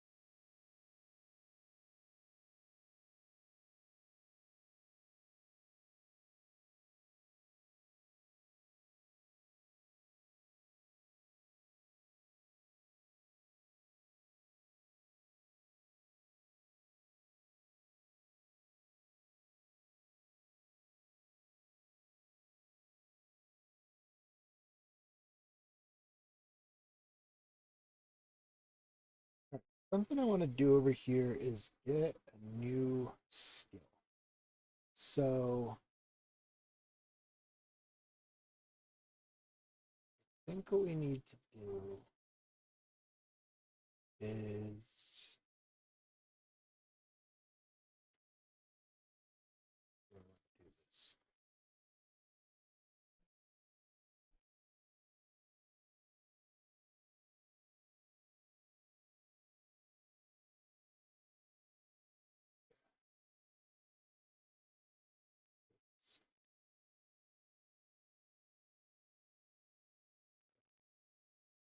Let's do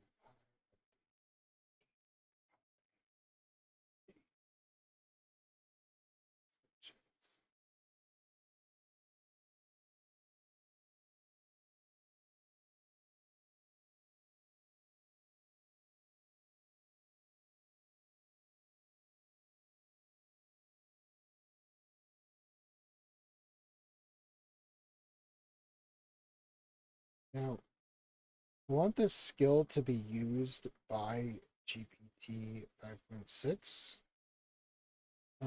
So I think what I'm going to do is I'm going to use this on medium mode,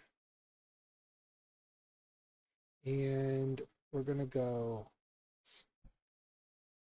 I want to be able to use Pi as a workhorse for writing code, but I want to make sure that we specify the model when it's called. So what I want you to do is create a new skill that will delegate work to Pi processes. So before we enter that, this thing came back. Let's pause that. Let's stop that from continuing. It's probably just going to go anyway. Clicked it.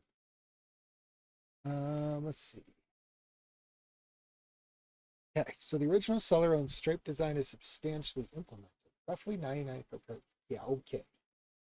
All 7 onboarding steps, API, authoritative webhook validation, security boundaries, positive payment, only credit accounting, and 2-to-1-2 behavior exists with broad automated system test coverage. I would not mark the goal complete yet. I found one fulfillment race that fails safely, but strand an event plus one database locking concern. Okay.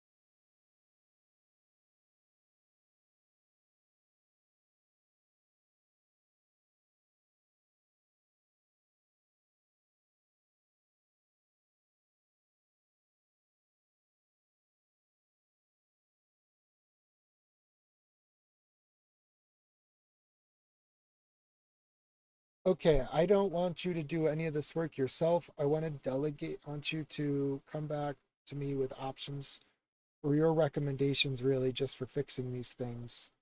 Let's start over. For each of these things, each of these findings that you have, I want you to come back to me with your recommendation for fixing them.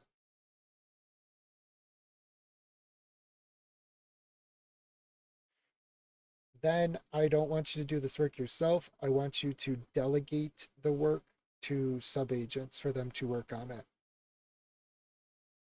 When they're done, you will review their work. After you review their work, you will also have a delegate a review to a reviewer to review the work.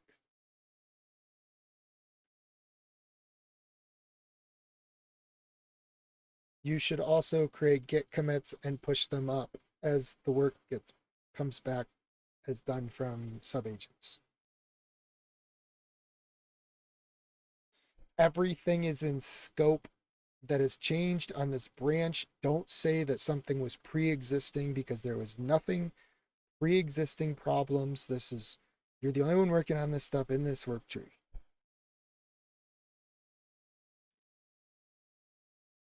Take ownership, do your work, and make smart decisions.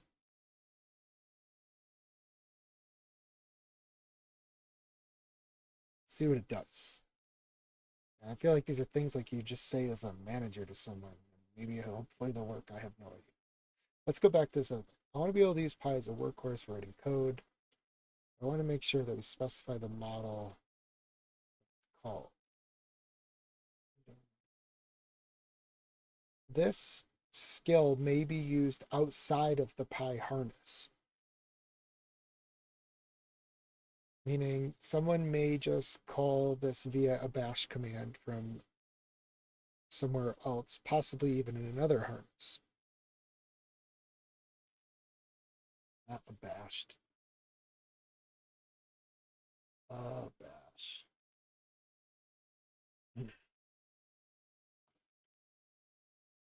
Your task is to create a new skill in agents skills.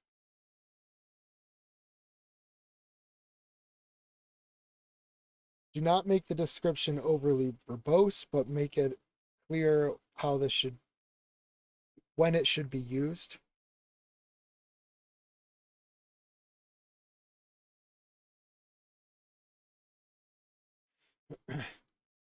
When it should be used is when code needs to be written.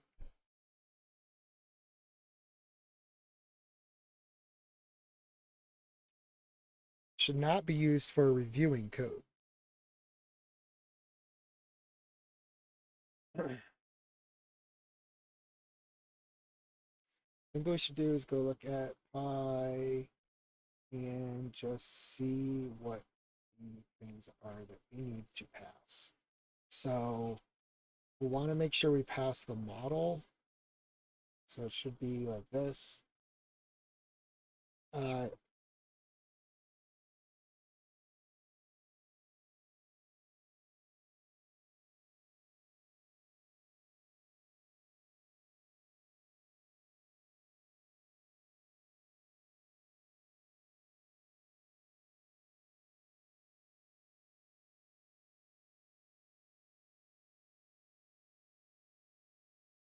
we'd want this, but we want like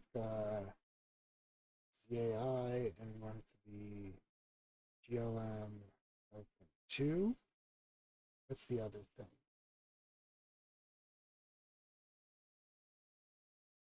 We want it to be on high thinking, I believe. Um,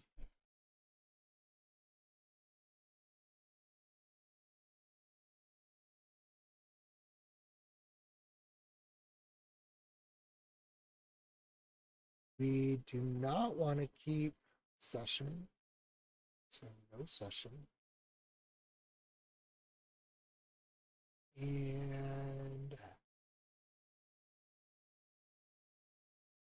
we want non-interactive mode.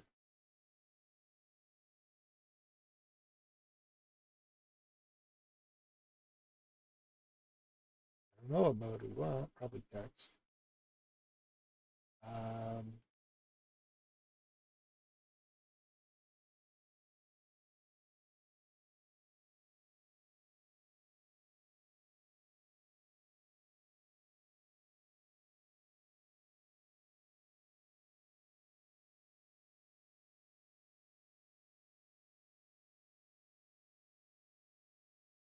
actually try pi list models. See if we can get all the models.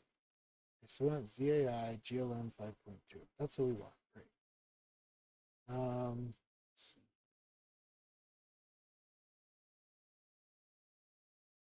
Totally realizing that you guys can't see what I'm doing now. So we just do this.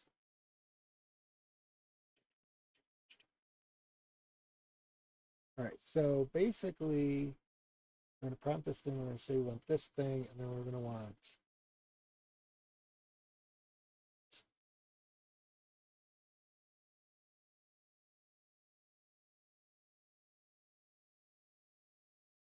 we have these things set because we need to set the provider model like that. We want high thinking. We do not want to create a session. We do not want interactive mode, so that's what print is, and then we pass in the prompt.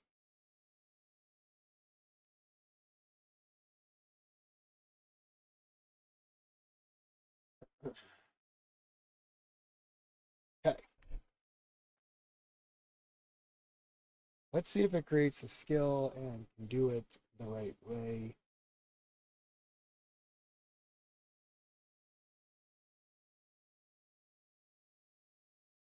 Heard the prompt in Codex is like 20,000 tokens, whereas in Pi it's almost nothing. So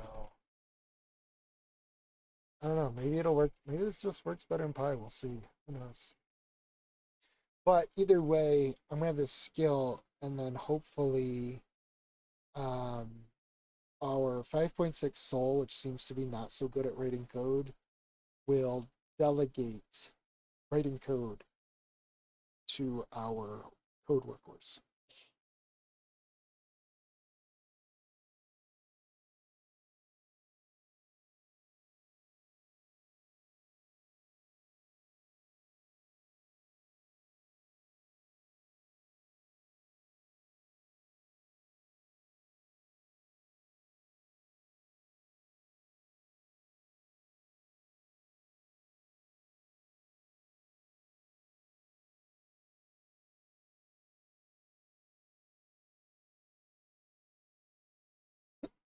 Took my suggestion literally. Oh man. Okay. Well, we fixed it, and we'll see what happens here.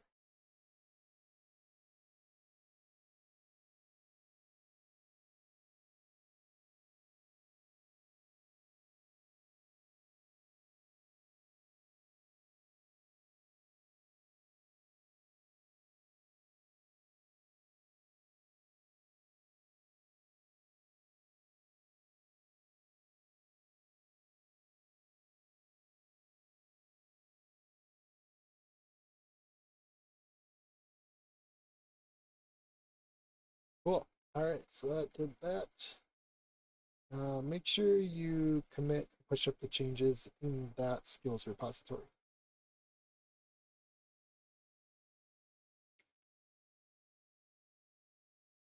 Oh, I don't know if it has a reload in here. It does not.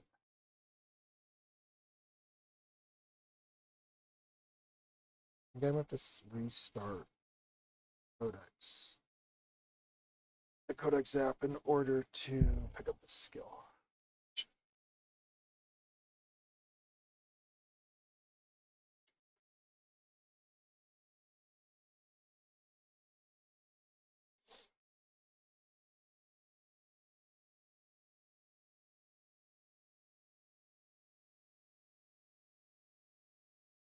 Actually, I think I could just say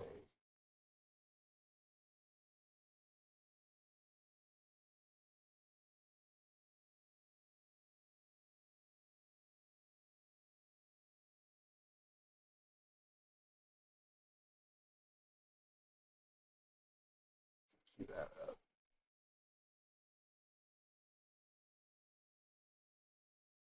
I want you to test executing that bash command to run that pie based on your skill and make sure it's working.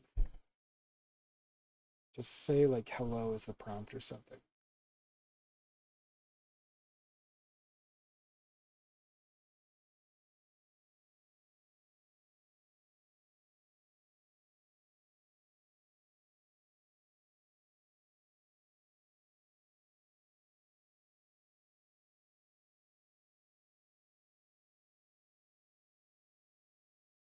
I think the other important thing is that this skill probably should not be running like a bash command inline.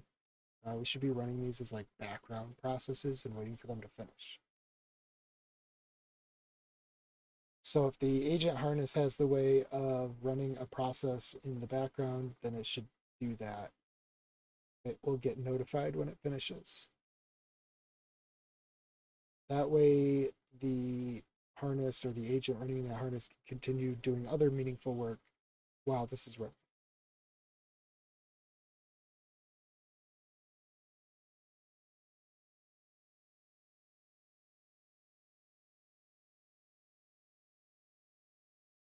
In fact, it's okay to even spawn multiple of these processes in parallel.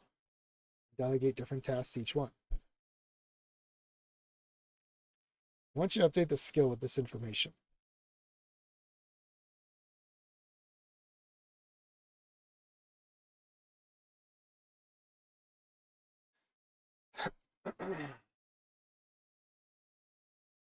So this is kind of backwards where it's like, okay, we're gonna have the super powerful model run these.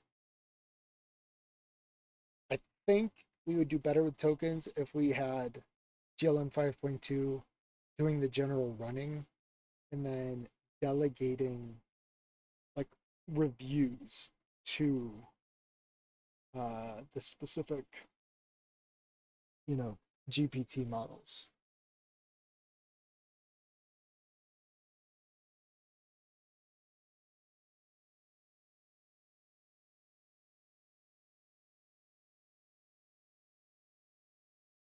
I think that some of these harnesses even have the ability to do like a background tool call, a background process tool call. So like there might be a tool call that can spawn a background process and it takes something like a, run in the background, don't block parameter.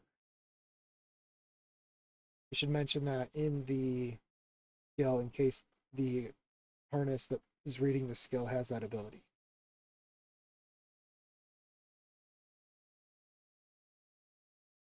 Hi. Agent reviewer independent reporting back.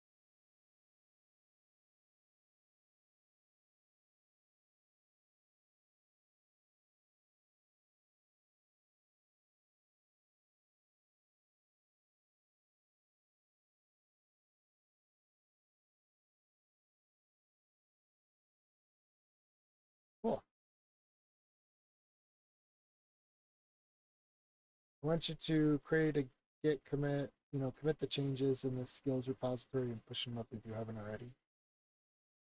Oh, I think it's doing that. Just did it.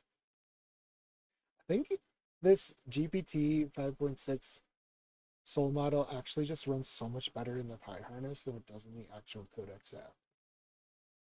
Like we're actually getting stuff done. It's amazing. Um, I might just drop this Codex app and go back to using Pi.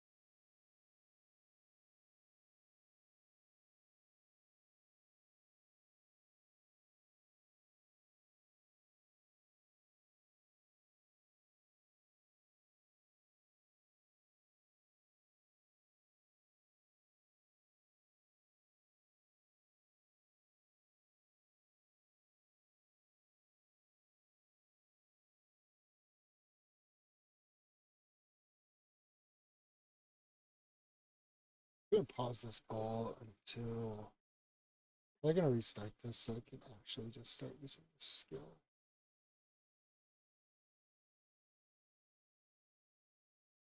This message.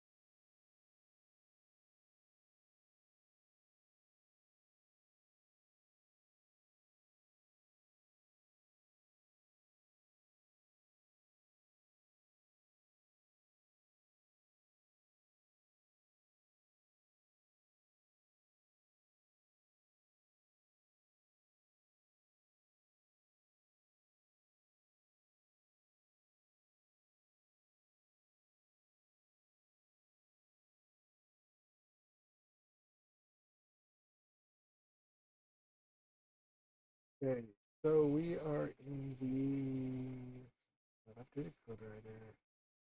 Ran it. Okay, perfect. Now, um, pushed it up. Great. So here's what I'm going to do. I think we're going to get back to this. This is still going. I paused the goal, but apparently doesn't care. Yep, failed update. I really wanted to restart this app, but it doesn't seem to want me to do that. I just do it anyway.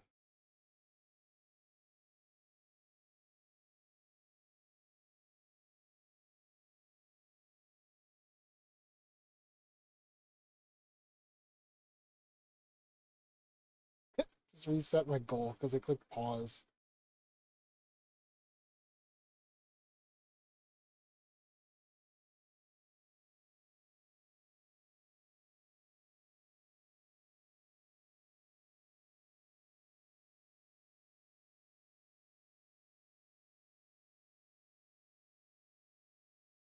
Okay, so here's what I'm gonna do. I'm gonna stop this codex app. Actually, I'm gonna stop. I'm gonna stop it. Let's see. Is there any updates? Let's check. Let's quit this. And I'm also gonna quit it on the other machine.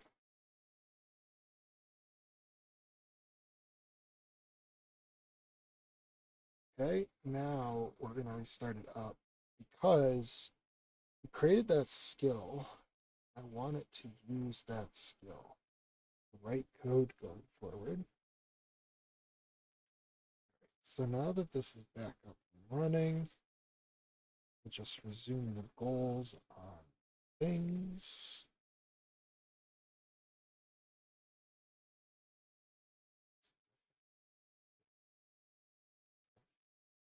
Um, just medium.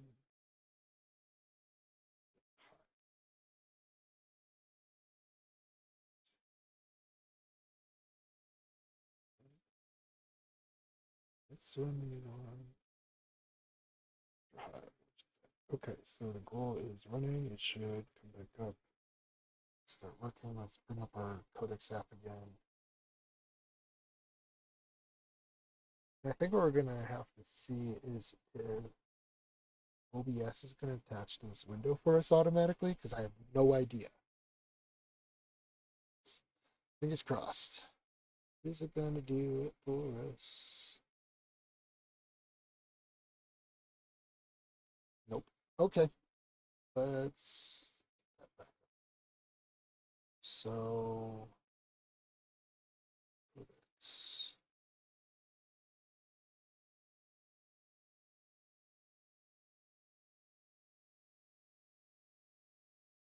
All right, now we got Codex back up and running.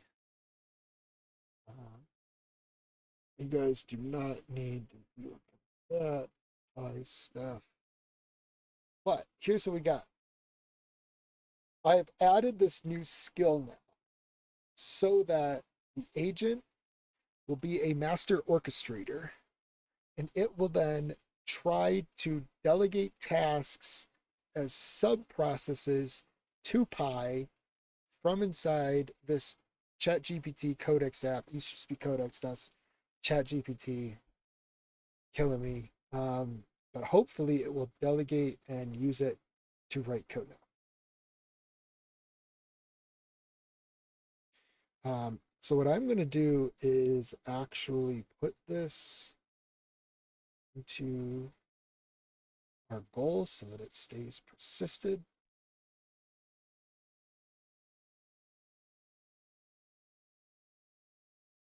You to validate.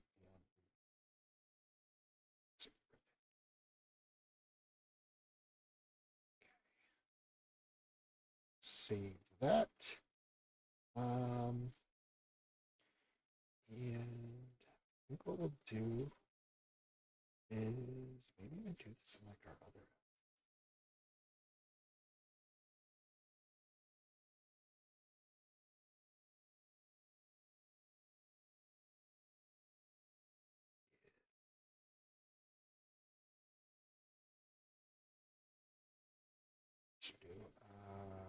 let's bring this back up.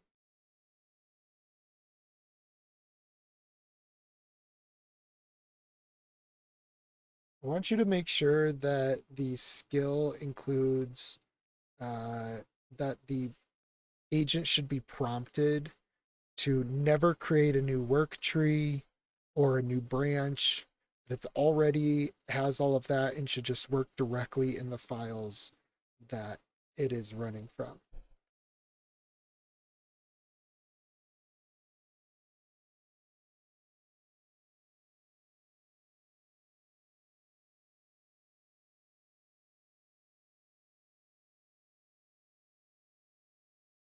Unfortunately, I just restarted everything, so it's not going to pick up these changes, but in the future it will.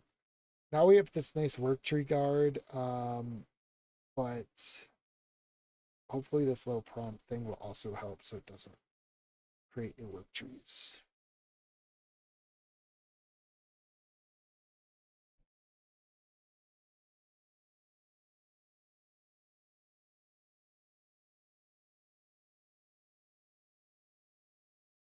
Oh, look at that, look at that. All right.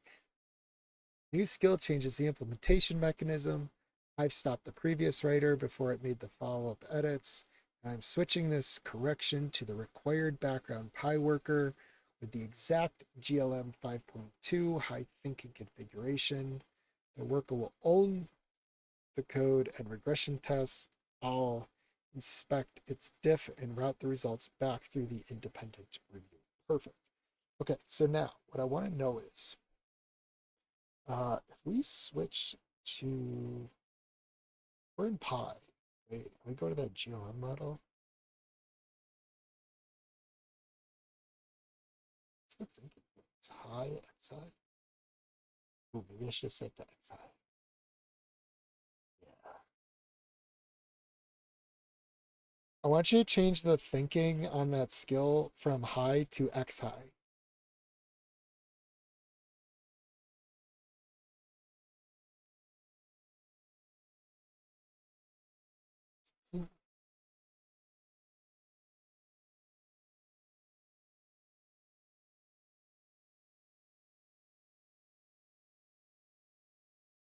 I forgot that GLM 5.2 added this like max thinking mode, which maps over to X high on our stuff. So we may as well use that.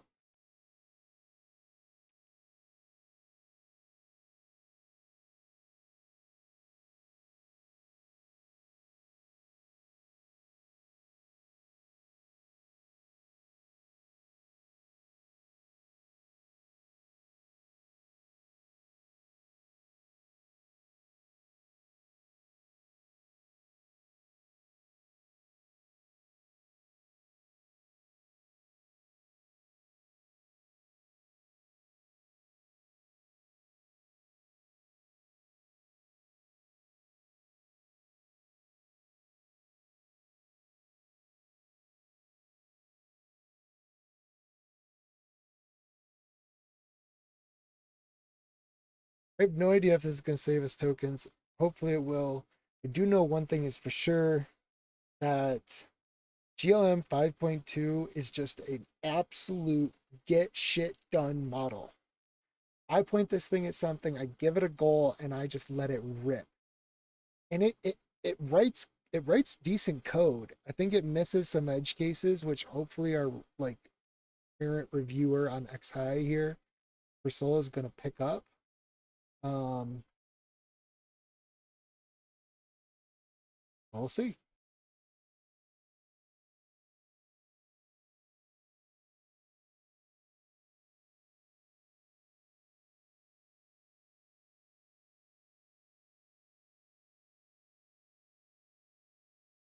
I'm pretty optimistic. So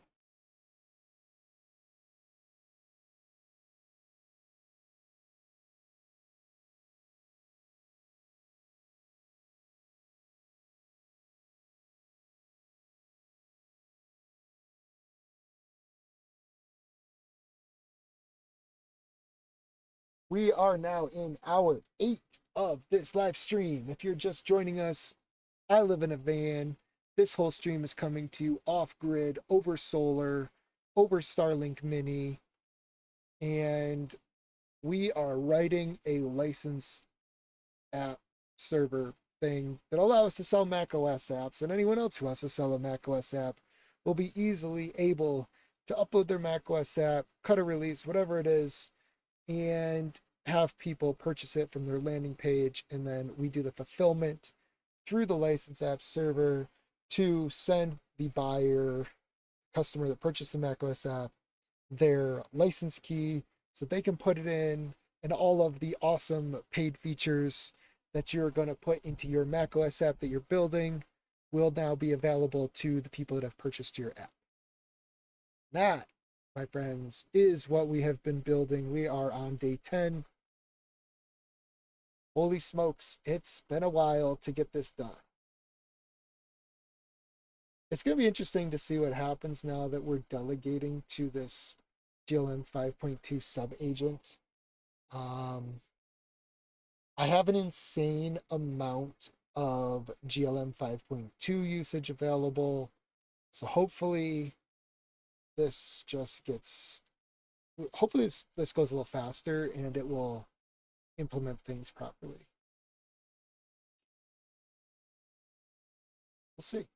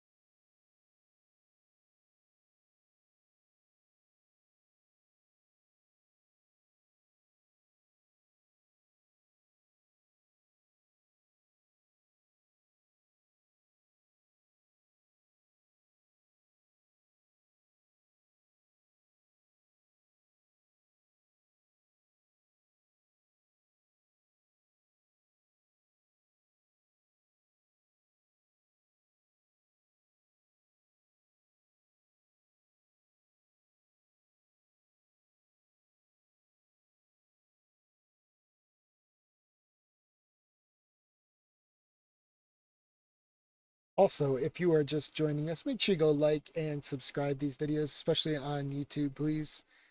Find me at Zayden Ryan on X, on YouTube, and on Twitch. But definitely go to the YouTube and click that subscribe button so you can stay up to date on what's happening.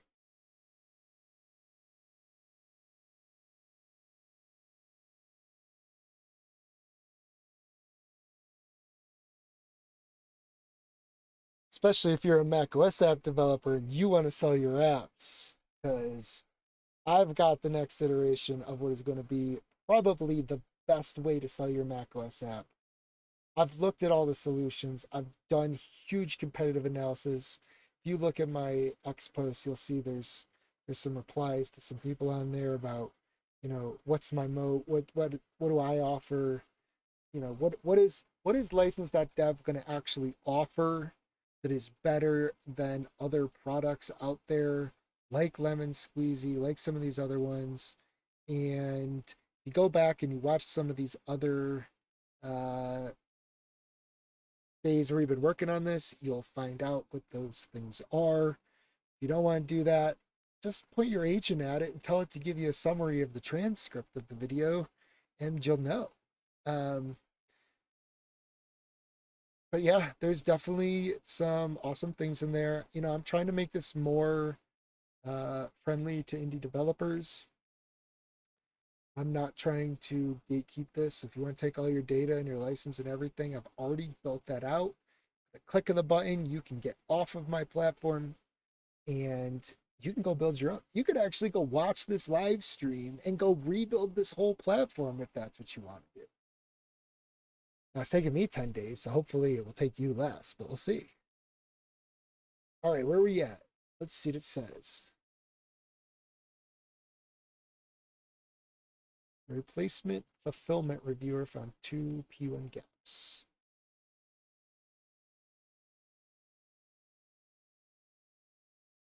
These files are disjoint from the key rotation workers, so I am delegating this correction to a second X-high pi worker in parallel. Let's go. It's working. The only thing is now we don't see like the nice sub agents up here, and I can't like easily click on them, but we do have the pi processes running. They should be running somewhere. I wonder if we can actually see them. Oh, these are sources, terminal, browser, side. Nope. They don't have background processes. They're not showing that to us. I have to like click on this little thing in here and go down to here, and then we would see it in here, I guess. That's unfortunate. But we'll just move over to using Pi to delegate to Pi. But anyway, it's working now in the Chat GPT app, which is kind of cool. Yeah, those things are gonna go run and implement stuff. Air conditioner has cooled it down to 90 degrees in here. Sounds way hotter than it is because I have cold air directly blowing on me now, which is kind of nice. We're at 64.2% of our 48-volt battery, and our 12-volt is currently at 96.1 because I'm pulling about 50 amps for the air conditioner, and I'm pulling another about 400 watts at 48 volt to pump into the 48-volt system. So I'm pulling 400 watts at 12 volts. I'm pumping 7.2 amps into the 48-volt system, which is like 300 and something watts. So yeah, we're running off solar clearly because got the AC running and that running. Sun's still up. It is 6:44 p.m. and we are still chugging along here, friends. Let's see where we're at.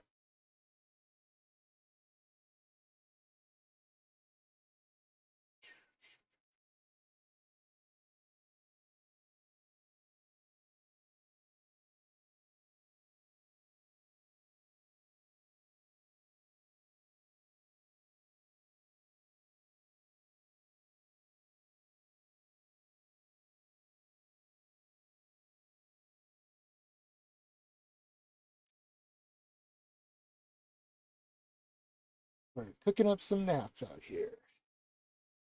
Hear a pop on the mic. That's what it is. There is a bug exploding. I got a little bug lamp because we're out in the, not really in the woods right now, but we are definitely out in like the plains of Idaho.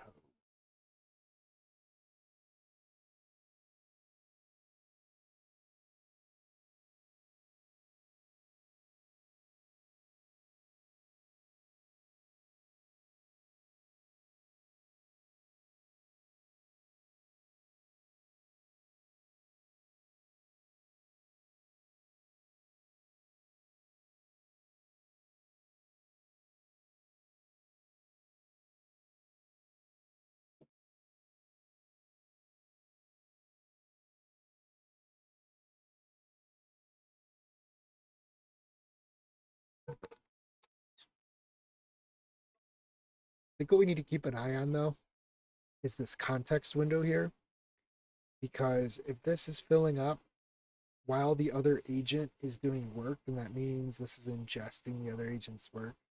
It may as well just do the work itself at that point.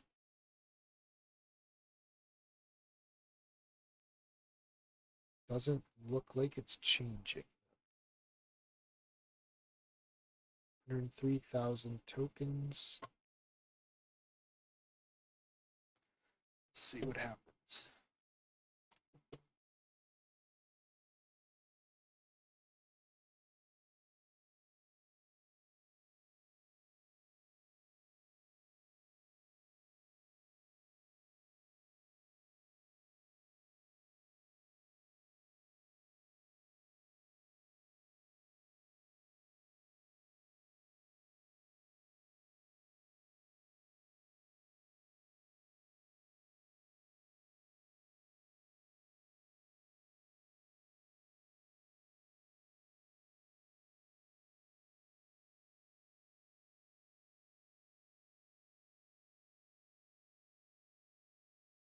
So it seems like the codex tool has this thing in it where it's like constantly checking every so often to see if its background process that it's spawned is done. Uh, it's definitely not going to use as much tokens if it was writing its code itself, but I think we'll do better in Pi because we can delegate work directly to Pi subagents that are integrated into Pi.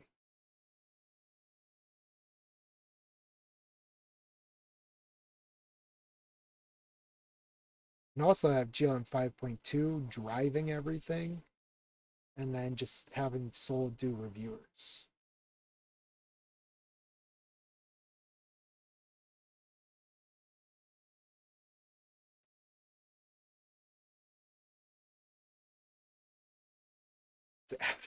It never ceases to amaze me when I minimize codecs on the other machine how the GPU goes from 89% down to 0. Like, what? If I run some of the largest LLM models at full bore, I'm at like 89% GPU utilization. This thing's got to just be either running some sort of local model to like do summaries or something, or it's doing like the most crazy spinner animation ever and just absolutely decimating my GPU.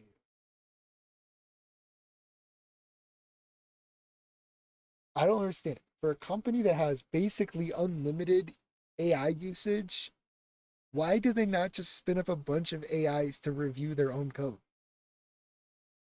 I feel like an AI would flag that out of the gate. Be like, you're using a crap ton of usage on this spinner animation. You should probably not do that. Why don't they? That's wild to me. Maybe they have people manually doing reviews. I don't know.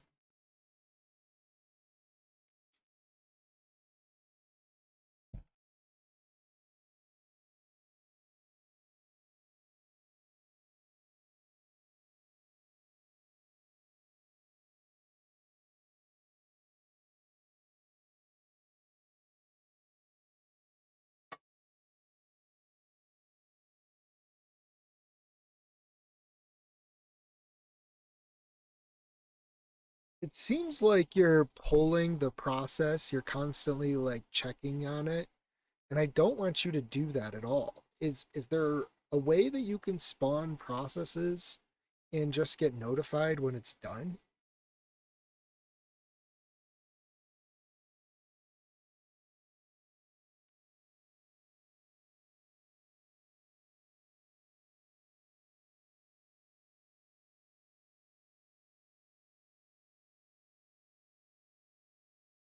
Oh, look at that. Just put these background terminal processes up here.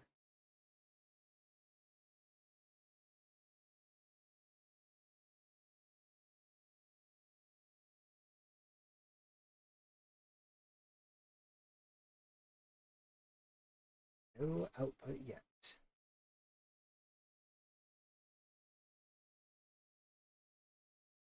There is no dedicated process manager exposed in the session, but their processors longer guidance made.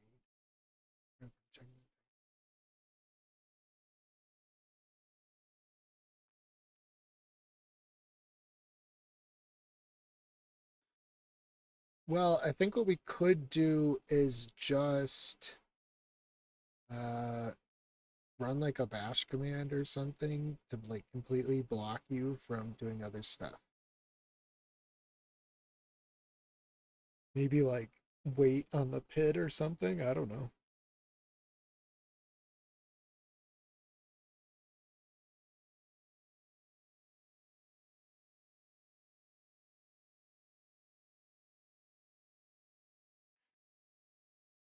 Yeah, I think that the waiter to each pie session will work, but the goal is also going to keep nudging you, so you have to call something that explicitly blocks, like a bash sleep for 30 minutes or something.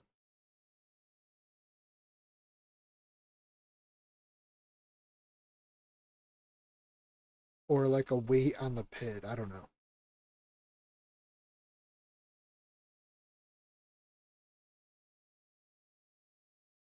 Not pit. Pid.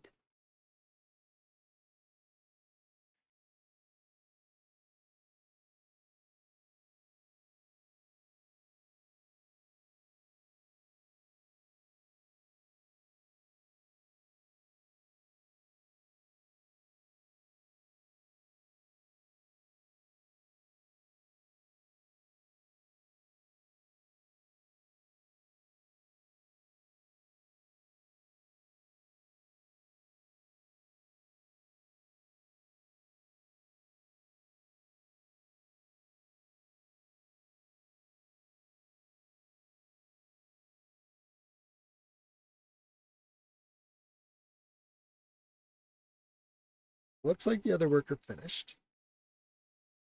Oh, I got it.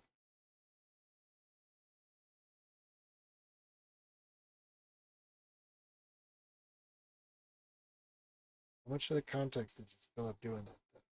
9,000 tokens. Question is, did it return just a response or did it return out of data? Guessing at 9,000 tokens is probably just the response. Who knows? Who can say these things? Not me. If we were running this all in Pi, I'd know exactly how it works.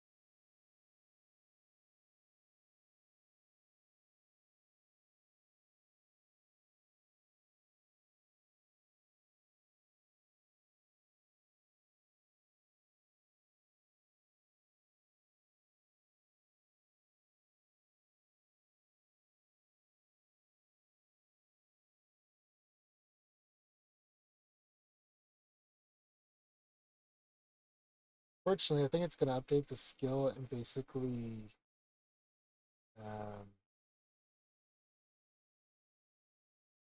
update it. This is super specific to codecs, but we'll see if Pi can like adapt it and figure it out on its own.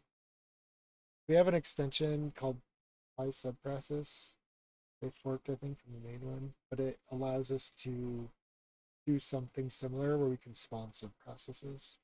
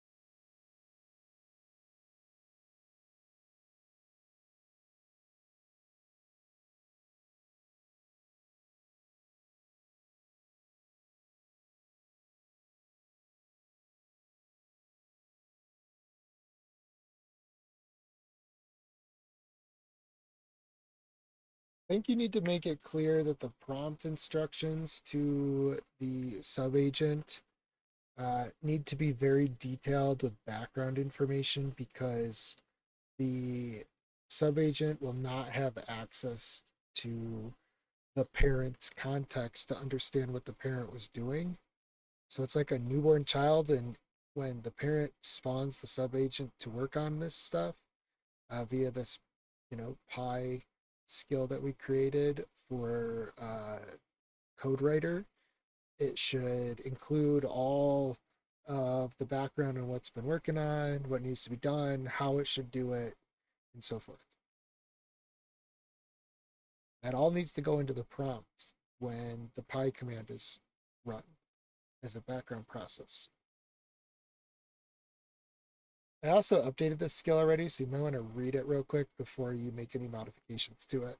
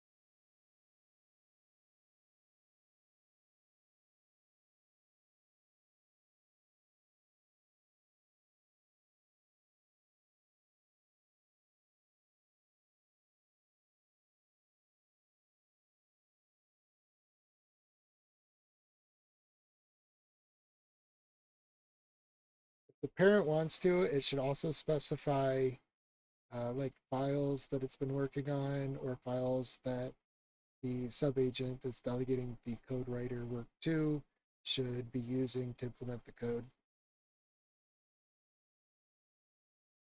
But that's not necessary, but it should supply it if it wants to and it knows those things.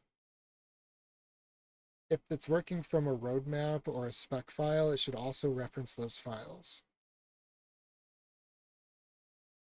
so that the subagent knows to read those first.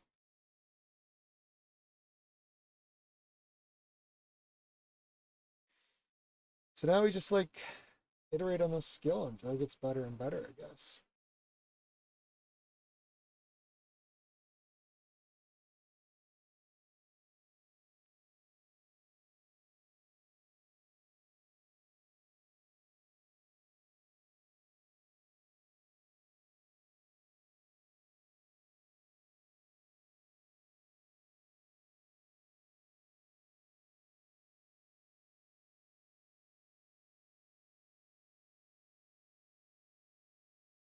I think that it's important to also note in that skill that the more background information and like direction that the parent gives to the subagent, the less exploration the subagent will have to do when it starts up, and it'll probably finish its task even faster. Oh, also, if tests need to be run or anything like that, then this parent should also tell the subagent to do those sort of things, like run specific tests or run all tests or whatever.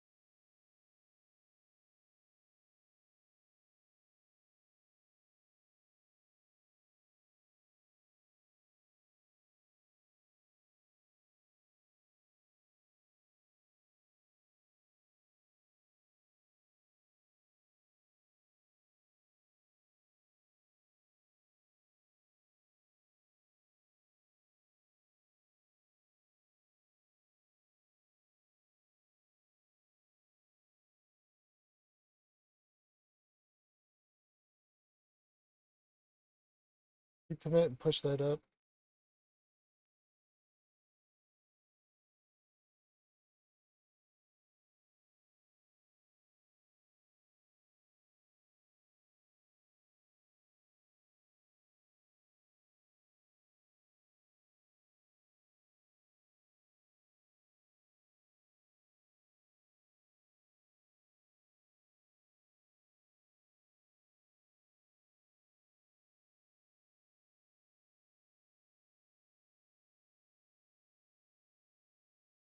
All right, friends, we are at 40% left for the week. Man, we are chugging through this. We only have one reset left. Reset ends in 6 days. We burned through 60% of our usage in just one day on this 8 hour and 6 minute stream. I'm hoping that this delegating thing to GLM 5.2, which is an absolute beast workhorse, it will reduce the amount of tokens we have to consume. We'll see. Who knows?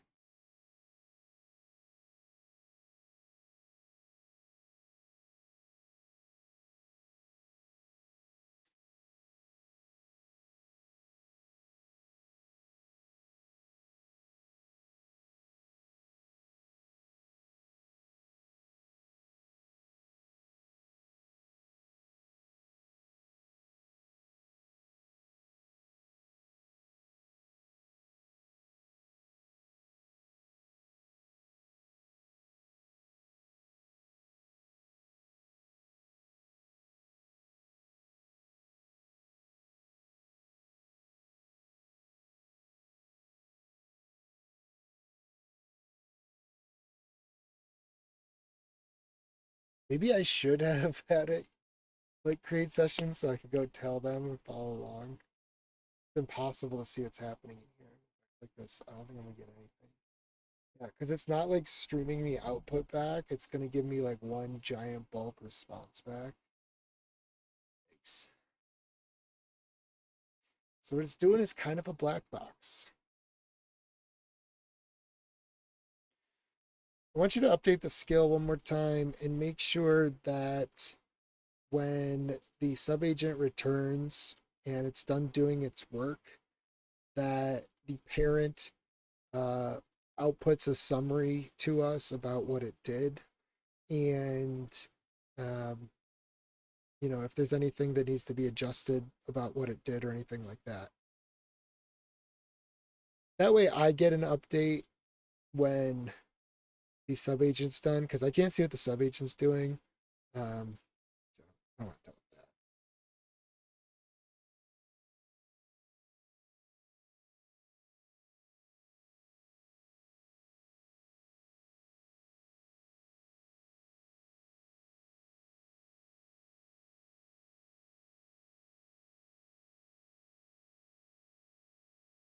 We'll see. This helps. This model is actually returning at 33 tokens per second. I can run DeepSeek version 4 or GLM 5.2 fast in this machine. In fact, I'm pretty sure when GLM 5.2 is running and we're delegating it to it on Zeta AI, I think I'm getting like 50 to 70 tokens per second on that. Don't quote me, but I'm pretty sure that's what's happening. I have to go use it. I don't remember off the top of my head.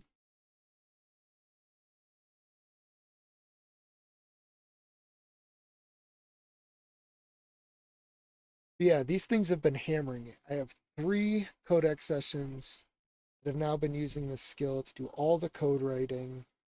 It resets in 4 hours and 11 minutes, and we still have 96% left of our 5 hour window on that model. So it's an absolute beast workhorse model. Doesn't use a lot of tokens, and it just gets shit done. So I'm really hoping this is gonna, make this whole thing go so much faster and better. We shall see, friends. We shall see.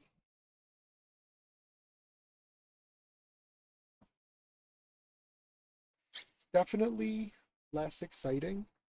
Whoa, what? camera died. I didn't even think that could die. Plugged in. The heck?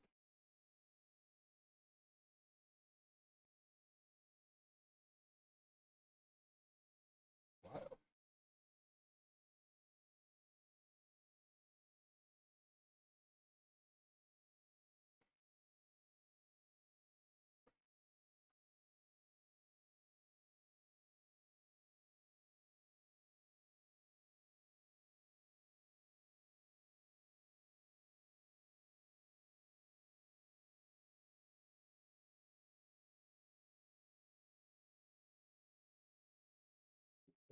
I take the battery out of this thing. Well, try to run your battery. Or will it run powered by it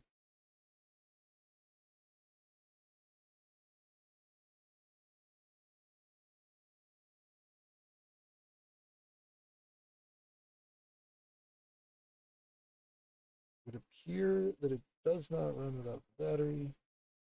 Computer, I don't know, it doesn't put on enough power. Maybe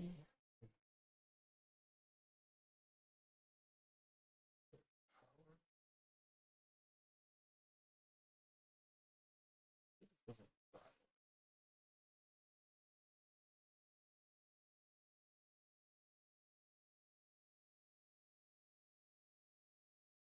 Negative Ghost Rider. Let's just try just power.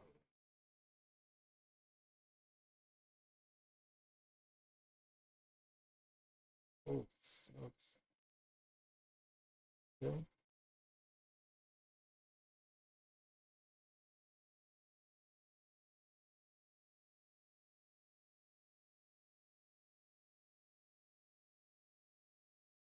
Wow, definitely gonna have to figure that one out. That's crazy.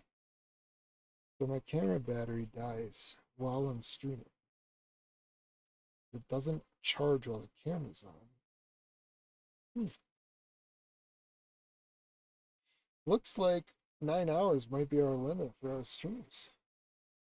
It's got a full camera battery before we start streaming.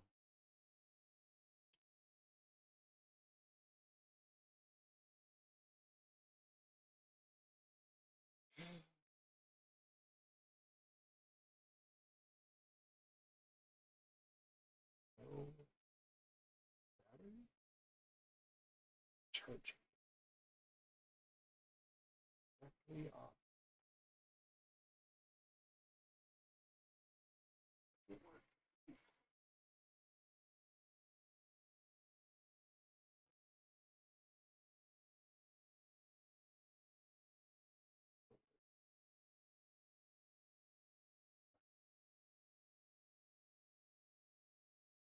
The battery has to be in. It's crazy. Yep.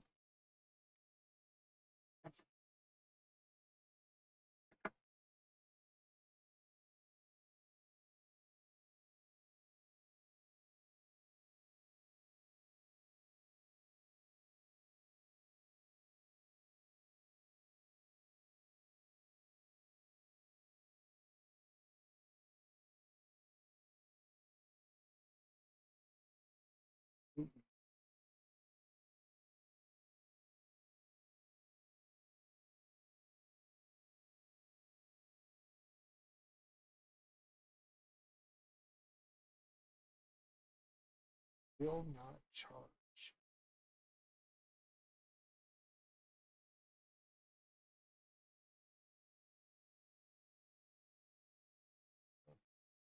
Actually, get another battery. Crazy.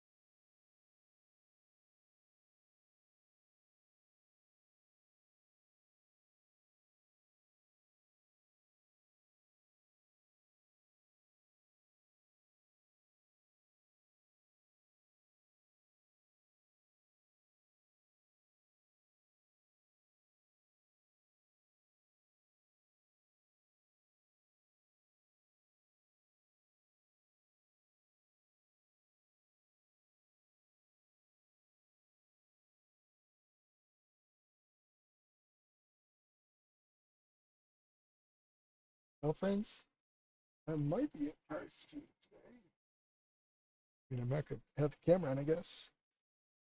This is dead. Let's see. Gotta be some way to do this.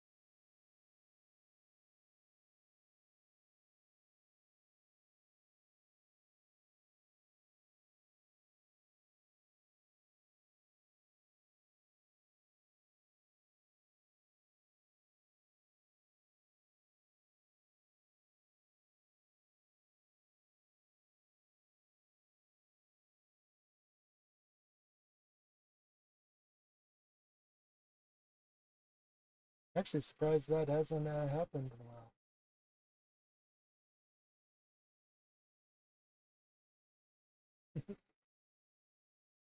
Hey, Shay Travels. Yeah, I know. The camera does not want to stay on. It's been running for 9 hours. For some reason, it even though it's plugged in, it uses the battery. So I have to figure out how I'm gonna do this.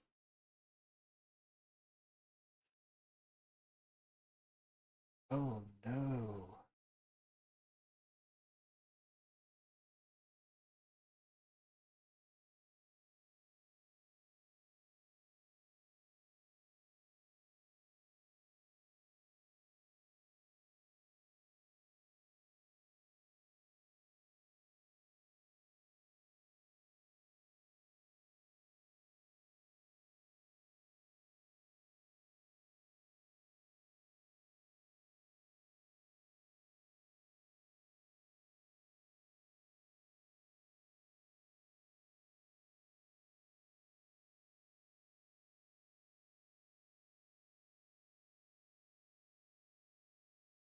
Oh, interesting. Okay, maybe there's a setup for this.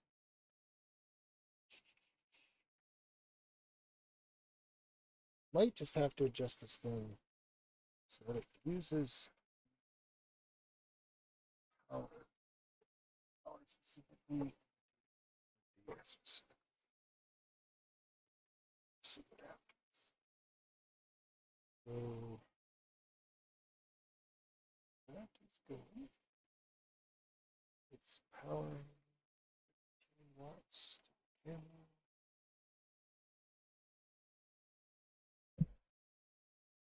And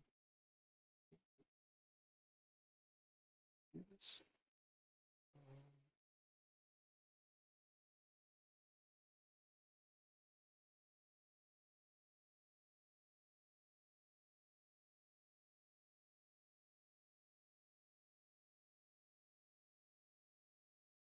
okay. So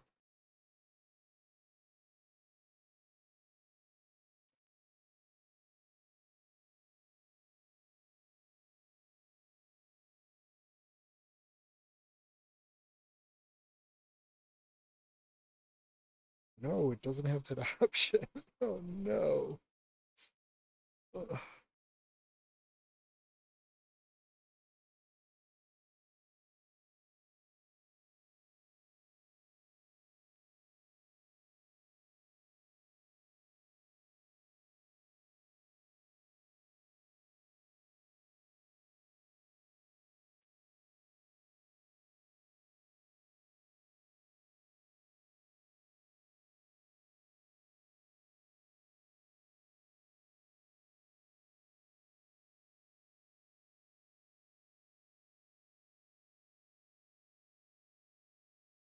It does say that it's charging now.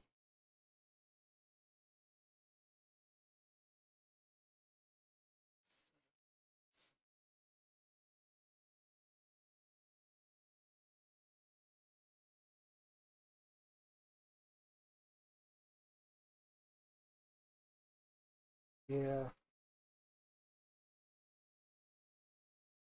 it's gonna be a tricky one. We'll find out on our stream tomorrow and see if it works.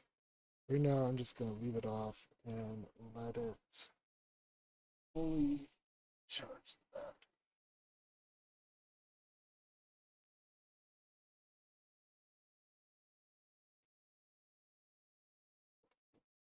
It's like we got another traveler in here. Shay Travels. Yeah, I know, right? Like most devices should totally be charging while they're being used, especially camera in streaming mode. All right, let's get back to what we're doing here. So we currently have Pi running. Uh, Basically, Codex here, our Chat GPT app, is actually uh, shelling out work to our Pi agent. So you can see we got a Pi thing over here, and you know this is our Pi stuff. And if we wanted to, wait, let's give you actually the bottom part of this here, because that'll be much better.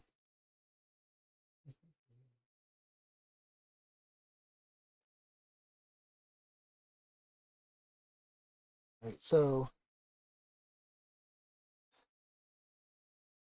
this is Pi. We can execute and basically like delegate stuff to Pi, um, and have it like respond to us. But basically, we're having this one agent harness, which is our GPT codex harness, spawn background processes, which shell out work instead of using the subagents native feature inside of our GPT app here. We are having it spawn these background processes. And all we have is this skill, right? So if we go to um, the agent's skills that we had, pull this back up, agent skills, I have a code writer skill. And if we look inside here, we'll see that the code writer skill, basically this thing was actually written by our AI. If you're going to write skills, you definitely want the AI to write the skill because it's going to use it in the words that it understands best. And so if you want it to actually use the skill, you should have it write it and you just describe what you want to do, you know. And so it wrote this whole thing about how it should work with creating these Pi sub-processes to delegate work. Holy moly, this thing is like really intense. Wrote a lot of stuff in here.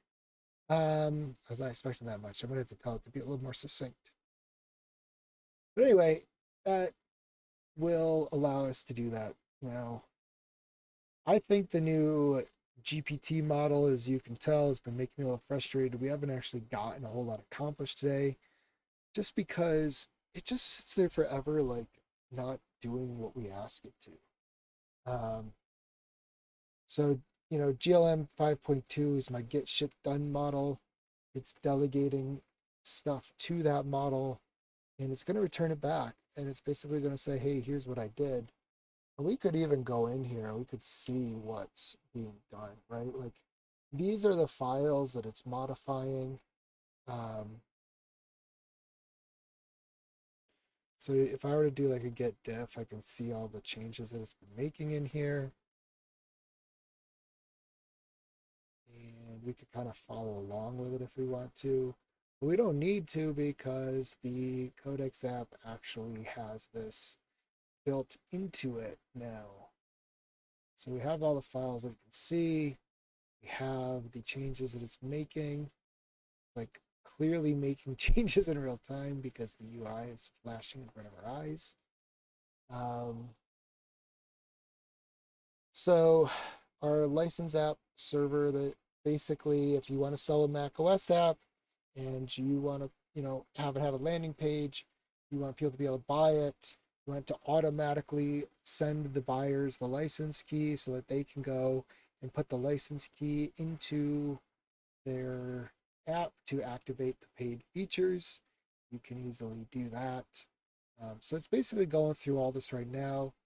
But I gave it some instructions about like, okay, if a seller loses a dispute, like someone purchases, this thing is like seems like it's glitching, but it's not because the other Pi agent is modifying these files in the background.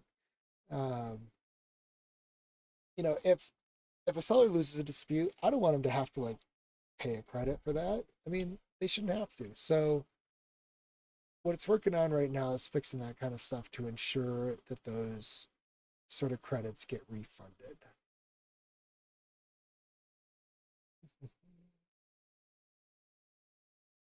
Uh-oh. The fulfillment worker has exited assess one and produced no completion report. It did leave substantial partial diff. Okay, so it's going through all that.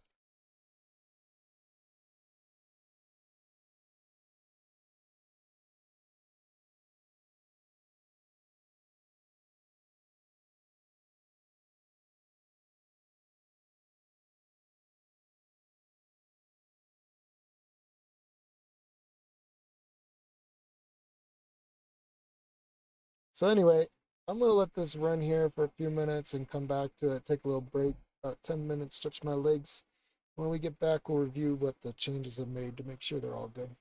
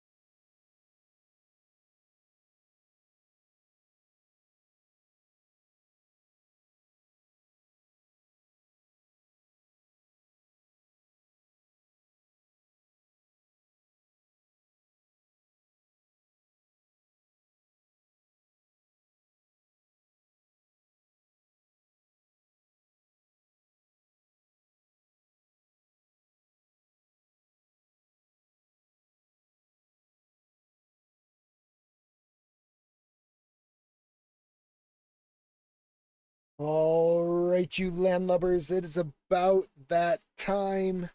We are 9 hours, 42 minutes into the stream. I got the camera charged up just enough so that I can wrap this stuff up. Just to go through, I think what we finally accomplished today is we've got the agent going through the initial thing that we started almost 10 hours ago. It is finally properly working on it. And now it is actually delegating to GLM 5.2 to do work, which is why it's probably actually doing work now. I think maybe in like the last hour, maybe it was 2 hours, we started delegating to GLM 5.2. We have already burned 19 million tokens on GLM 5.2, but no worries because I think I can probably use like 3 billion tokens every 5 hours on that plan, and I never exhausted it even close. So yeah, we're gonna let that thing crank and write some code. I'm gonna let this keep running, but I'm gonna have to end the stream because it is getting late and I'm gonna make some dinner, and it is just time to just let this run, I think. And we'll come back in the morning. Tomorrow, tune in for the live stream. We'll get some music going. And you can leave it on the background, whatever, but we are going to crank out, hopefully, the rest of this app. We might even try GLM, or not GLM, GPT 5.6 Luna, which is the step down from Sol. It's one step up from 5.6 Terra, which they just came out with as well. But I've heard Luna's a decent coding model. We'll see what happens. Um, and, we'll see what kind of vibes we get from it. Is it an actual model that can ship code? I don't know. We haven't played around with it enough yet to find out. But I'm willing to give it a shot tomorrow and see what happens there. And yeah, we'll come back and review what's been going on in the morning. There's actually just a few things left on our to-do list in order to wrap up this work here. As you can see, there's really not much left, you know. And so once we have these last few bullet points, which all we should have to do is feed them into the AI, and it should do it because GLM 5. Or GPT 5.5 was doing a great job at that. If Luna doesn't work out, we're going to go back to GPT 5.5. We're just going to feed it these bullet points. For whatever reason, GPT 5.6 Sol is not good at taking prompts and figuring out what it is that we actually want, where GPT 5.5 is really good at reading between the lines and just getting that stuff figured out, getting those requirements written out. And then we'll pass those requirements on to GLM 5.2 if we really need it to implement it. But yeah, we'll see how that goes. Today we used a lot of tokens. So we used 63% of our weekly codex allowance for our Pro 20X plan. It says that we used roughly, oh, I don't even know. I wish it had like a buy day. Oh, it does have a buy day. Okay, so today, what is today? July 15th.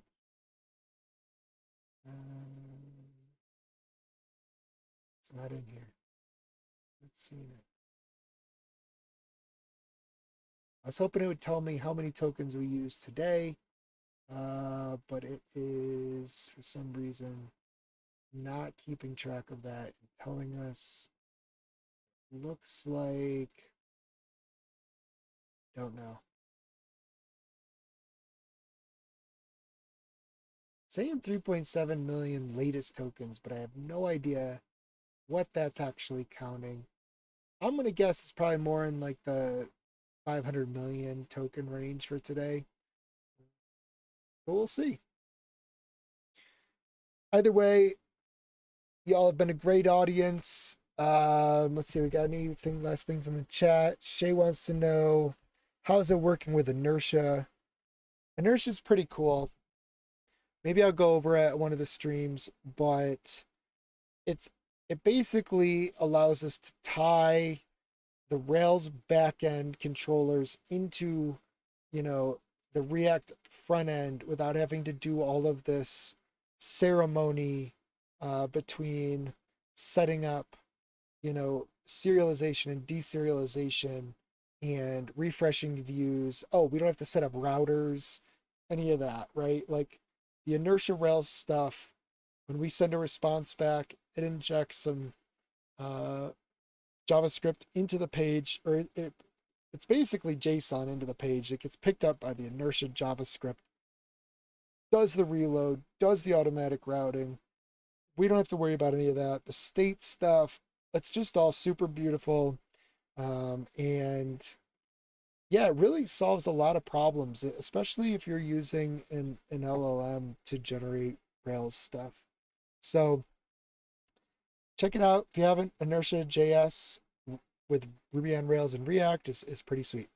All right, so that is it. I hope you all have a good night. I don't think it was a great day for us of getting shit done, but we did manage this time to end the day with 37% of our weekly tokens left, which we burned all of that in one day, so maybe that's not good. But we didn't run out like we have in the past streams, so I will leave you with, may the tokens be ever in your favor. And that's all, friends.